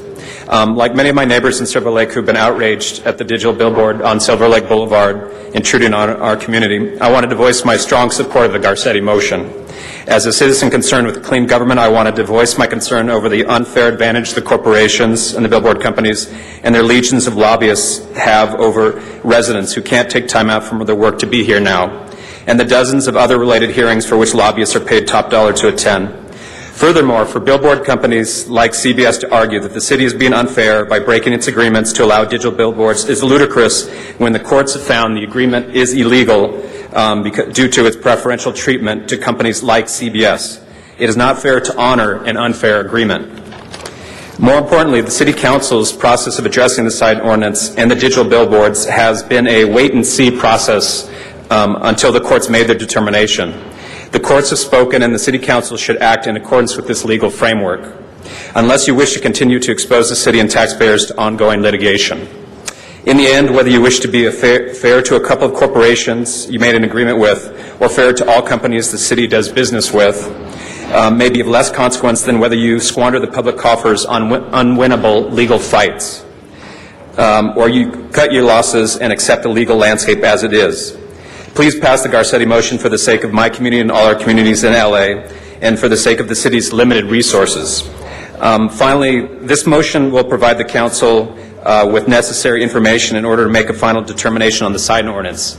It simply is calling for the building department to do research and evaluation on this issue, and therefore I think it's a necessary step before you can make a final determination about the sign ordinance and the draft of it that you're going to pass and the policies you're going to take regarding the agreements that have already been made, the digital billboards that are already up. So to stop it now is to prevent you from getting additional information that you need to make the determination that you need to make.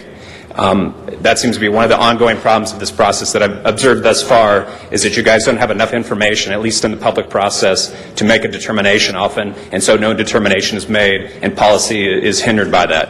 Let the Building and Safety Department do its job and give you more information. Thank you. Thank you. Phil Reck. Thank you, Mr. Zine, fellow council members. Phil Recht, representing Summit Media. I'm here to urge your support of this motion. I will tell you, frankly, we prefer the original language. We thought it was clean and simple. It asked Building and Safety to advise you what you needed to do to cause the digital boards to be shut down. Clearly, those boards are illegal. As you've heard, the settlement agreement is illegal, and if the settlement agreement's illegal, all the fruits of it are equally illegal. And as we've said before, unless and until the council eliminates the settlement agreement and all the fruits that flowed from it, the council will never be able to come up with a new law that holds muster and stands up in court and that's fair to everybody in this town. We're not sure precisely what the amended language is meant to do. It sounds like, on one hand, it's asking Building and Safety to advise the council as to whether the council should take the next step down the road and call for the shutdown of the digital boards. That's a policy call for this policy board, and we assume that that's where the call will be made. But regardless, we assume this motion moves us in the right direction and we support it. Let me just address one argument that's been made, and that somehow this motion and maybe the follow-on action of shutting down the digital boards is bad for the business community. It's not bad at all, or bad for business. It is bad for two businesses that currently have a monopoly on 100 digital boards and are making upwards of $100 million a year net and not paying the city a dime. Yes, it's bad for them, but for everybody else in the business community and for the city as the whole, it's a terrific thing. We need to move forward eliminate the problems that the settlement agreement caused, enact a new law that's fair to the city, to all businesses, that gives the city a fair share, perhaps, of the revenues that these boards can create, and move forward. That's what's good for business. So, again, we urge your support of this. Thank you. Thank you, Phil. We have Mr. Rosendahl, Mr. Alarcon on the queue. Mr. Garcetti, to start. Mr. Garcetti, and then Mr. Rosendahl. Thank you very much, Mr. President. And colleagues, I rise to the maker of this motion today, and I thank everybody who gave us public comment. I think it's a pretty straightforward motion and a pretty non-controversial one in the midst of a legal decision that was made in the city. Forget any of the whereas clauses, but I just want to walk folks through what I'm proposing that we do today and that I'd ask your support today to do as we move forward on trying to make our way through some of the visual clutter in the city, protect neighborhoods, and also do the right things for folks that have played by the rules. The therefore move section said, one, first, that we immediately cease issuing permits for sign modernizations and for sign re-permitting. That should be pretty non-controversial. It is straightforward in what the courts have demanded of us. And second, to suspend any active sign permit applications for sign modernizations or for sign re-permitting. The change that I propose that we make today in the motion that's before us is, we have to do the third piece, which is ensure compliance with Summit Media by investigating already issued permits for both sign modernization and sign permitting. But I instructed the Department of Building and Safety to immediately evaluate what options are available to the city. That's what is before us today. If permits were not lawfully issued, and I thank my constituent, I think, who came from Silver Lake, for pointing out this is about having full information. We have a mutual interest. You know, CBS is a good company here in Los Angeles. Clear Channel has been one of the better actors in the billboard realm. We have, I think, a mutual interest in resolving this, but colleagues, why we wouldn't have full information, especially after the experience of, in the last city attorney that was here, giving us advice to make a settlement that had this loophole. We take responsibility. I take responsibility for voting on that. But I didn't have the sort of information that I needed to be able to make that decision as clear as possible. Let's not repeat that mistake again. I've talked with billboard companies, and I've talked with residents, and I've talked with my colleagues, and I think we all agree there's a lot of places where these were ill-advised to have been put, and we need to resolve this. The number that is out there, we need to look at whether or not that is the right number and whether these were all done in the legal way. And we also need to look at a number of other issues Mr. Rosendahl has brought up and others as we had this discussion in a related way to the Summit Media case when we had our briefing on, what revenue can the city share in this? Can there be a billboard tax? Can there be some other things where there's some public benefit that comes with the other side effects of these billboards? Mistakes have been made. So today, folks have come forward and said this is business unfriendly. Please don't lecture me or lecture this body about being business friendly. We, after 20 years of talk, reduced the business tax to the tune of $100 million a year that's being put back in the pockets of businesses to be able to produce jobs. We have, in areas like downtown and Century City and Hollywood, said yes and green-lighted the sort of development which is not out of scale with the neighborhood, but at the same time put people back to work and allowed this to be a place that has a reputation. We've been building workforce housing in a way that we hadn't seen for decades. You're talking to an extremely business-friendly horseshoe here, and the idea that somehow having full information about a court settlement, which we are legally obligated to abide by, is anti-business, seems to be going a little too far. So let's dial down the rhetoric.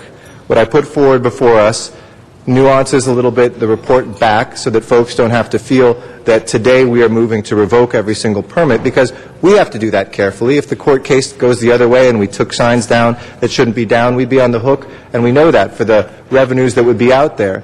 Let's have the discussion that I thought we were having a pretty good discussion about. And I said either that we would be able to forestall this, or if it went through, we would make it in a way that allowed us to get that information back. And I've delivered on that. But meanwhile, there's all this other talk behind the scenes and new drafts of things and all this other stuff after we had conversations. And I've sat down, and I'd say that openly.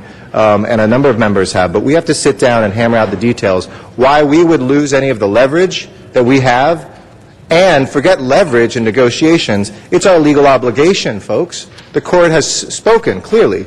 Now, the judge punted what to do with the old ones, so that's why we are where we're at. We have to make that decision. We have to do that carefully with our city attorney and get legal advice. We have to do that with building and safety. And yes, ultimately, it will be a policy call. But at the very least, I would hope that well-intentioned companies who want to sit down with us and make right some of the mistakes that have happened. You've made mistakes and we've made mistakes, so let's make them both right. Would be better inclined to do that in a collaborative way rather than fighting every little bit of the details here, because I think that is how we're going to get something to move forward. It's time to abide by the law. It's time for us to help our neighborhoods, especially our residential areas, not have the negative blight that some of these boards have done. And it's time for us to have a balanced pathway here. And that is something that will be enhanced by passing this motion today. So I urge your support as amended, and we'll get that report back from 30 to 60 days from the building safety department.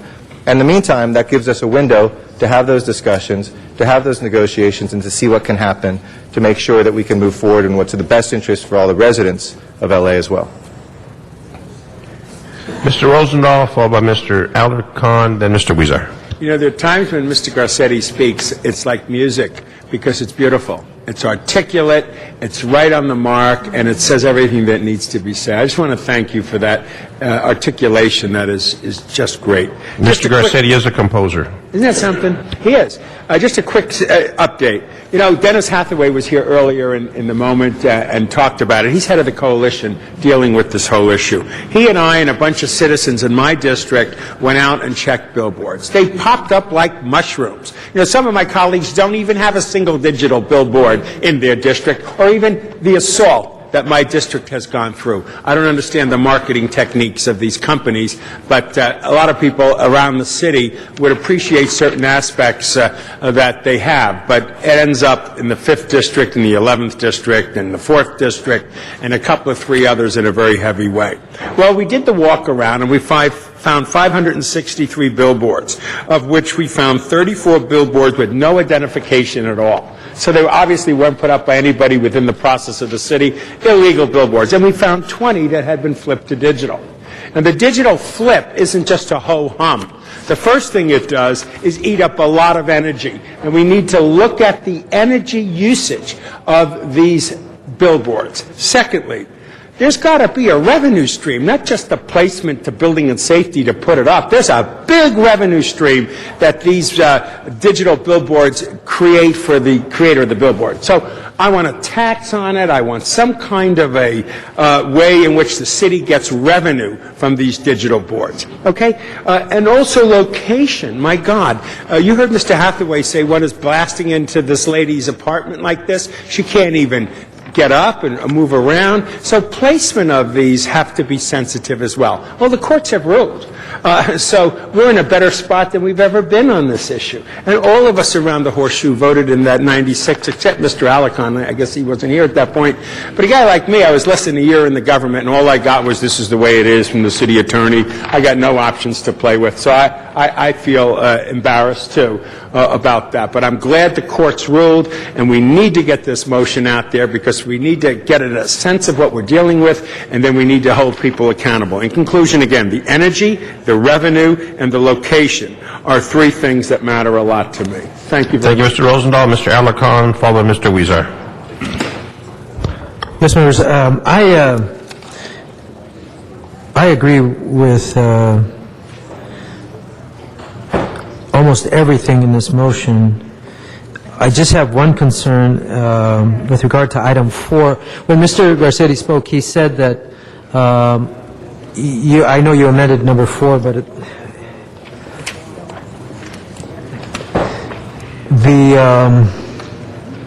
so you're changing number 4. Options. It has a little bit difference in there, but that's the main difference. Instead of saying immediately revoke, which could be premature, could be the wrong way forward policy-wise, but also could cost us a lot of money. It also may cut off other solutions. Yeah, so that's why we just said evaluate options instead. Do you want a copy of the motion? This has been circulated, right? Yeah, it's been circulated. I think your staff. But it still includes the clause should be revoked or modified. 70A. Whether. Motion. It says whether. permits or signed permits should be revoked or modified, or if orders to comply should be issued. It's whether or not. It's to evaluate. I guess part of my concern has to do with the fact that we had some discussion about the revocation process, and I'm not exactly clear that a process exists. So one of the concerns is are we ready to talk about revocation before we even know what that process is? It seemed to me that the court wanted us to develop our own prescription for things like a revocation process. We do not have a revocation process, and so when we're talking about even whether or not a revocation, I don't even know what the process would be. So it would seem to me to be a precursor to get information about what a revocation process would consist of. So I don't know how to make a suggestion to modify your motion or to change it to say that the first thing we need, like say in 30 days, is a report from the department as to what are the components of the revocation process. What does that include? You could add the language. I mean, we could change it, but part of it is that it was actually stronger language to make your point. I mean, including how permits or signed permits should be revoked or modified sounds like we're moving already to the how piece. So for me, you're right, you can make the argument either way, but how, in talking with billboard companies and saying, look, in good faith, let's talk first for a while. And I think we're doing that, and we're having decent discussions and need to in the next 30 to 60 days. If we put how, it's kind of saying, okay, well, it implies that they want to do it, now just give us the details of how it gets done. So I would make actually the opposite argument, that if you put that in there a little bit, as opposed to whether, I mean, let's assess whether or not first. If it's whether, then, I mean, we could add to this even whether permits should be revoked, and if so, how. But, that one has to come before the other one. There's no point coming up with a how if we're not going to revoke. Back to you. Thank you, Mr. Alarcon and Mr. Garcetti. No, that was on his time. He has time. Yeah, well, I understand, and I think the language to state immediately evaluate and evaluate what options are available is better language. It includes more options than were listed in the original motion. I'm just concerned that we don't want to get ahead of ourselves by. I mean, it seemed to me that the court wanted us to define what a revocation process was, but we don't have one in place, and so one of the ways to keep peace with the court is to say what that is. But this language, I think, is satisfactory for the time being. Mr. Huizar, our final speaker so far. Thank you, Mr. Chair. Mr. Zine. It was corrected to me that the amendment that was put forward actually speaks of letter items, and in the actual motion it has numbers, so that was a bit confusing, but that's been clarified. If I could ask the city attorneys, because item number 3 here says, ensure compliance with a summit immediate decision by investigating already issued permits for both sign modernization and sign re-permitting. Now, if we say we are going to comply with a case, and that case is on appeal, are we limiting ourselves or not? I just procedurally want to know what that does for us if we adopt that language.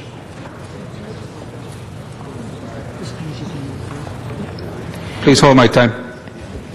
Time being held. Jane Usher and Jerry Burge for the City Attorney's Office, and Dave Michelson is also here for us. Council members, we're looking at item number 3 under the pending motion. We don't have any disagreement with item 3 being adopted. Okay. Because the case right now, is it being appealed?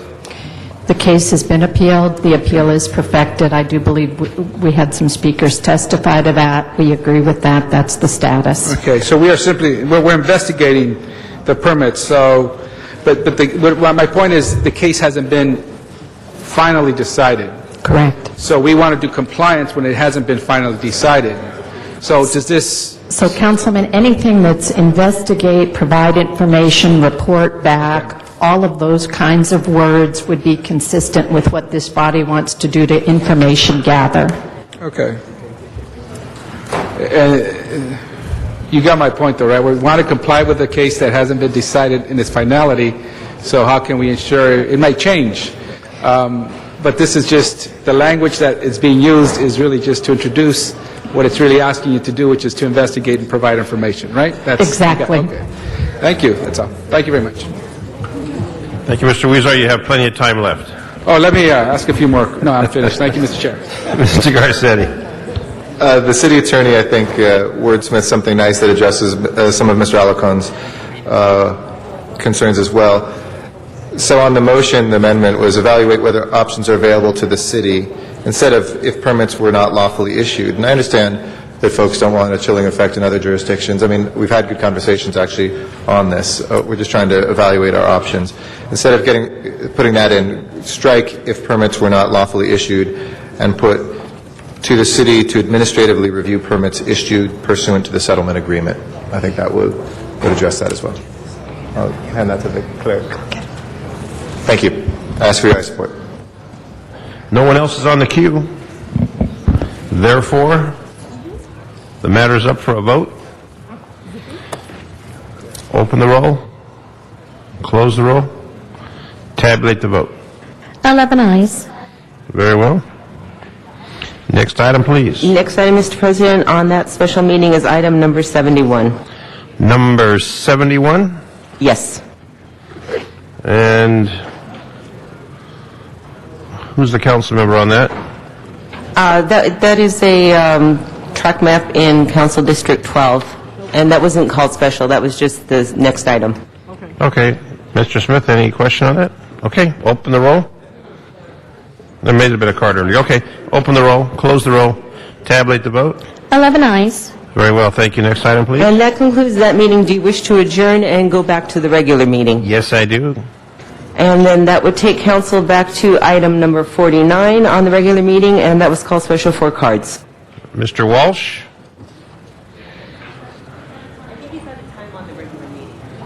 Is Mr. Walsh out of time? Mr. Walsh, I'm sorry, you're out of time. You used up your time for today. Arnold Sachs. Is Arnold Sachs still have time remaining? Arnold Sachs, you have time remaining. Please come forward on item number 49.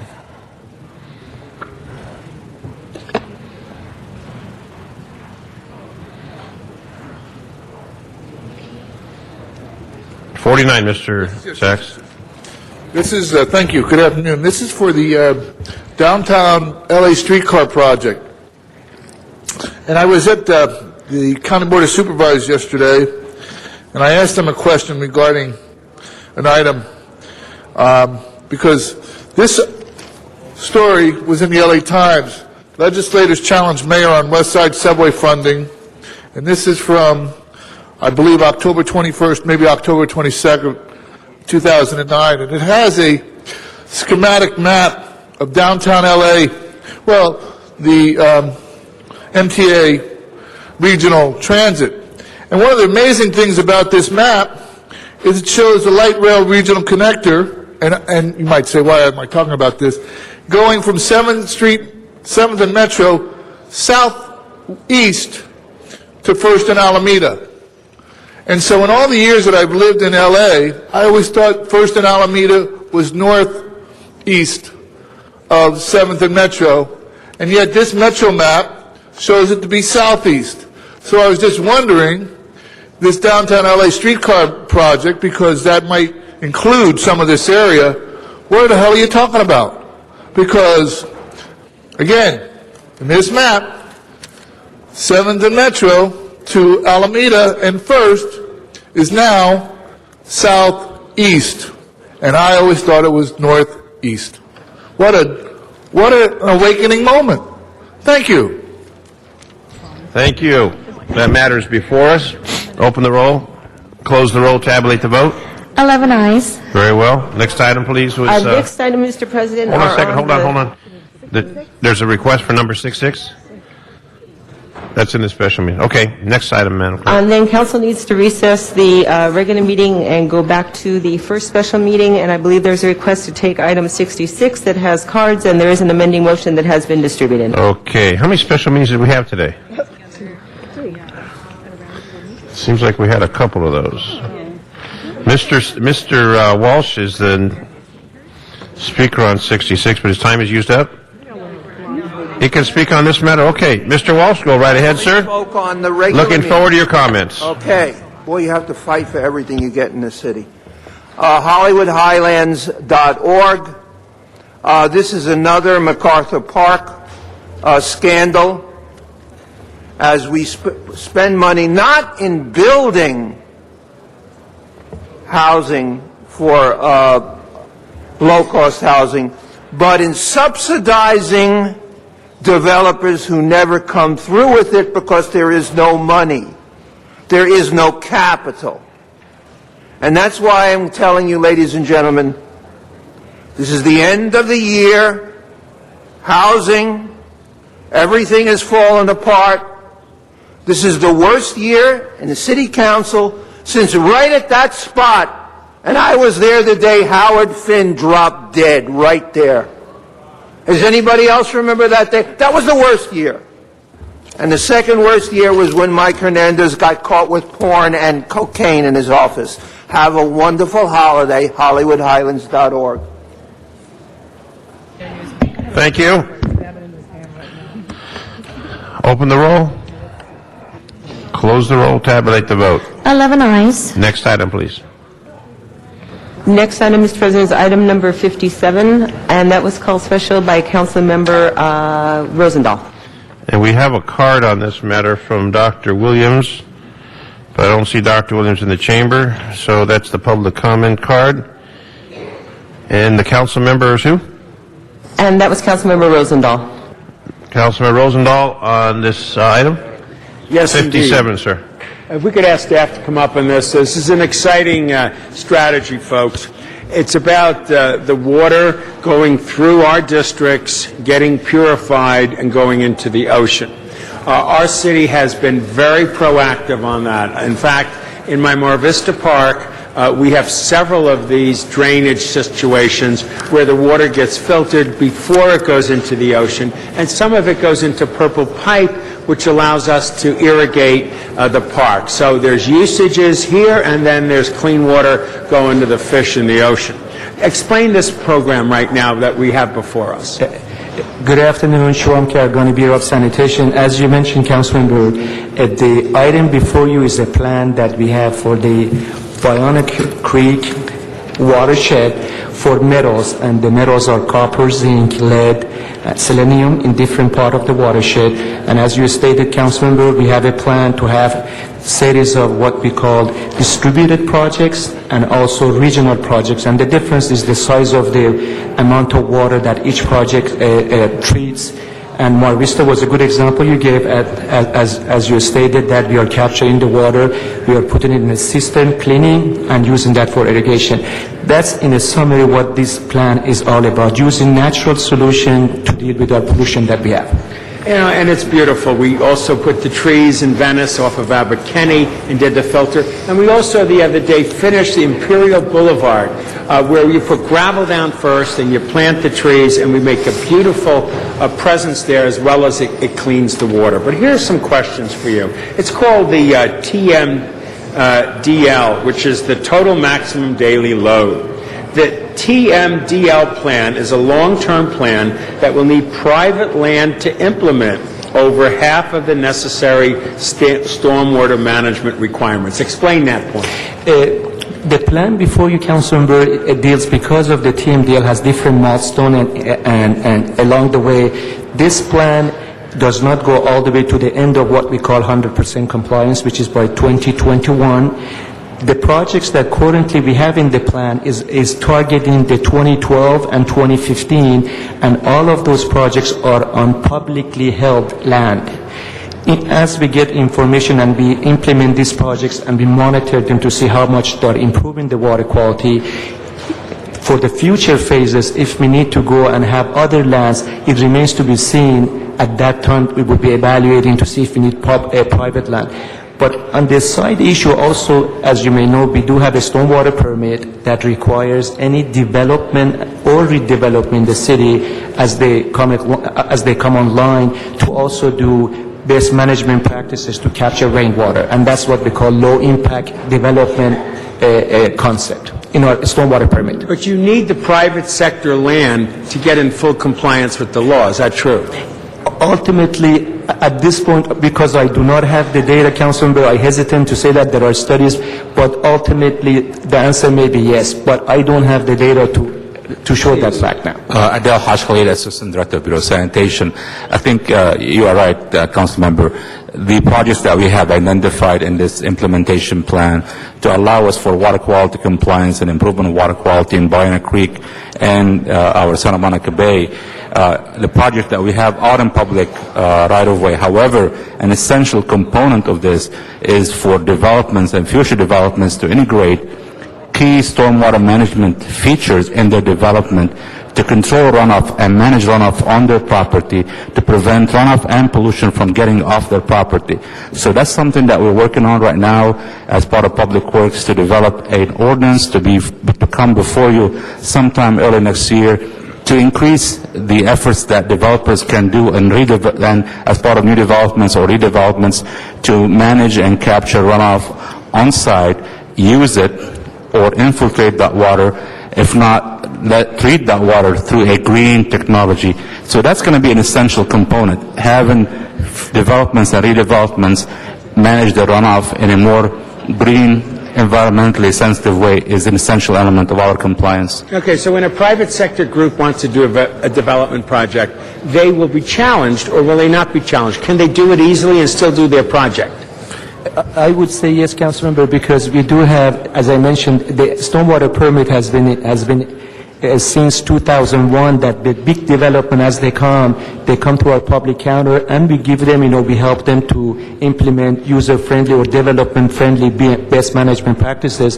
Playa Vista did that. As you know, that big development, Playa Vista, they have a fresh marsh to capture and to refine and cleanse the runoff. There are other developments, so we have almost 10 years of experience what needs to be done in order to cleanse the water. So Playa Vista has been in compliance with the new day by what they've done, and off to the right of Lincoln you actually see the marshland that is happening there, correct? Yes, sir. Okay, and then you take that part, and they're going to do their phase 2, okay, which is in the middle of phase 1.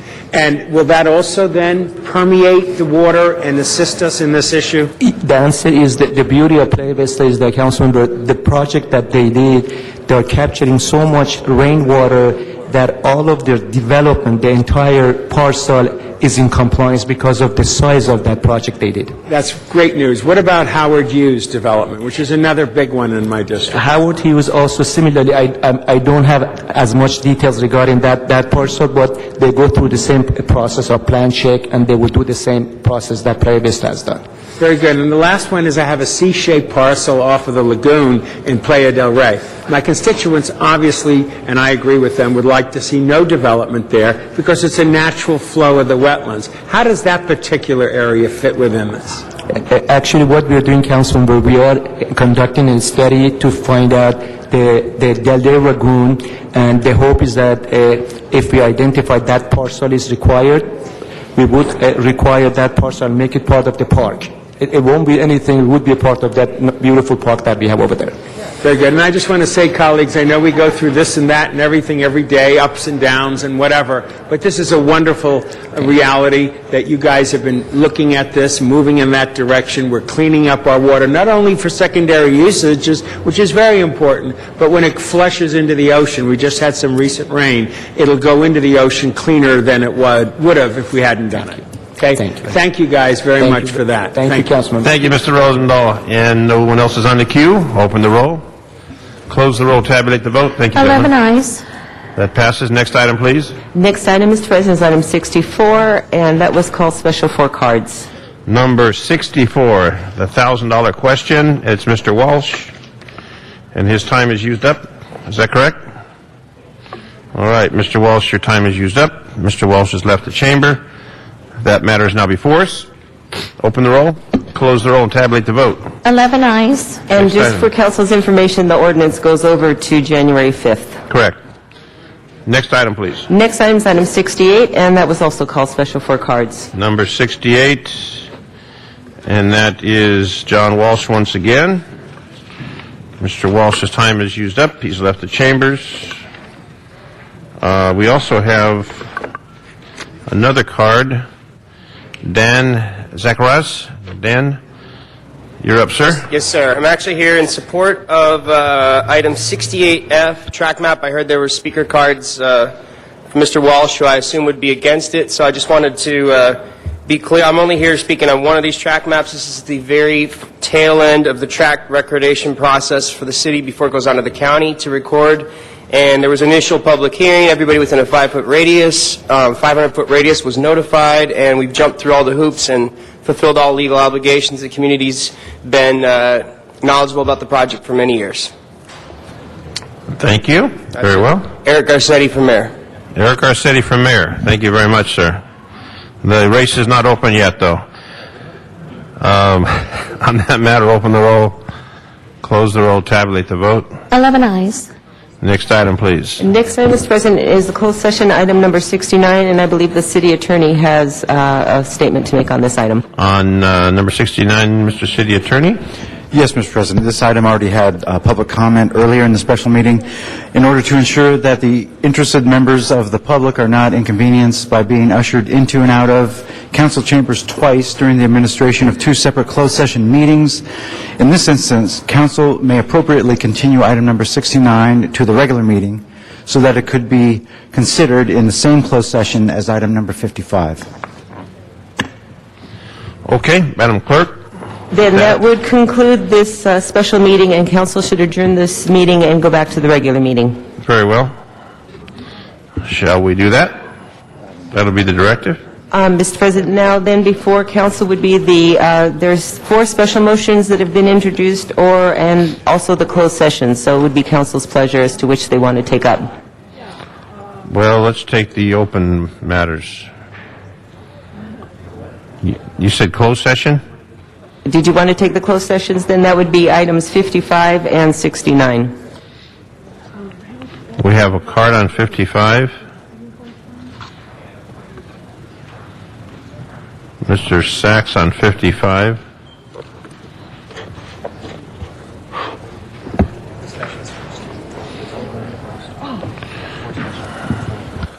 Yes, good afternoon. I'd like to take this opportunity to express my displeasure with this dealing with LA Inc.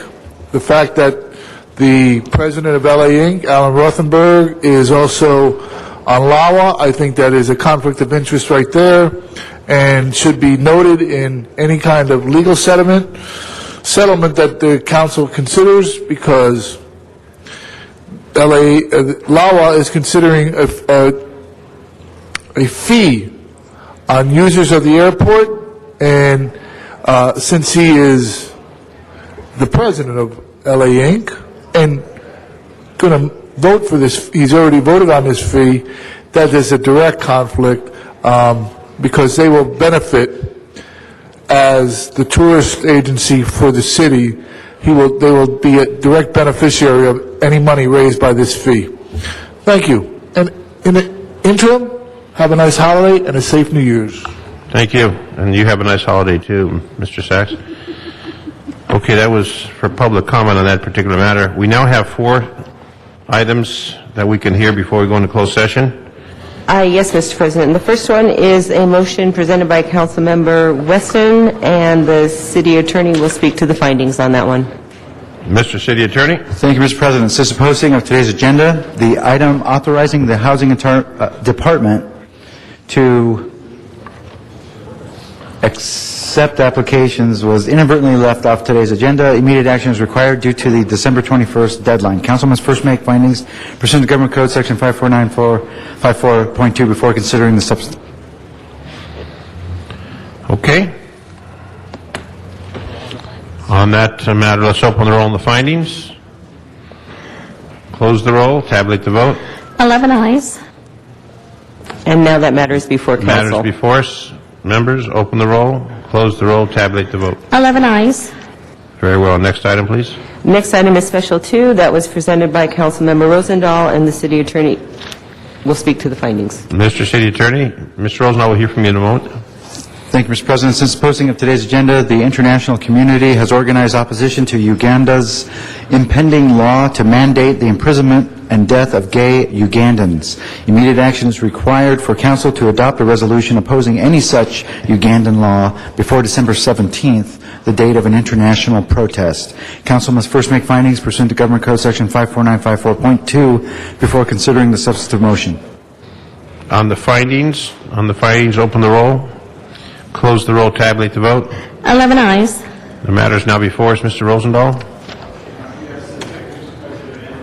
Colleagues, and Mr. Garcetti in particular, who got us into this moment so we could at least discuss this. Look, you know, this is an outrageous reality. When you see Mr. Walsh raising his hands and doing all that emotion, this is one where we should all be raising our hands and doing that same emotion. Rwanda and Uganda, which are two Central African nations. As we're standing here and sitting here, getting ready for our holidays, they're making a major effort to kill homosexuals. They're identifying gay people, lesbians, bisexual, transgender, and they're organizing a way in which they can consider it a criminal act to have consensual sex between two adults. This obviously is a violation of human rights and civil rights, and we Americans cannot sit still and see our brothers and sisters in far-off Africa being murdered for their sexual orientation. And those who understand sexual orientation know it isn't something somebody decides or prefers. It's something that is a reality of nature. And nature comes from God if you believe in God, and God makes no mistakes. So we cannot let this go unnoticed. We as a city of Los Angeles needs to be very clear about it. We condemn Uganda and Rwanda for this heinous acts, and I ask, obviously, my colleagues to make it unanimous. We got to give Paul Koretz, who put this together with my office, who's an amazing man who started in West Hollywood politics, a heterosexual man with a lovely wife and a daughter who has taken a deep interest in this issue, and he would be here right now with us if he could make himself available, but he obviously can't. He's not feeling well today. So I ask for your support on this to condemn Rwanda and Uganda for these absolutely criminal acts to their people. Thank you, Mr. President. Thank you. That matter is now before us. Open the roll, close the roll, tabulate the vote. 11 ayes.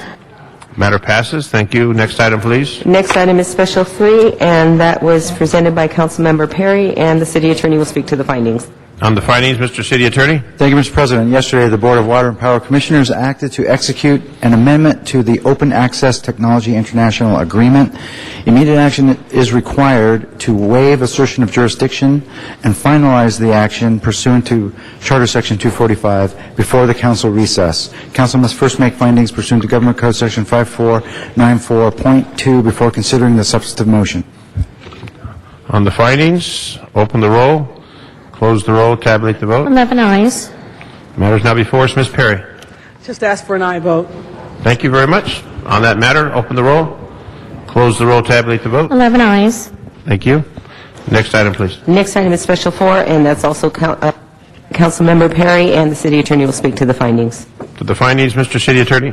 Thank you, Mr. President. Yesterday, the Board of Water and Power Commissioners acted to execute an agreement with Xerox.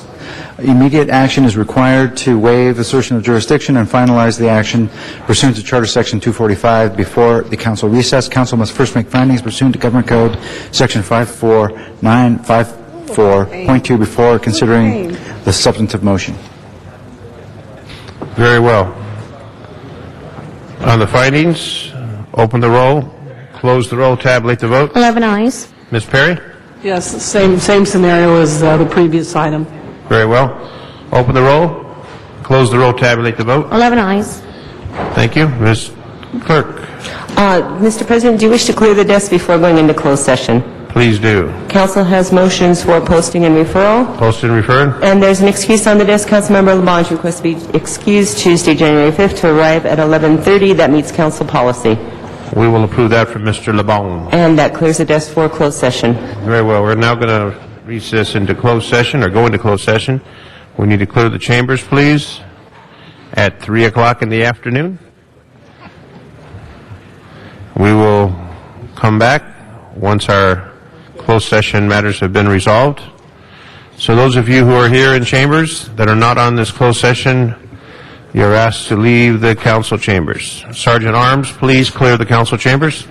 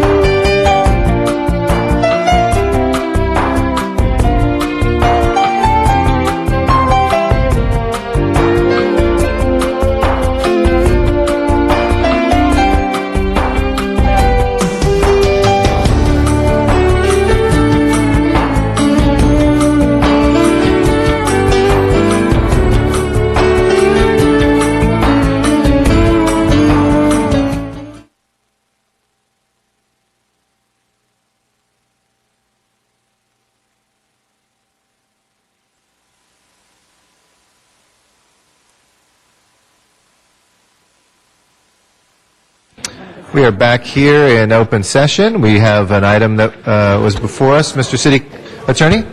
Yes, Mr. President. On item number 55, what's before council is as follows, a settlement as follows. ATA and AOPA versus City of Los Angeles, the Century Freeway case. The FAA has approved the city's proposed corrective action plan, which calls for the repayment from the city to LAWA of $1,986,719, a $2,838.55 amount with interest to June 1st, 2009. Overtime with accumulating simple statutory interest. Then also LA Inc. involving the FAA audit. The FAA has approved the city's proposed corrective action plan, which calls for repayment from the city to LAWA of $41,904, $14,851,717 is the amount of interest up to June 1st, 2009. Over time, with accumulating simple statutory interest, under the plans, the city will make its repayments over time in a series of semi-annual installments over a 10-year payback period, with the bulk of amounts due during the second 5 years. To effect the repayments by allowing LAWA to withhold the amount of each repayment from what LAWA would otherwise owe the city for the cost of services rendered to the airport system operated by LAWA, and to verify that the repayments have been made. In addition, with respect to the FAA audit matter, the LAWA agrees to follow certain principles with respect to its future dealings with LA Inc. contract as described in October 19, 2009 letter to FAA from LAWA. Are those the last words you want to say in 2009, or is there anything else you'd like to add, Mr. That'll do it. Okay. All right, we have that settlement before us. Nobody wishes to speak in open session on it. Let's go ahead and open the roll, close the roll, and tabulate the vote. 11 ayes. That is approved. And that is the last vote we will take this year, colleagues. With that, I'd like to recognize Councilmember Tony Cardenas for a special pause. Let's all just take that pause together. Any announcements, colleagues, while we are awaiting Mr. Cardenas? Mr. LeBon, would you like to kick off the holiday season? Celebrate the 113th anniversary, one of the greatest gifts to the city of Los Angeles, that of Jenkins Griffith, which donated the original 3,000 acres, now 4,212 acres of Griffith Park, and we celebrated that well. Thank you. We've got Mr. Cardenas now. I'd like to recognize him for a special recognition.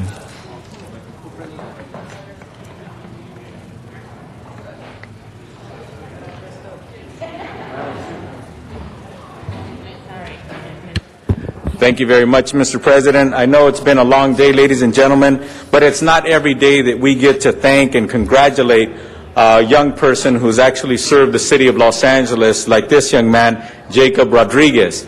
And one thing that I'd like to point out is that this is the first time I've seen him show up in a full suit, even though he's been working for my office for about 3.5 years now.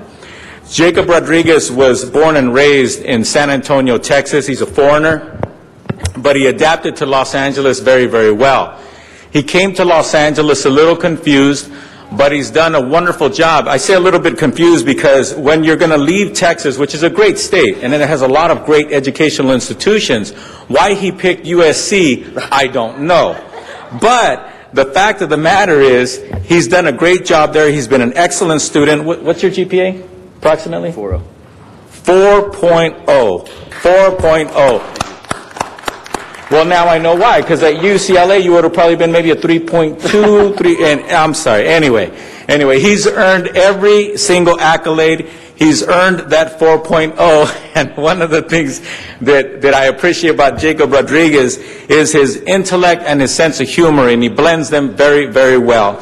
We've had many, many people work for my office full-time and part-time, but Jacob has actually done a full-time job on a part-time basis. And I know my staff probably feel that they do above and beyond the call of duty only on a full-time basis, and I'll agree with that as well. I work my staff very, very hard. But Jacob actually is very unique in the sense that he's one of the few people that have worked for me in my capacity as a public servant for 13 years now. And he's, I think, one of the few individuals that actually has an actual nickname. That's the kind of sense of humor that he has. He came in as Jacob Rodriguez, and he's now Jacobito Rodriguez. So where my staff came up with that, I'm not sure, but it's stuck. And one of the things that I just wanted to remind the city of Los Angeles and all the people of Los Angeles, whenever you have someone who wants to contribute to the city, I know we're in a hiring freeze, etc., but at the same time, we all need to remind ourselves when there's a good quality individual like a Jacob Rodriguez who wants to make this part of his home and part of what he does for a living and contribute to the city of Los Angeles, we need to make sure that we keep internship opportunities available to wonderful, intelligent human beings like him, and we cannot and should not be biased about where their educational institutions are that they choose to go to. The fact that they can actually be accepted to a great institution like that, the fact that they can get through that institution in less than 4 years, like Jacob did, and to be able to keep a 4.0 means that we made the right decision by affording this young man the opportunity to serve the people of Los Angeles.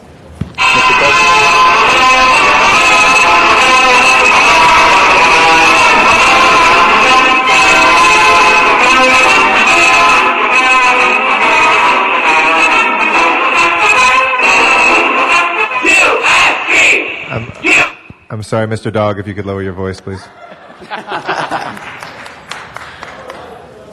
So with that,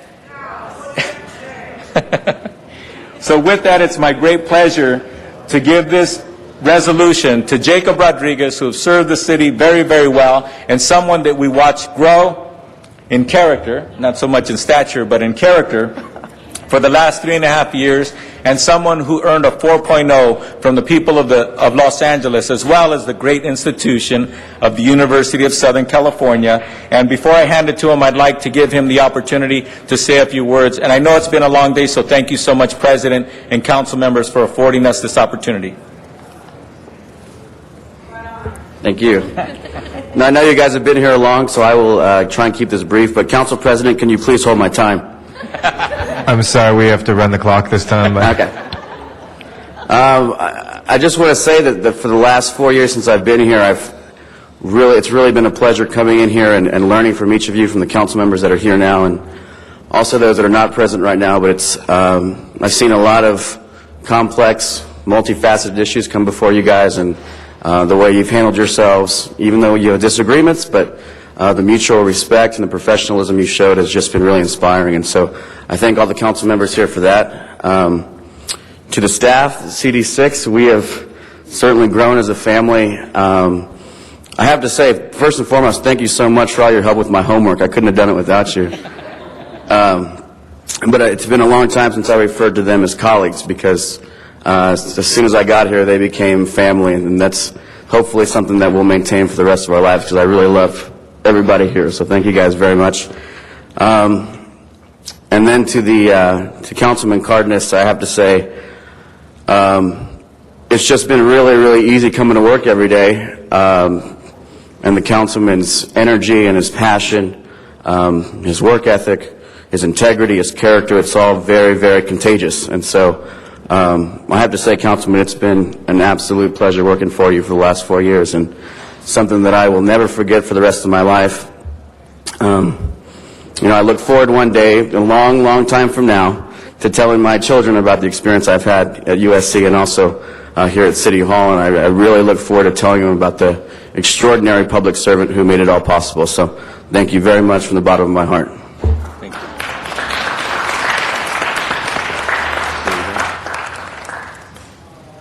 And just on a lighter note, I guess, Jacob, you must have forgot character and integrity and all that stuff when you and my staff went to Vegas. Nobody told me the details, but they told me it's got to stay in Vegas. So I'm sure you all had a good time and had clean fun when you went, of course, right? That's right. congratulations again, Jacob. Thank you. Absolutely. Any other announcements, colleagues? Well, we do wish everybody a very happy holiday season, Christmas and Hanukkah and Kwanzaa and everything else, that may be blessed, and may your families also be blessed with the good fortune of this time of year and the new year. This council will have its first meeting of the new year again at January 5th. That's Tuesday, and we will not be meeting this Friday, though our council offices will, of course, stay open through the holiday season. except for the 2 holidays. So with that, if I can ask everybody to please rise for our last adjourning motions of the year 2009.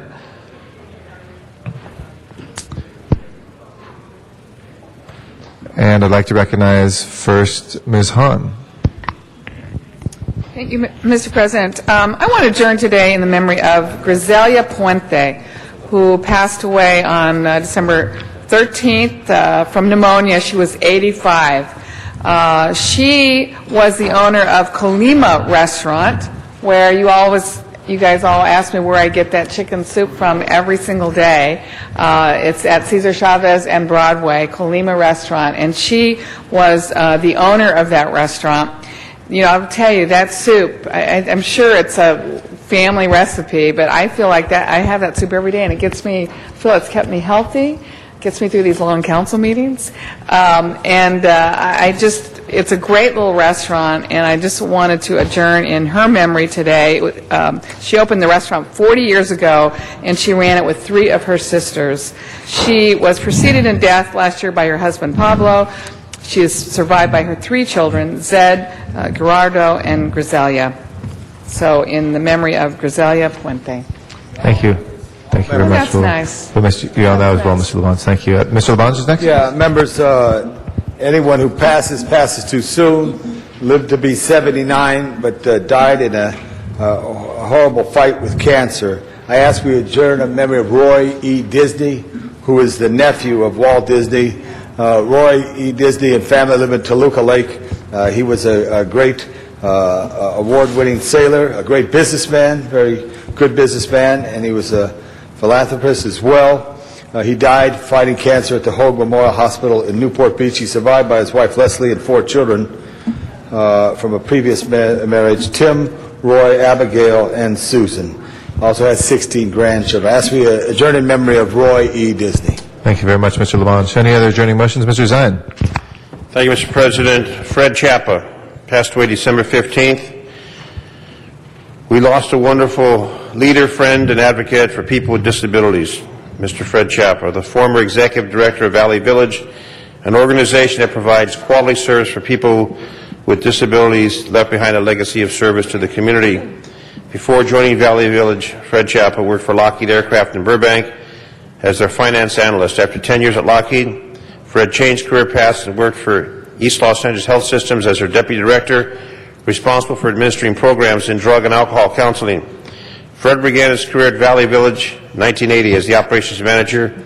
He was successful with turning around the staff retention by offering benefits and providing the staff accommodations. He helped grow the organization from a few homes and a rented day program facility to owning 15 group homes, 2 nursing homes, 4 condominiums, and 4 day program properties. Fred was also instrumental in finding and using federal housing and urban program grants to help fund most of Valley Village properties. Pioneered the adult day health care programs, behavioral management programs, and the condos for Valley Village higher functioning clients who live semi-independently. Fred is survived by his wife, Yolanda, and he's a man who believed in God. 4 sons, Matthew, Mark, Luke, and John, sister Inez, and several grandchildren. I had the pleasure of meeting Fred in 2001. He was a wonderful man who gave so much to folks with disabilities, and he was a pioneer in that. And I can remember they purchased a McDonald's property at the Soto and Sherman Way. McDonald's wanted to charge a higher rate. We negotiated a lower rate, and then Fred came back to me and said McDonald's then wanted to charge $10,000 to change the roof line because there's a trademark on McDonald's roofs. So I met with McDonald's, and they renegotiated, and they took care of the roof. And he was a man who gave his heart and soul for people who that have disabilities in our community. I spoke to him just a couple of days before he passed away at West Hills Hospital. He will be sorely missed. He was a great man who gave his heart and soul to helping people with disabilities in our community. May he rest in peace, Mr. Fred Chapa. Mr. Cardenas on the same one. Yeah, I'd just like to add my name to the list, and I think Councilmember Alarcon would like to do that as well. Mark Chapa actually worked for me when I served the public in the State Assembly, and his family is a very giving and loving family, and you're absolutely right. Fred was a very giving man, and he's the kind of person that you really didn't negotiate with him because he agreed with you. He would always give what he could. He would always go above and beyond the call of duty, and he always cared about the constituents that he served, and he gave tremendous and great service. He changed a lot of wonderful lives for the better with the work that he did. So thank you for adjourning his memory. Mr. Alarcon, we'll put you on that as well. Okay. Ms. Perry. I just received this motion. I just wanted to do this on behalf of Bill Doggett, who wanted to note the passing of his beloved mother, Frances Clark Brown Doggett, at the age of 91. She was a dedicated retired elementary school teacher in Los Angeles for decades, and she had a passion for the performing arts and the advocacy on behalf of young singers and musicians, and she leaves behind 3 children. Thank you. Thank you, Mr. Labange. Mr. President and Madam Clerk, I ask we take just an extra moment in this adjournment for all victims of crime in Los Angeles, all our soldiers, especially those from California and Southern California, and all those who are members of any community who are victim of the tragedies of war.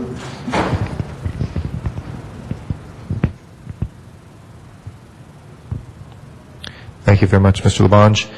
And thank you to our great council staff from the City Clerk's Office and the City Attorney's Office and ITA and our control, all the folks in the control booth as well. We thank you all, of course, I say Los Angeles police officers, as well as both from LAPD as well as from General Services, and our great CLA and CAO staffs for making this a very productive year. 136 meetings later, this year is done. And with that, we look forward to seeing everybody in 2010 here in the John Ferraro Council Chambers at 10 a.m. On Tuesday, January 5th. Have a great, great Christmas, everybody. Happy holidays and a good New Year. And we will see you in 2010. Madam Clerk, please call the roll.